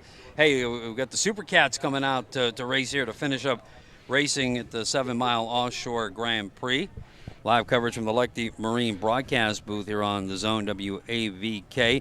Don't forget later on today the awards at the Sunset Grill, one of our official sponsors of Powerboat Racing, and the El Bandito Winner's Circle at the awards. It starts at 6 o'clock at the Sunset Grill. All the awards handed out there later on today. And we've got Supercats coming up. Supercats, the biggest class of the APBA National Series. These are naturally aspirated Supercat engines. The total engine power coming out, these carbureted engines, right around 1,500 between the two. So they're at 750. A lot of people say, well, they really produce up to about 800 horsepower. It kind of depends. All catamarans in the 38-foot range, although there is a 38 skater in this class. 40-foot WHM. Yeah, and a 40-foot MTI that won't race here, unfortunately. Some power problems for the new team, Hancock claims. But these are awesome, loud boats, fan favorites. Oh yeah, and we're still going to see six quality teams. The guys that everyone's going to be chasing is MCon, but Dirty Money had a real good showing in Key West. WHM was recently re-rigged by CK Motorsports in Michigan, and Billy Moff is very happy with how that boat's running. And then the HP Mafia guys ran strong in Key West, and CR Racing has a proven pedigree, so this could be anyone's race. HP Mafia's got engines in two boats, their own boat, which the two-man team, father and son, Anthony Smith, junior, senior, they wash the boat, pull the boat, rig the boat, do the engines, and drive and throttle the boat, and the HP engine, the HP Mafia engines are also in CR Racing. Yep, that's the boat that John Tomlinson and Lauren Leibel won Lauren's final title with. That's right, and it was two-time champion probably 5-6 years before that, back-to-back with John Tomlinson, Myrick Coyle. Performance Boat Center, Jimmy Johns. Now Myrick is on board the IMCON Monster Energy team, and that 388 skater with Tyler Miller. Tyler and Lindsay Miller run an incredible team program that has reigned in 3 consecutive national championships and back-to-back world championships. So they're going for a three-peat this year as they open the APBA national campaign. As we look at they have the inside lane. Yeah, they do have the inside lane. Dirty Money came on strong last year. Yep, another 388 skater. The Clovar boat they took over and put together on the fly. Got it ready for Key West. Finished on the podium. Finished second overall in Key West with that boat. Britt Lilly will drive, and Bill Pyburn on the throttles. That's right. They did have a fuel pump issue yesterday that they had to replace. And here we see the boats on the all the way to the front of the Roland transport boat. They had to rebuild an engine in the pits yesterday with the help from their friends at the MCON team, and everyone chips in these classes to help the guys make sure they can get out on the course. What do you think? You want to set the lanes? Yeah, let's set the lanes and the lineup for Supercat Racing. Eric Colby from Speed on the Water. Lane 1, Supercat 388 skater, US 1 MCON, Myrick Coyle on the wheel, Tyler Miller on the throttles. Lane 2, Dirty Money 388 skater, driver is Britt Lilly, throttles Bill Pyburn. Lane 3, WHM Motorsports, owner-driver Billy Moff, throttles Jay Muller. Lane 4, CR Racing. Rob Understall is driving. Casey Boaz on the throttles. Lane 5, SV Offshore. Owner Vinny Diorio throttling. Driver Matt Jaminski. Happy birthday, Danielle Diorio. And Lane 6, HP Mafia with, I'm pretty sure the dad is on the throttles and Anthony, his son, is on the wheel. We're going to run, I can verify that. That is absolutely correct. And they both run the company, and Anthony Jr., if he has a different middle name, he drove the LPC boat. That's correct. The last couple of years as well. This is a 12-lap race. The first lap counts as lap 1, although it's a 3/4 lap. The lap mileage is 5.7 miles for a full lap. So they'll run 68.4 miles out here today. Supercat Racing getting ready to start, and Race Control is telling us they're going to move these boats out to turn number 5 and get this race going as soon as possible. You're listening to live coverage. That'll wrap up our Porte Performance mid-race report here at Porte Performance. We put performance into everything we do. Check out everything that they do online, the Porte hydraulic transom lift bracket and more at porteproducts.com. Yeah, these teams aren't quite set up like the NHRA teams to rebuild engines between heats, but if you have to, you have to. These engines, I love this program because it's intriguing. It puts different hull manufacturers against hull manufacturers. It puts different engine manufacturers against different engine manufacturers. Someone have a hatch up there? It looks like. It does look like one of the boats has a hatch up. And these are canopy catamarans. Again, we mentioned 38 to 40 feet. The total width maximum is 66 I don't want to inches. say which boat that is because I can't tell, and I don't want to speculate. Well, we'll hope and keep our fingers crossed that they get themselves up and moving here. And anyway, the tunnel width, interestingly enough, is less than that of the factory 450R boats. Yeah, 66 inches maximum width for the tunnels on the Supercats. The engines are 510 cubic inch. They run a Holley carbureted engine, compression ratio 9.5 to 1 maximum. They run the number 6 Mercury drives. I mean, these engines, I guess you could, in comparison to, say, like a 67 Shelby GT500. That looks like CR Racing is on the screen now. It looks like they're having an engine issue. Yeah, they were the last one to kind of pull out, and they seemed to be limping by as they went by in front of us. So they're going to get down in the engine compartment and see if they can get that up and running and ready to start. And if the rules say that if you can do it yourself without any assistance from anyone else on another boat, you can make the repair and then start the race, but you cannot receive assistance from any other vessels.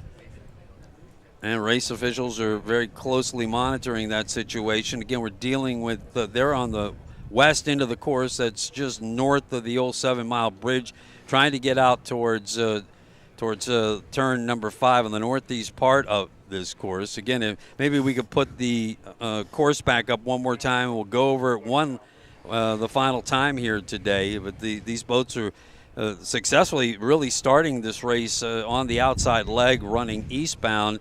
They'll mill off of the turn 5 and get up on plane. They've been released every race so far very early, and have a real long run, Eric, to get down that eastbound leg before they even get to the turns. Yeah, it's been great as far as you don't have the crazy bunch ups going into turn 1. I thought that was a really good call by the officials to get them stretched out and just give them room to race. Yeah, again, if we get a chance, let's put the course map up one more time, go over that.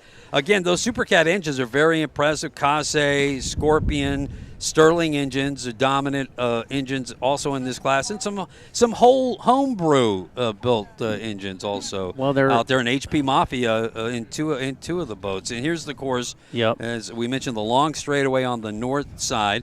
We are located at the yellow arrow down towards the left corner, the finish line. That's where the state park is and the VIP area and the old 7 Mile Bridge. Just to the southeast of that. The boats are trying to get out to turn number 5. That's where they were mill clockwise, and they're actually taking them farther to the left, to the west of that, getting them up and releasing them very close. You can see where it says start. That's where they're trying to release them and give them a couple of miles to run all the way down towards to turn 1 so they can spread out a little bit. Again, 2 hairpin turns in turn 1 and 2, and that they are 3 pin turns. A buoy did get hit on turn 1. We heard that was replaced in earlier today. And once the boats get through that far east, those 2 turns, they'll start heading westbound over the north side of Marathon, and then begin the leg back towards the bridge in front of the spectator area, then down the bridge, and then back around turn 4. These are both sharp turns. These are not 3-pin turns, and certainly turn 5, very sharp turn, and it does not have 3 pins marked on it. And a good look at the course for today's race. Again, 12 laps to race in Supercat. It's the longest race of all of the races here in the 7 Mile Offshore Grand Prix, 68.7 Orange miles. smoke has been dropped. All right, so orange smoke is loose. That means we will be up and starting. We'll go back to our camera coverage. See, our X-Insurance helicopter is moving back out on the course. The 7 Mile Offshore Grand Prix is brought to you by our executive sponsors, Signs Unlimited, Palm Landscaping, Pigeon Key, Millionaire, Tuna Skin. Our conch sponsors, Design Source, Brutus Seafood, Conch Republic Seafood, and the 7 Mile sponsors, Coco's Monkey, Jolly Roger, RV Park, El Bandito Yankee Tequila. They'll be at the Winner's Circle at the Sunset Grill. That is where the award ceremonies are at 6 tonight. See you there. Our live stream at Race World Offshore's Facebook page and at YouTube.com is brought to you by Maximum Inflation. CO2 cartridges, gas for everything, inflatable. I see 5 boats milling. From the X-Insurance Helicam. So we might be down a boat. We'll have to see if they get started or not. I see 6. Well, I see 5 boats now. Yep. And don't see X-Insurance. I'm sorry, CR Racing. And MCON will have the inside. So that's going to be MCON inside with Dirty Money right next to him. So that was 2 of the faster boats in Key West. Could be interesting to let's see how Britt and Bill handle that start. In the absence of Pro Floors, Valder Yachts. Yep. He has a medical issue and potentially may not race at all this year. I think he's having a shoulder replaced. Yeah, and it's going to be hard to watch, and I'll always be looking for the Pro Floors boat with Wayne Valder and Grant Bruggeman. And they, you never know. You may see them late in the year, and we wish all the best to the Valder family. And Wayne Valder, one of our favorite folks, one of the most colorful characters powerboat racing has ever known from New Zealand. But there are boats that are ready to step up. Dirty Money, CR Racing, HP Mafia, Rolling Transport. I mean, Vinny Diorio, he has been campaigning strong in his Outer Limits boat. Of course, you got WHM. And all the hard work they've building a new boat, new boat, and putting everything back into the old one until the new one is ready, which they expect it to be later this year, being finished up at Skater, and Peter Ledden's crew, of course, build all of Billy Moss boats. And I can't remember Bo Renfro's wife's name, but they have some resources they are putting behind that team as well. Tiffany, Bo and Tiffany Renfro, and Britt Lilly just said they're absolutely remarkable, and brought him into their family, and he is absolutely sky high to drive that Dirty Money team, which he raced to the podium with Billy Pyburn. Second overall in Key West at the World Championship last year. They're lining these boats up. We're getting ready to race Supercat, the final race of the day at the 7 Mile Offshore Grand Prix presented by Race World Offshore. All different boats, different engines, but all Mercury number 6 drives. That's right, the number 6s. Interesting story on SpeedOnTheWater.com how Monster Energy put the number 6s on their Class 1 boat. Teamed up with the Mercury 1100 turbo racing engines on that 438 Skater. I guess it's not quite 438 anymore. Probably the running surface a little lighter, or maybe with what a job Skater did for configuring that transom to take the surface drives off and put the number 6 drives on to match with those Mercury Racing turbocharged engines, the official engine of Class 1. I can only imagine the behind-the-scenes comments from Pete Ledden on that, at the president of Skater. They got the big job done. Yes, they did. All right, so the boats are lining up. There's your Deep Impact Pace boat.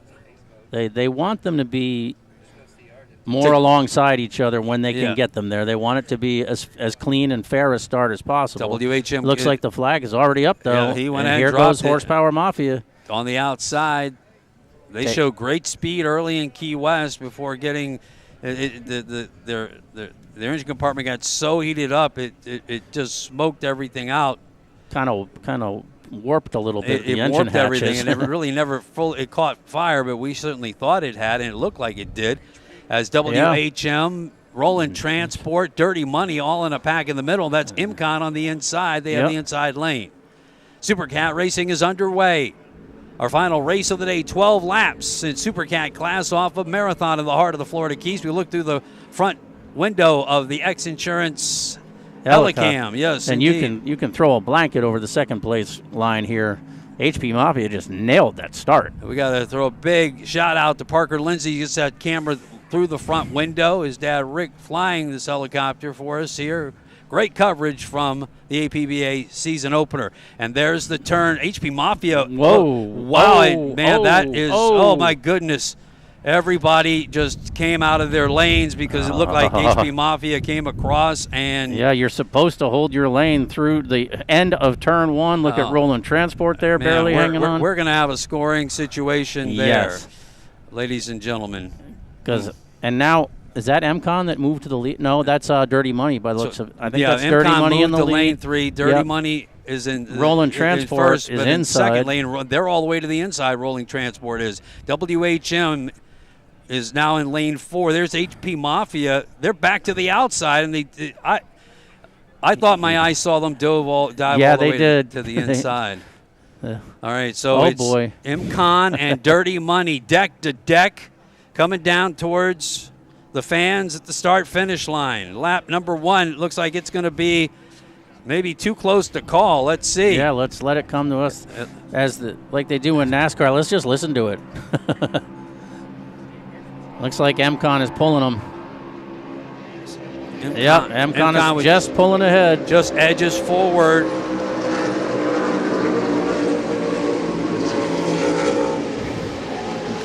One. So HP Mafia looked like it was in third. You Yep. got Dirty Money in second, and WHM in fourth. So you look overhead, Dirty Money in the middle of the screen. MCon has the lead as they head northbound towards turn number 5. I haven't seen WHM come by. I did. Oh, you did? There they are. They're right there with Rolling Transport. Transport. They're in fourth right now. Just no CO. Okay, so we're down to 4 boats. Yep. Dirty Money is number 2. 5 is Rolling Transport. Yes. Okay. They're in the mix. Yep. Again, Team Farnsworth did not start the 40-foot MTI.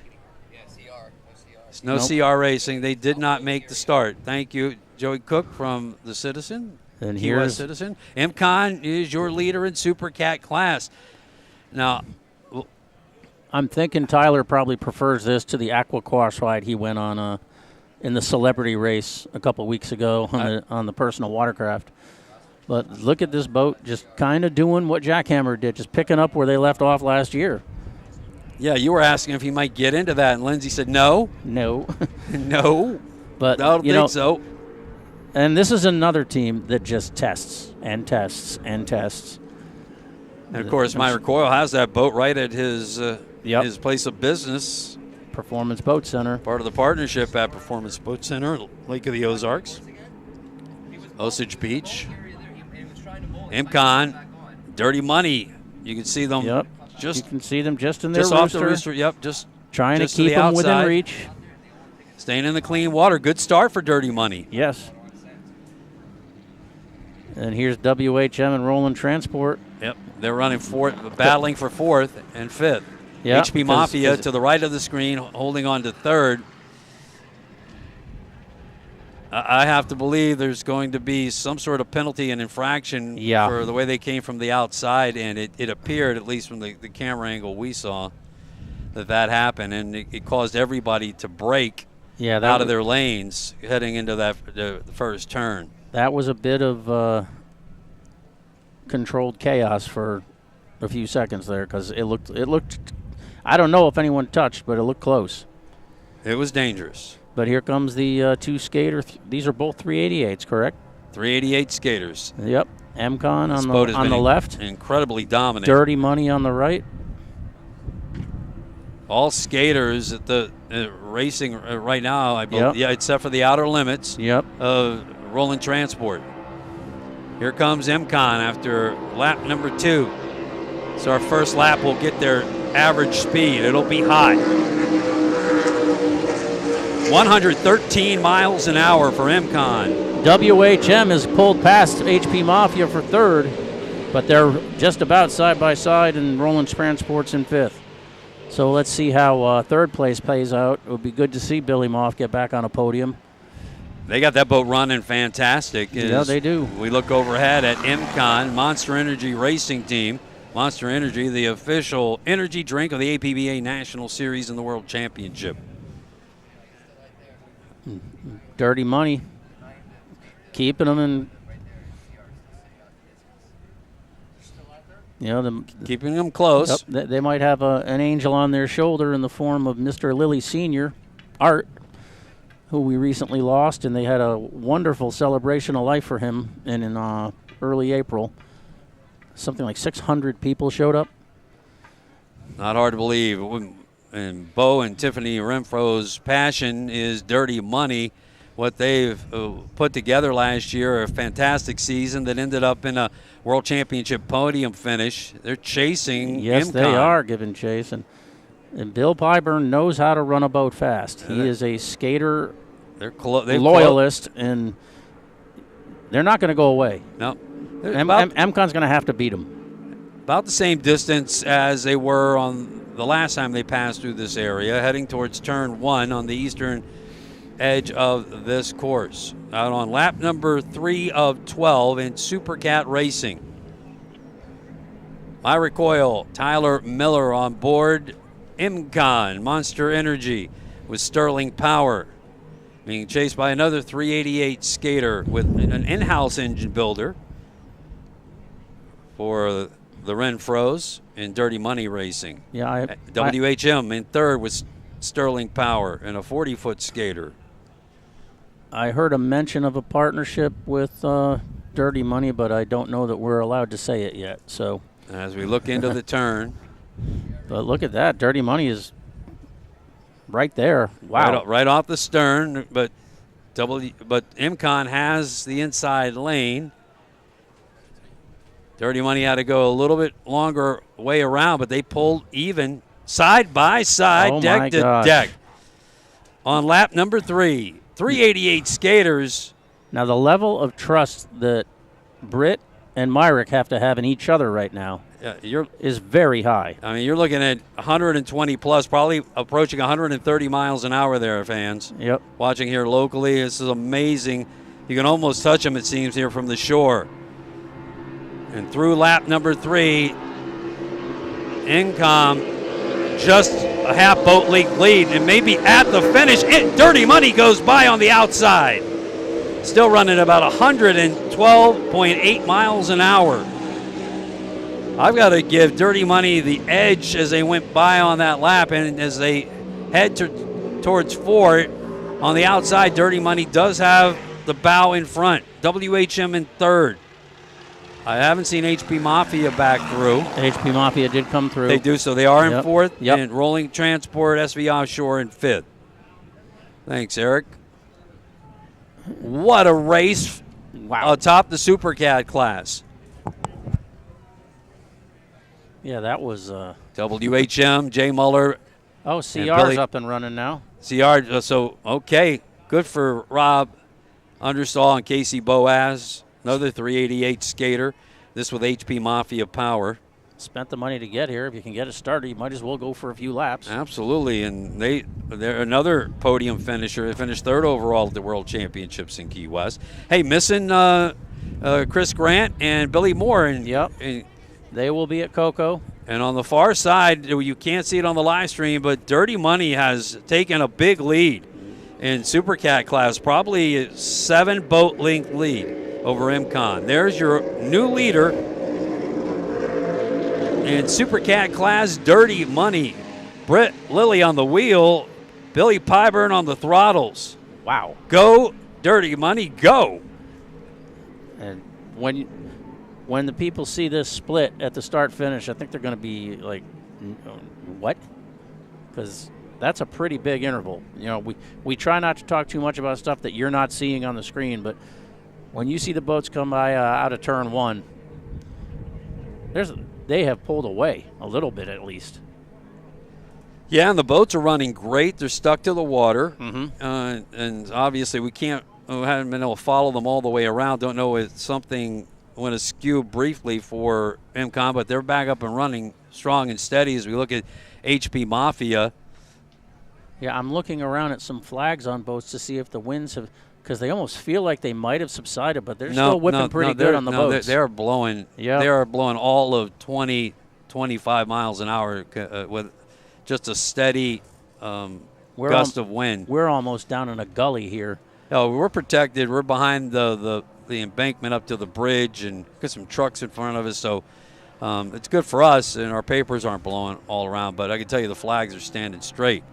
As we watch our leaders in Supercat come around after lap number 4 of 12, Dirty Money is your new leader. And here they are. We'll get an interval from Eric MCON in second. They turn that lap at 116 miles an hour. 7.4 seconds. MCON in second. Dirty Money is your overall leader. MCON not used to chasing. HP Mafia holding down fourth. WHM just ahead in third. Yep. But man, this Rolling Transport, Vinny Diorio, Mike Jaminski, and the outer limits. Scorpion Power. A little bit of a mismatched set of engines today since they did the rebuild in the pits. That's right. Good scramble, though. Yep. Nobody more dedicated than Vinny Diorio. And when Brian Forehand comes out and races Mod V, Vinny always gets to ride in that boat, which has got to be a gas. Super fast Mod V boat. They're quite the team. As we look at Rolling Transport again, heading out towards turn number 5. Again, as we can see here, Dirty Money continuing to lead and make that lead grow. Now up to about 10, 12 boat lengths over Imcon. You can't see Imcon, but Imcon off the screen, and Dirty Money has come into their setup very well. Now the question only becomes did they go too early? Because this is a 12-lap race. Looking at Tyler Miller and Myrick Coyle and Imcon running in second. And I don't think they're letting. They don't want to let Dirty Money get that far out ahead of them. Well, it's not super easy to get by anybody, especially if you're carrying speed. And they got around them. Yeah, they did. But I don't think this is a strategic move on MCON's part to let them get that far out. But they just turned the fastest lap of the day. I mean, 3 miles an hour faster than MCON's fastest lap. Amazing racing. This Supercat racing is absolutely exciting. Fan favorites for sure. The speed, the sound of offshore powerboat racing here. Dirty Money, Imcon putting on quite a show at the top of this, but boy, WHM having a great race as well in third place. Dirty Money now heading down towards the start-finish line. And what do you have for a lap for them last time? 116.14. They had that boat running beautifully. Look how it sticks just to the back. Oh, it's carrying perfectly. Yes. Now 114.17. Imcon running in second. About 8 seconds and change, so they're still about the same interval. WHM is not far behind. Oh, Imcon. no, not at all. But that boat is running amazing. Imcon needs to keep a look behind them, more so in front of them, I think. And WHM's a 40. HP Mafia holding on to fourth. CR Racing, they're off the pace. Remember, they had some engine problems, and you could hear one of those engines not running. Yeah, they haven't completed the same number of laps as the rest of the other boats. The Rolling Transport is in fifth. CR Racing would be all the way back in sixth. They're a lap off the pace. So we look at HP Mafia. Anthony Smith Sr. and Jr. on board. Appreciate them making the haul from Lake of the Ozarks. Oh, absolutely. I really enjoyed a conversation with the father and son team. And they are super stoked about their engines. CR Racing raves about them. And they were super fast in Key West last year until they had their overheating issue. I would imagine they'll be getting some shootout customers for the Lake of the Ozarks shootout this year. I think that they said I think they may be going themselves as well. Yep. As we look at your overall leader, Dirty Money continuing to hold the first place. Imcon seems to be in the same spot. All those boats continuing to hold their spots. Imcon in second, WHM in third, and HP Mafia in fourth. Rolling Transport in fifth as we look from the X Insurance Helicam. Yep. Those emerald waters that the Chamber of Commerce wants to promote. Real fun town here in Marathon. HP Mafia. Another 388 skater. HP Mafia team from Lake of the Ozarks still. As basic it is, I kind of like that livery. I do too, especially for that crew. I mean, straightforward. Hard-working ham and eggers right there. Let me tell you. Roll your sleeves up, hitch the boat to the trailer, tow it, pull it, wash it. Gotta love those guys. All right, here we are on lap 6, wrapping it up. We're at the halfway point of this race with Dirty Money putting on a show here to the Supercat fans all across the world watching with us here on the Maximum Inflation live stream. as they cook the course here today in sunny Marathon, Florida, the heart of the Florida Keys. 113.4. Monster running in second, the Imcon Racing team. And now WHM. Yeah, the interval really hasn't changed. Still around 7 and change seconds. Stalking Imcon in third.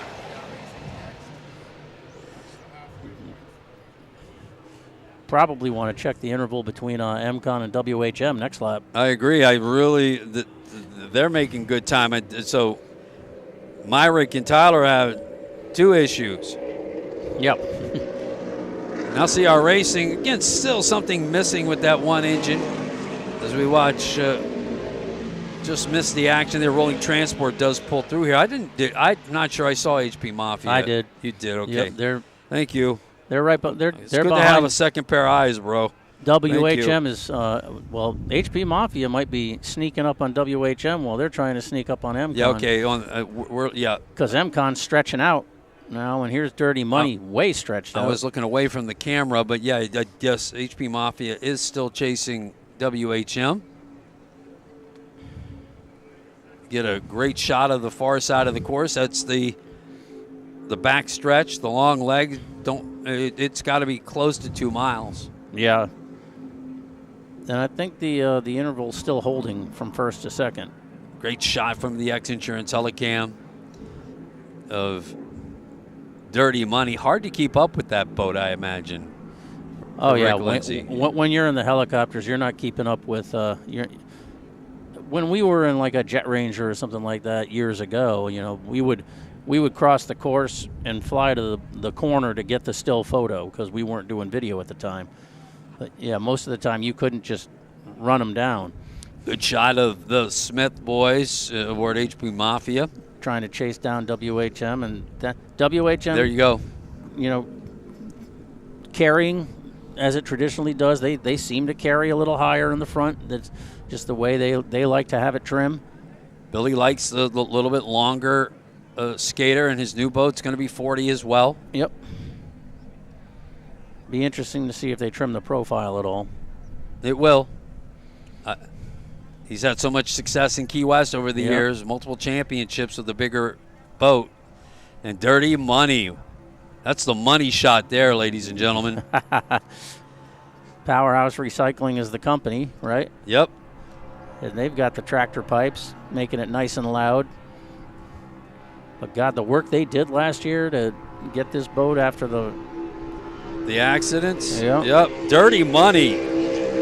Britt Lilly, Billy Pyburn continuing the lead.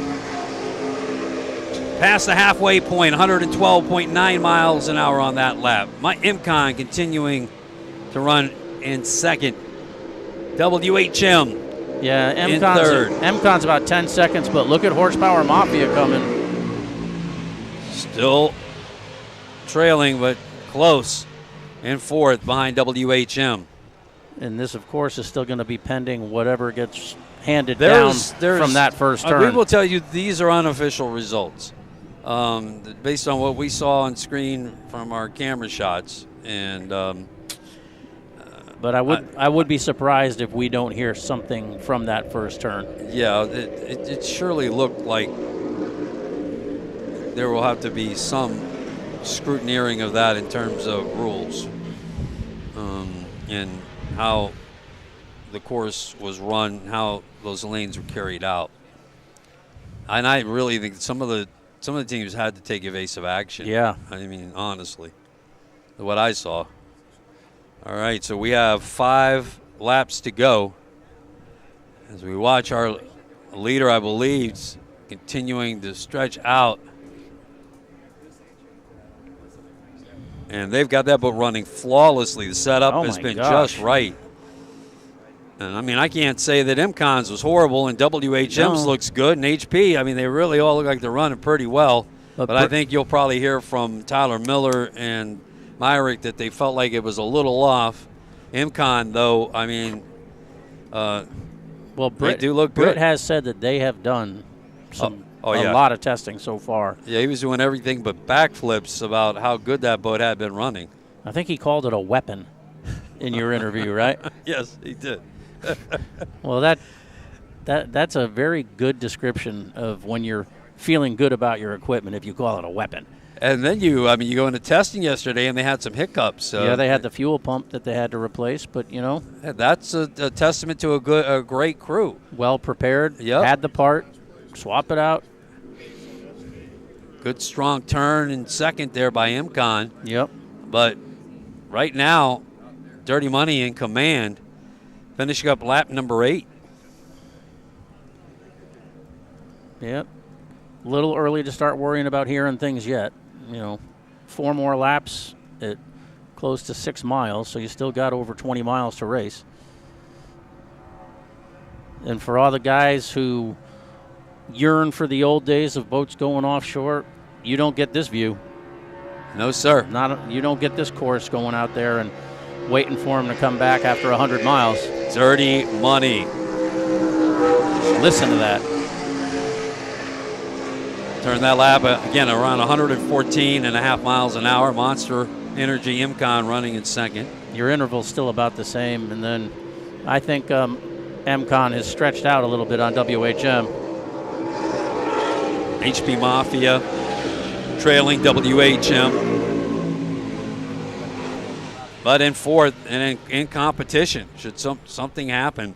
Now, who did you say the HP Mafia boat? Whose was that before they got it? I thought you said you knew the history. No, I did not. I did not know the history of that one. I probably have heard it, but yeah, I can't reach up there and find that one right now for you, Eric. Sorry, didn't mean to 6CR Racing. Put you on the spot. That's okay. Yep. The Rolodex isn't working today. CR Racing, they're in the back of the pack. Good to see them racing and running again. Trailed by Rolling Transport, but actually Rolling Transport is ahead of them a lap, running 5th overall and on the lead lap pace. The Orioles team, Rolling Transport, SVR Offshore, the only non-skater boat running here today in Outer Limits. Moved to the naturally aspirated engines last year, and pretty sure they had moved to a Scorpion program at the World Championships last season. Yeah, I'm pretty sure he and his wife have a 37 Outer Limits Cat outboard for their pleasure boat. Down to the last 4 laps of this Supercat race and the last race of this 2 days of the 7-mile Offshore Grand Prix. Race World Offshore's first race of the season, which will end at the World Championships later in Key West. Next race for Race World Offshore will be in Ocean City, Maryland, and then Clearwater. The next race of the APBA Series, the P1 race in Cocoa Beach. The APBA Series will also go to Lake of the Ozarks in Sheboygan, Wisconsin, Sarasota, Clearwater, and St. Petersburg, I believe. Follow all the action. Watch the live streams here on Race World Offshore. Also P1, Mike Yowalski and Matt Trulio speed on the water calling the action on P1 races. Can't wait for this season. Support offshore powerboat racing. Get in on the excitement. And here comes your overall leader. After this one, there'll be 3 laps to go. They've been leading since lap number 3. They made the change right coming in at the end of number 2. Side by side when they made that move. Dirty Money.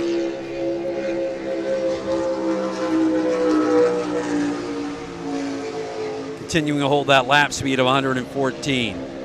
Just above. Monster Energy Imcon, number 2. Interval is still about 8 seconds or so. WHM still running 3rd. And they've opened up a gap over HP Mafia a little bit, I think. Yeah. HP Mafia 4th behind number 3, WHM. You talked about the rebuild that Dirty Money went through. I mean, there were 2 accidents involved when the boats went to the Midwest, as we look at CR Racing. one, Dirty Money got busted up, the boat that they had, and at the same time, on their way to the racing in Midwest, the Clovar boat had an accident on the road.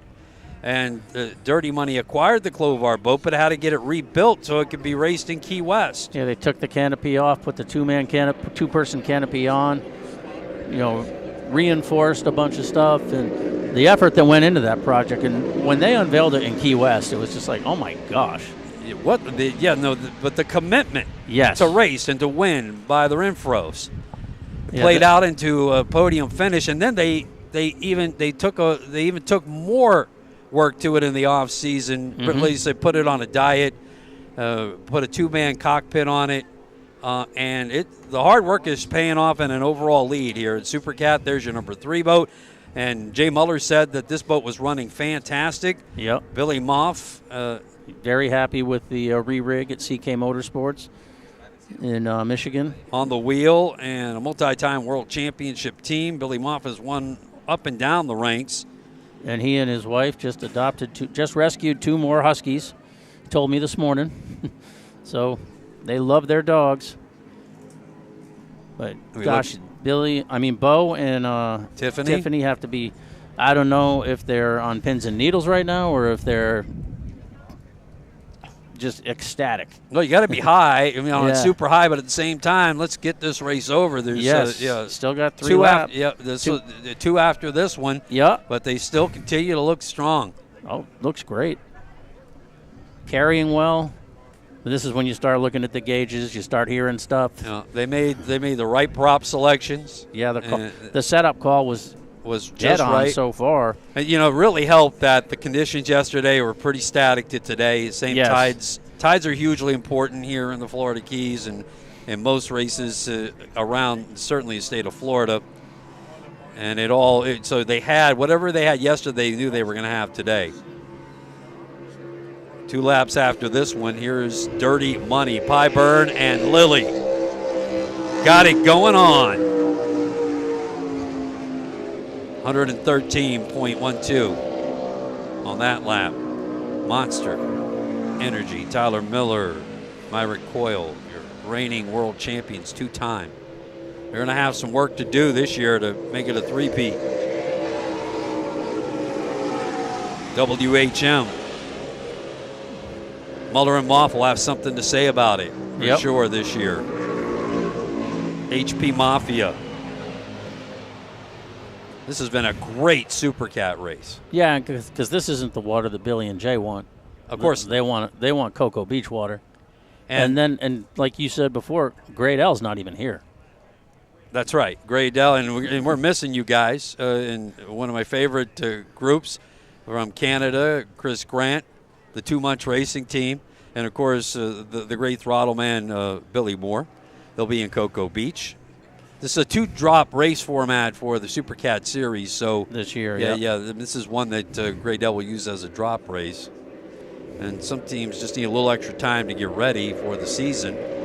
CR Racing, they are behind Rolling Transport, but Rolling Transport is on the lead lap pace, and they're in 5th overall.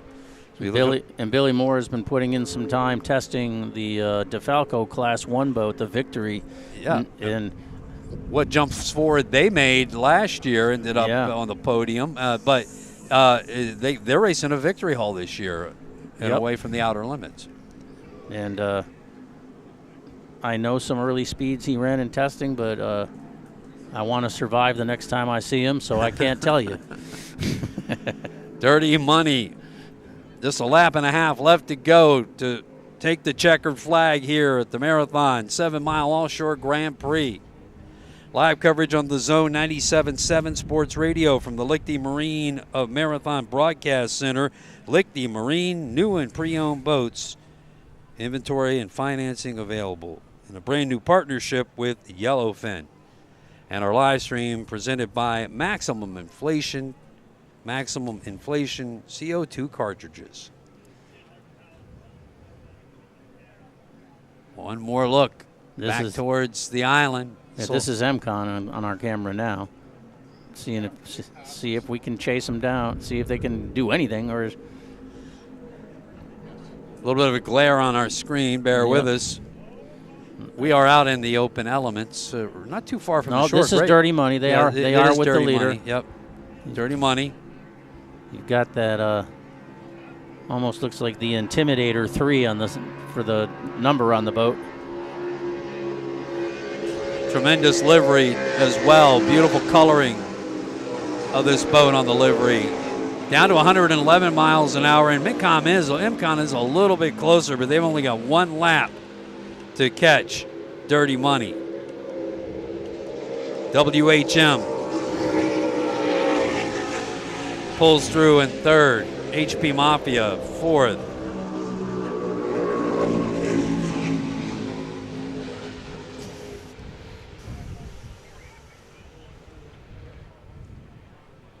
Here's a nice shot overhead of Vinny Diorio's Outer Limits, the rolling transport SV Offshore. Looking ahead at CR Racing, 388 Skater. And if you want to check out some tow rigs, because Vinny? that's what Vinny does for a living. Those trucks are amazing. He's got the best trucks in the business. Are you kidding me? Amazing rigs. CR Racing. Trailed by SV Offshore, but SV Offshore again on the lead lap, so ahead of them. CR Racing had some problems, didn't make the start on time, but did get out and race. They were able to work it out and at least put points up, which will be important for them. Good look at the 40-foot skater, WHM. This will be the last year that will be campaign. Dirty Money has turned out. Did you hear? Is that what we heard? It looks like we don't have a shot of it at the moment, but Joey Cook from the Citizen is telling us that Dirty Money has turned down out. in turn 5. I see a boat just beyond our cameras, but if we can get a shot from our cameras on the west side of the course down by the bridge. Right now, we're getting information that IMCON has taken the lead. Well, we're going to know here in probably a minute. There is a cat down right behind the cameras. Yeah. Yep. Is that it? That's Dirty Money on idle, off plane. What a down by turn 5. Last lap. Goodness. Something let go. That's difficult. That's racing, unfortunately. What a race they put on. Turned the fastest lap of the day. Now they're getting it back going again. But here comes IMCON. And do we have a checkered flag?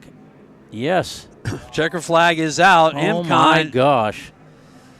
This is why you run to the checkered flag. Right? A mechanical issue plagues Dirty Money. IMCON holds in and now takes the lead and will take the checkered flag in Supercat class and win the 7-mile Offshore Grand Prix here, the inaugural race of the APBA season.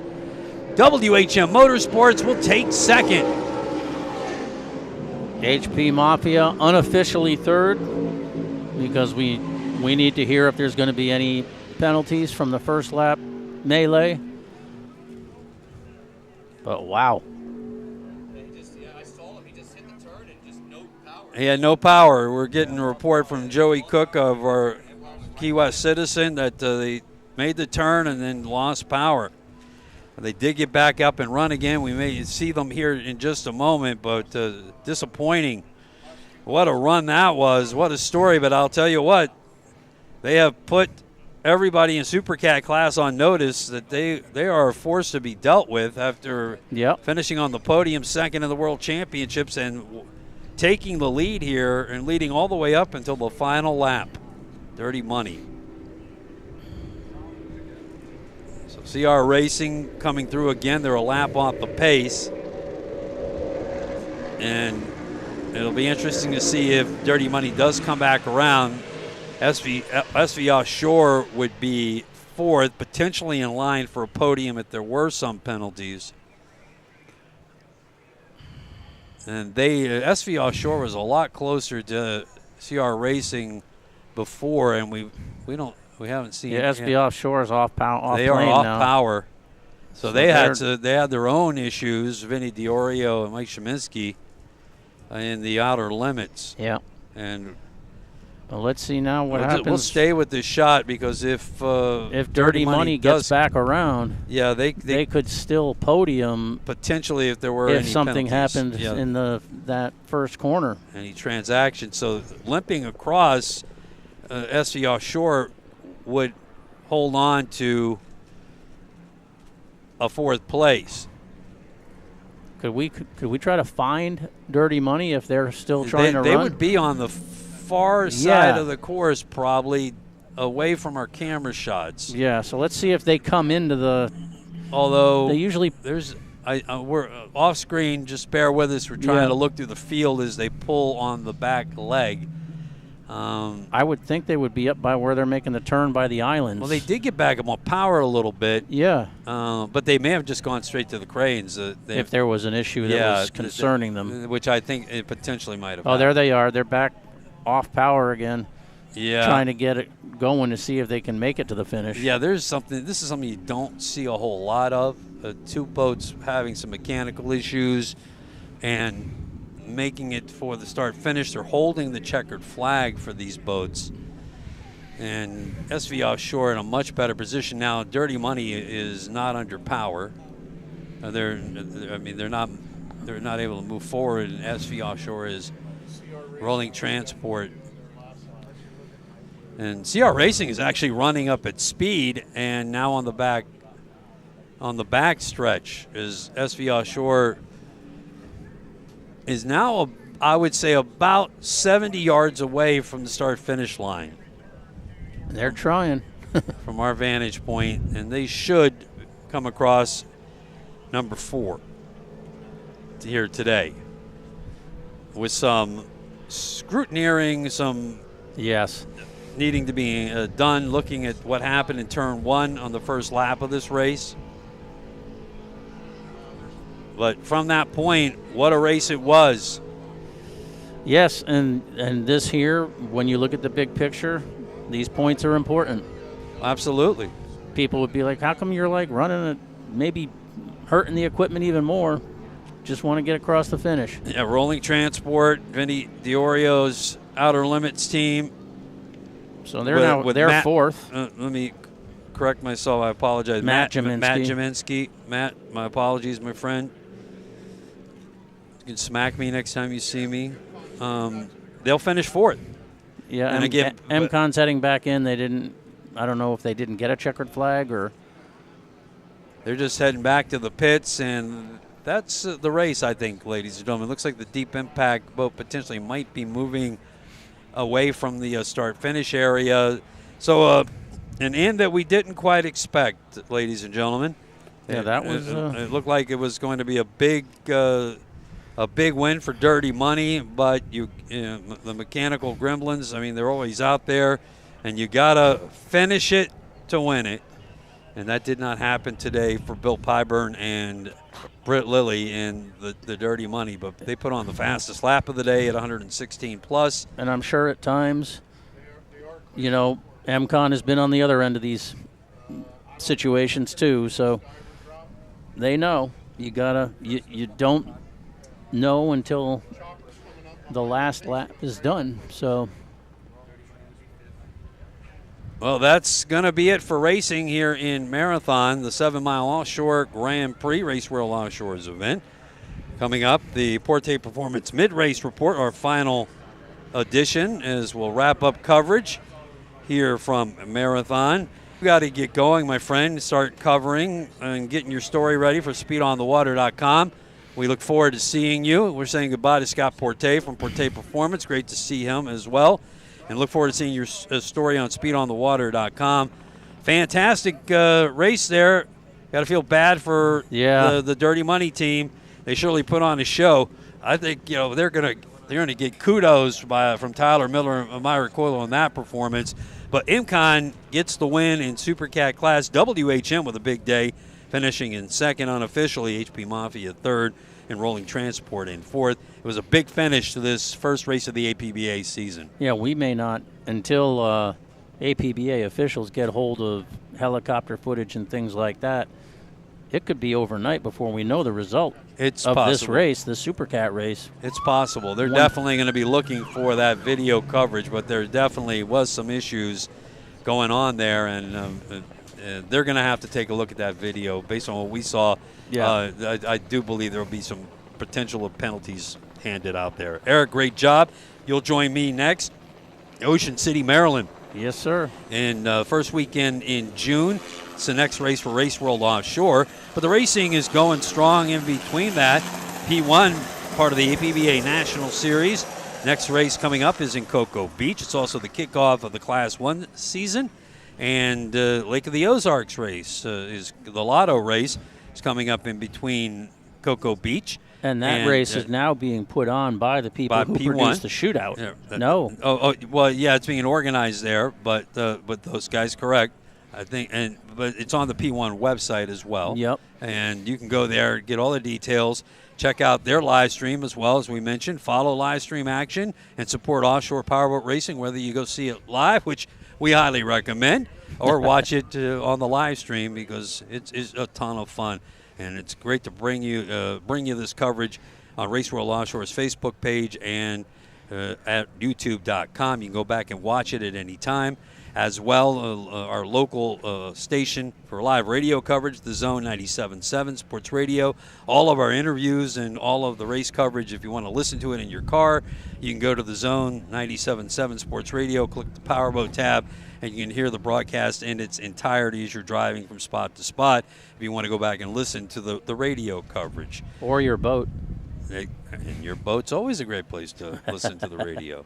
Eric, thank you, my friend. Thank you. Can't wait to see your story on Speed on the Water, and look forward to working with you more later on this year. Ocean City, Maryland, Clearwater, and, of course, the World Championships in Key West. We're going to be back with more from the Lichty Marine of Marathon Broadcast Center on the Zone 97.7 Sports Radio.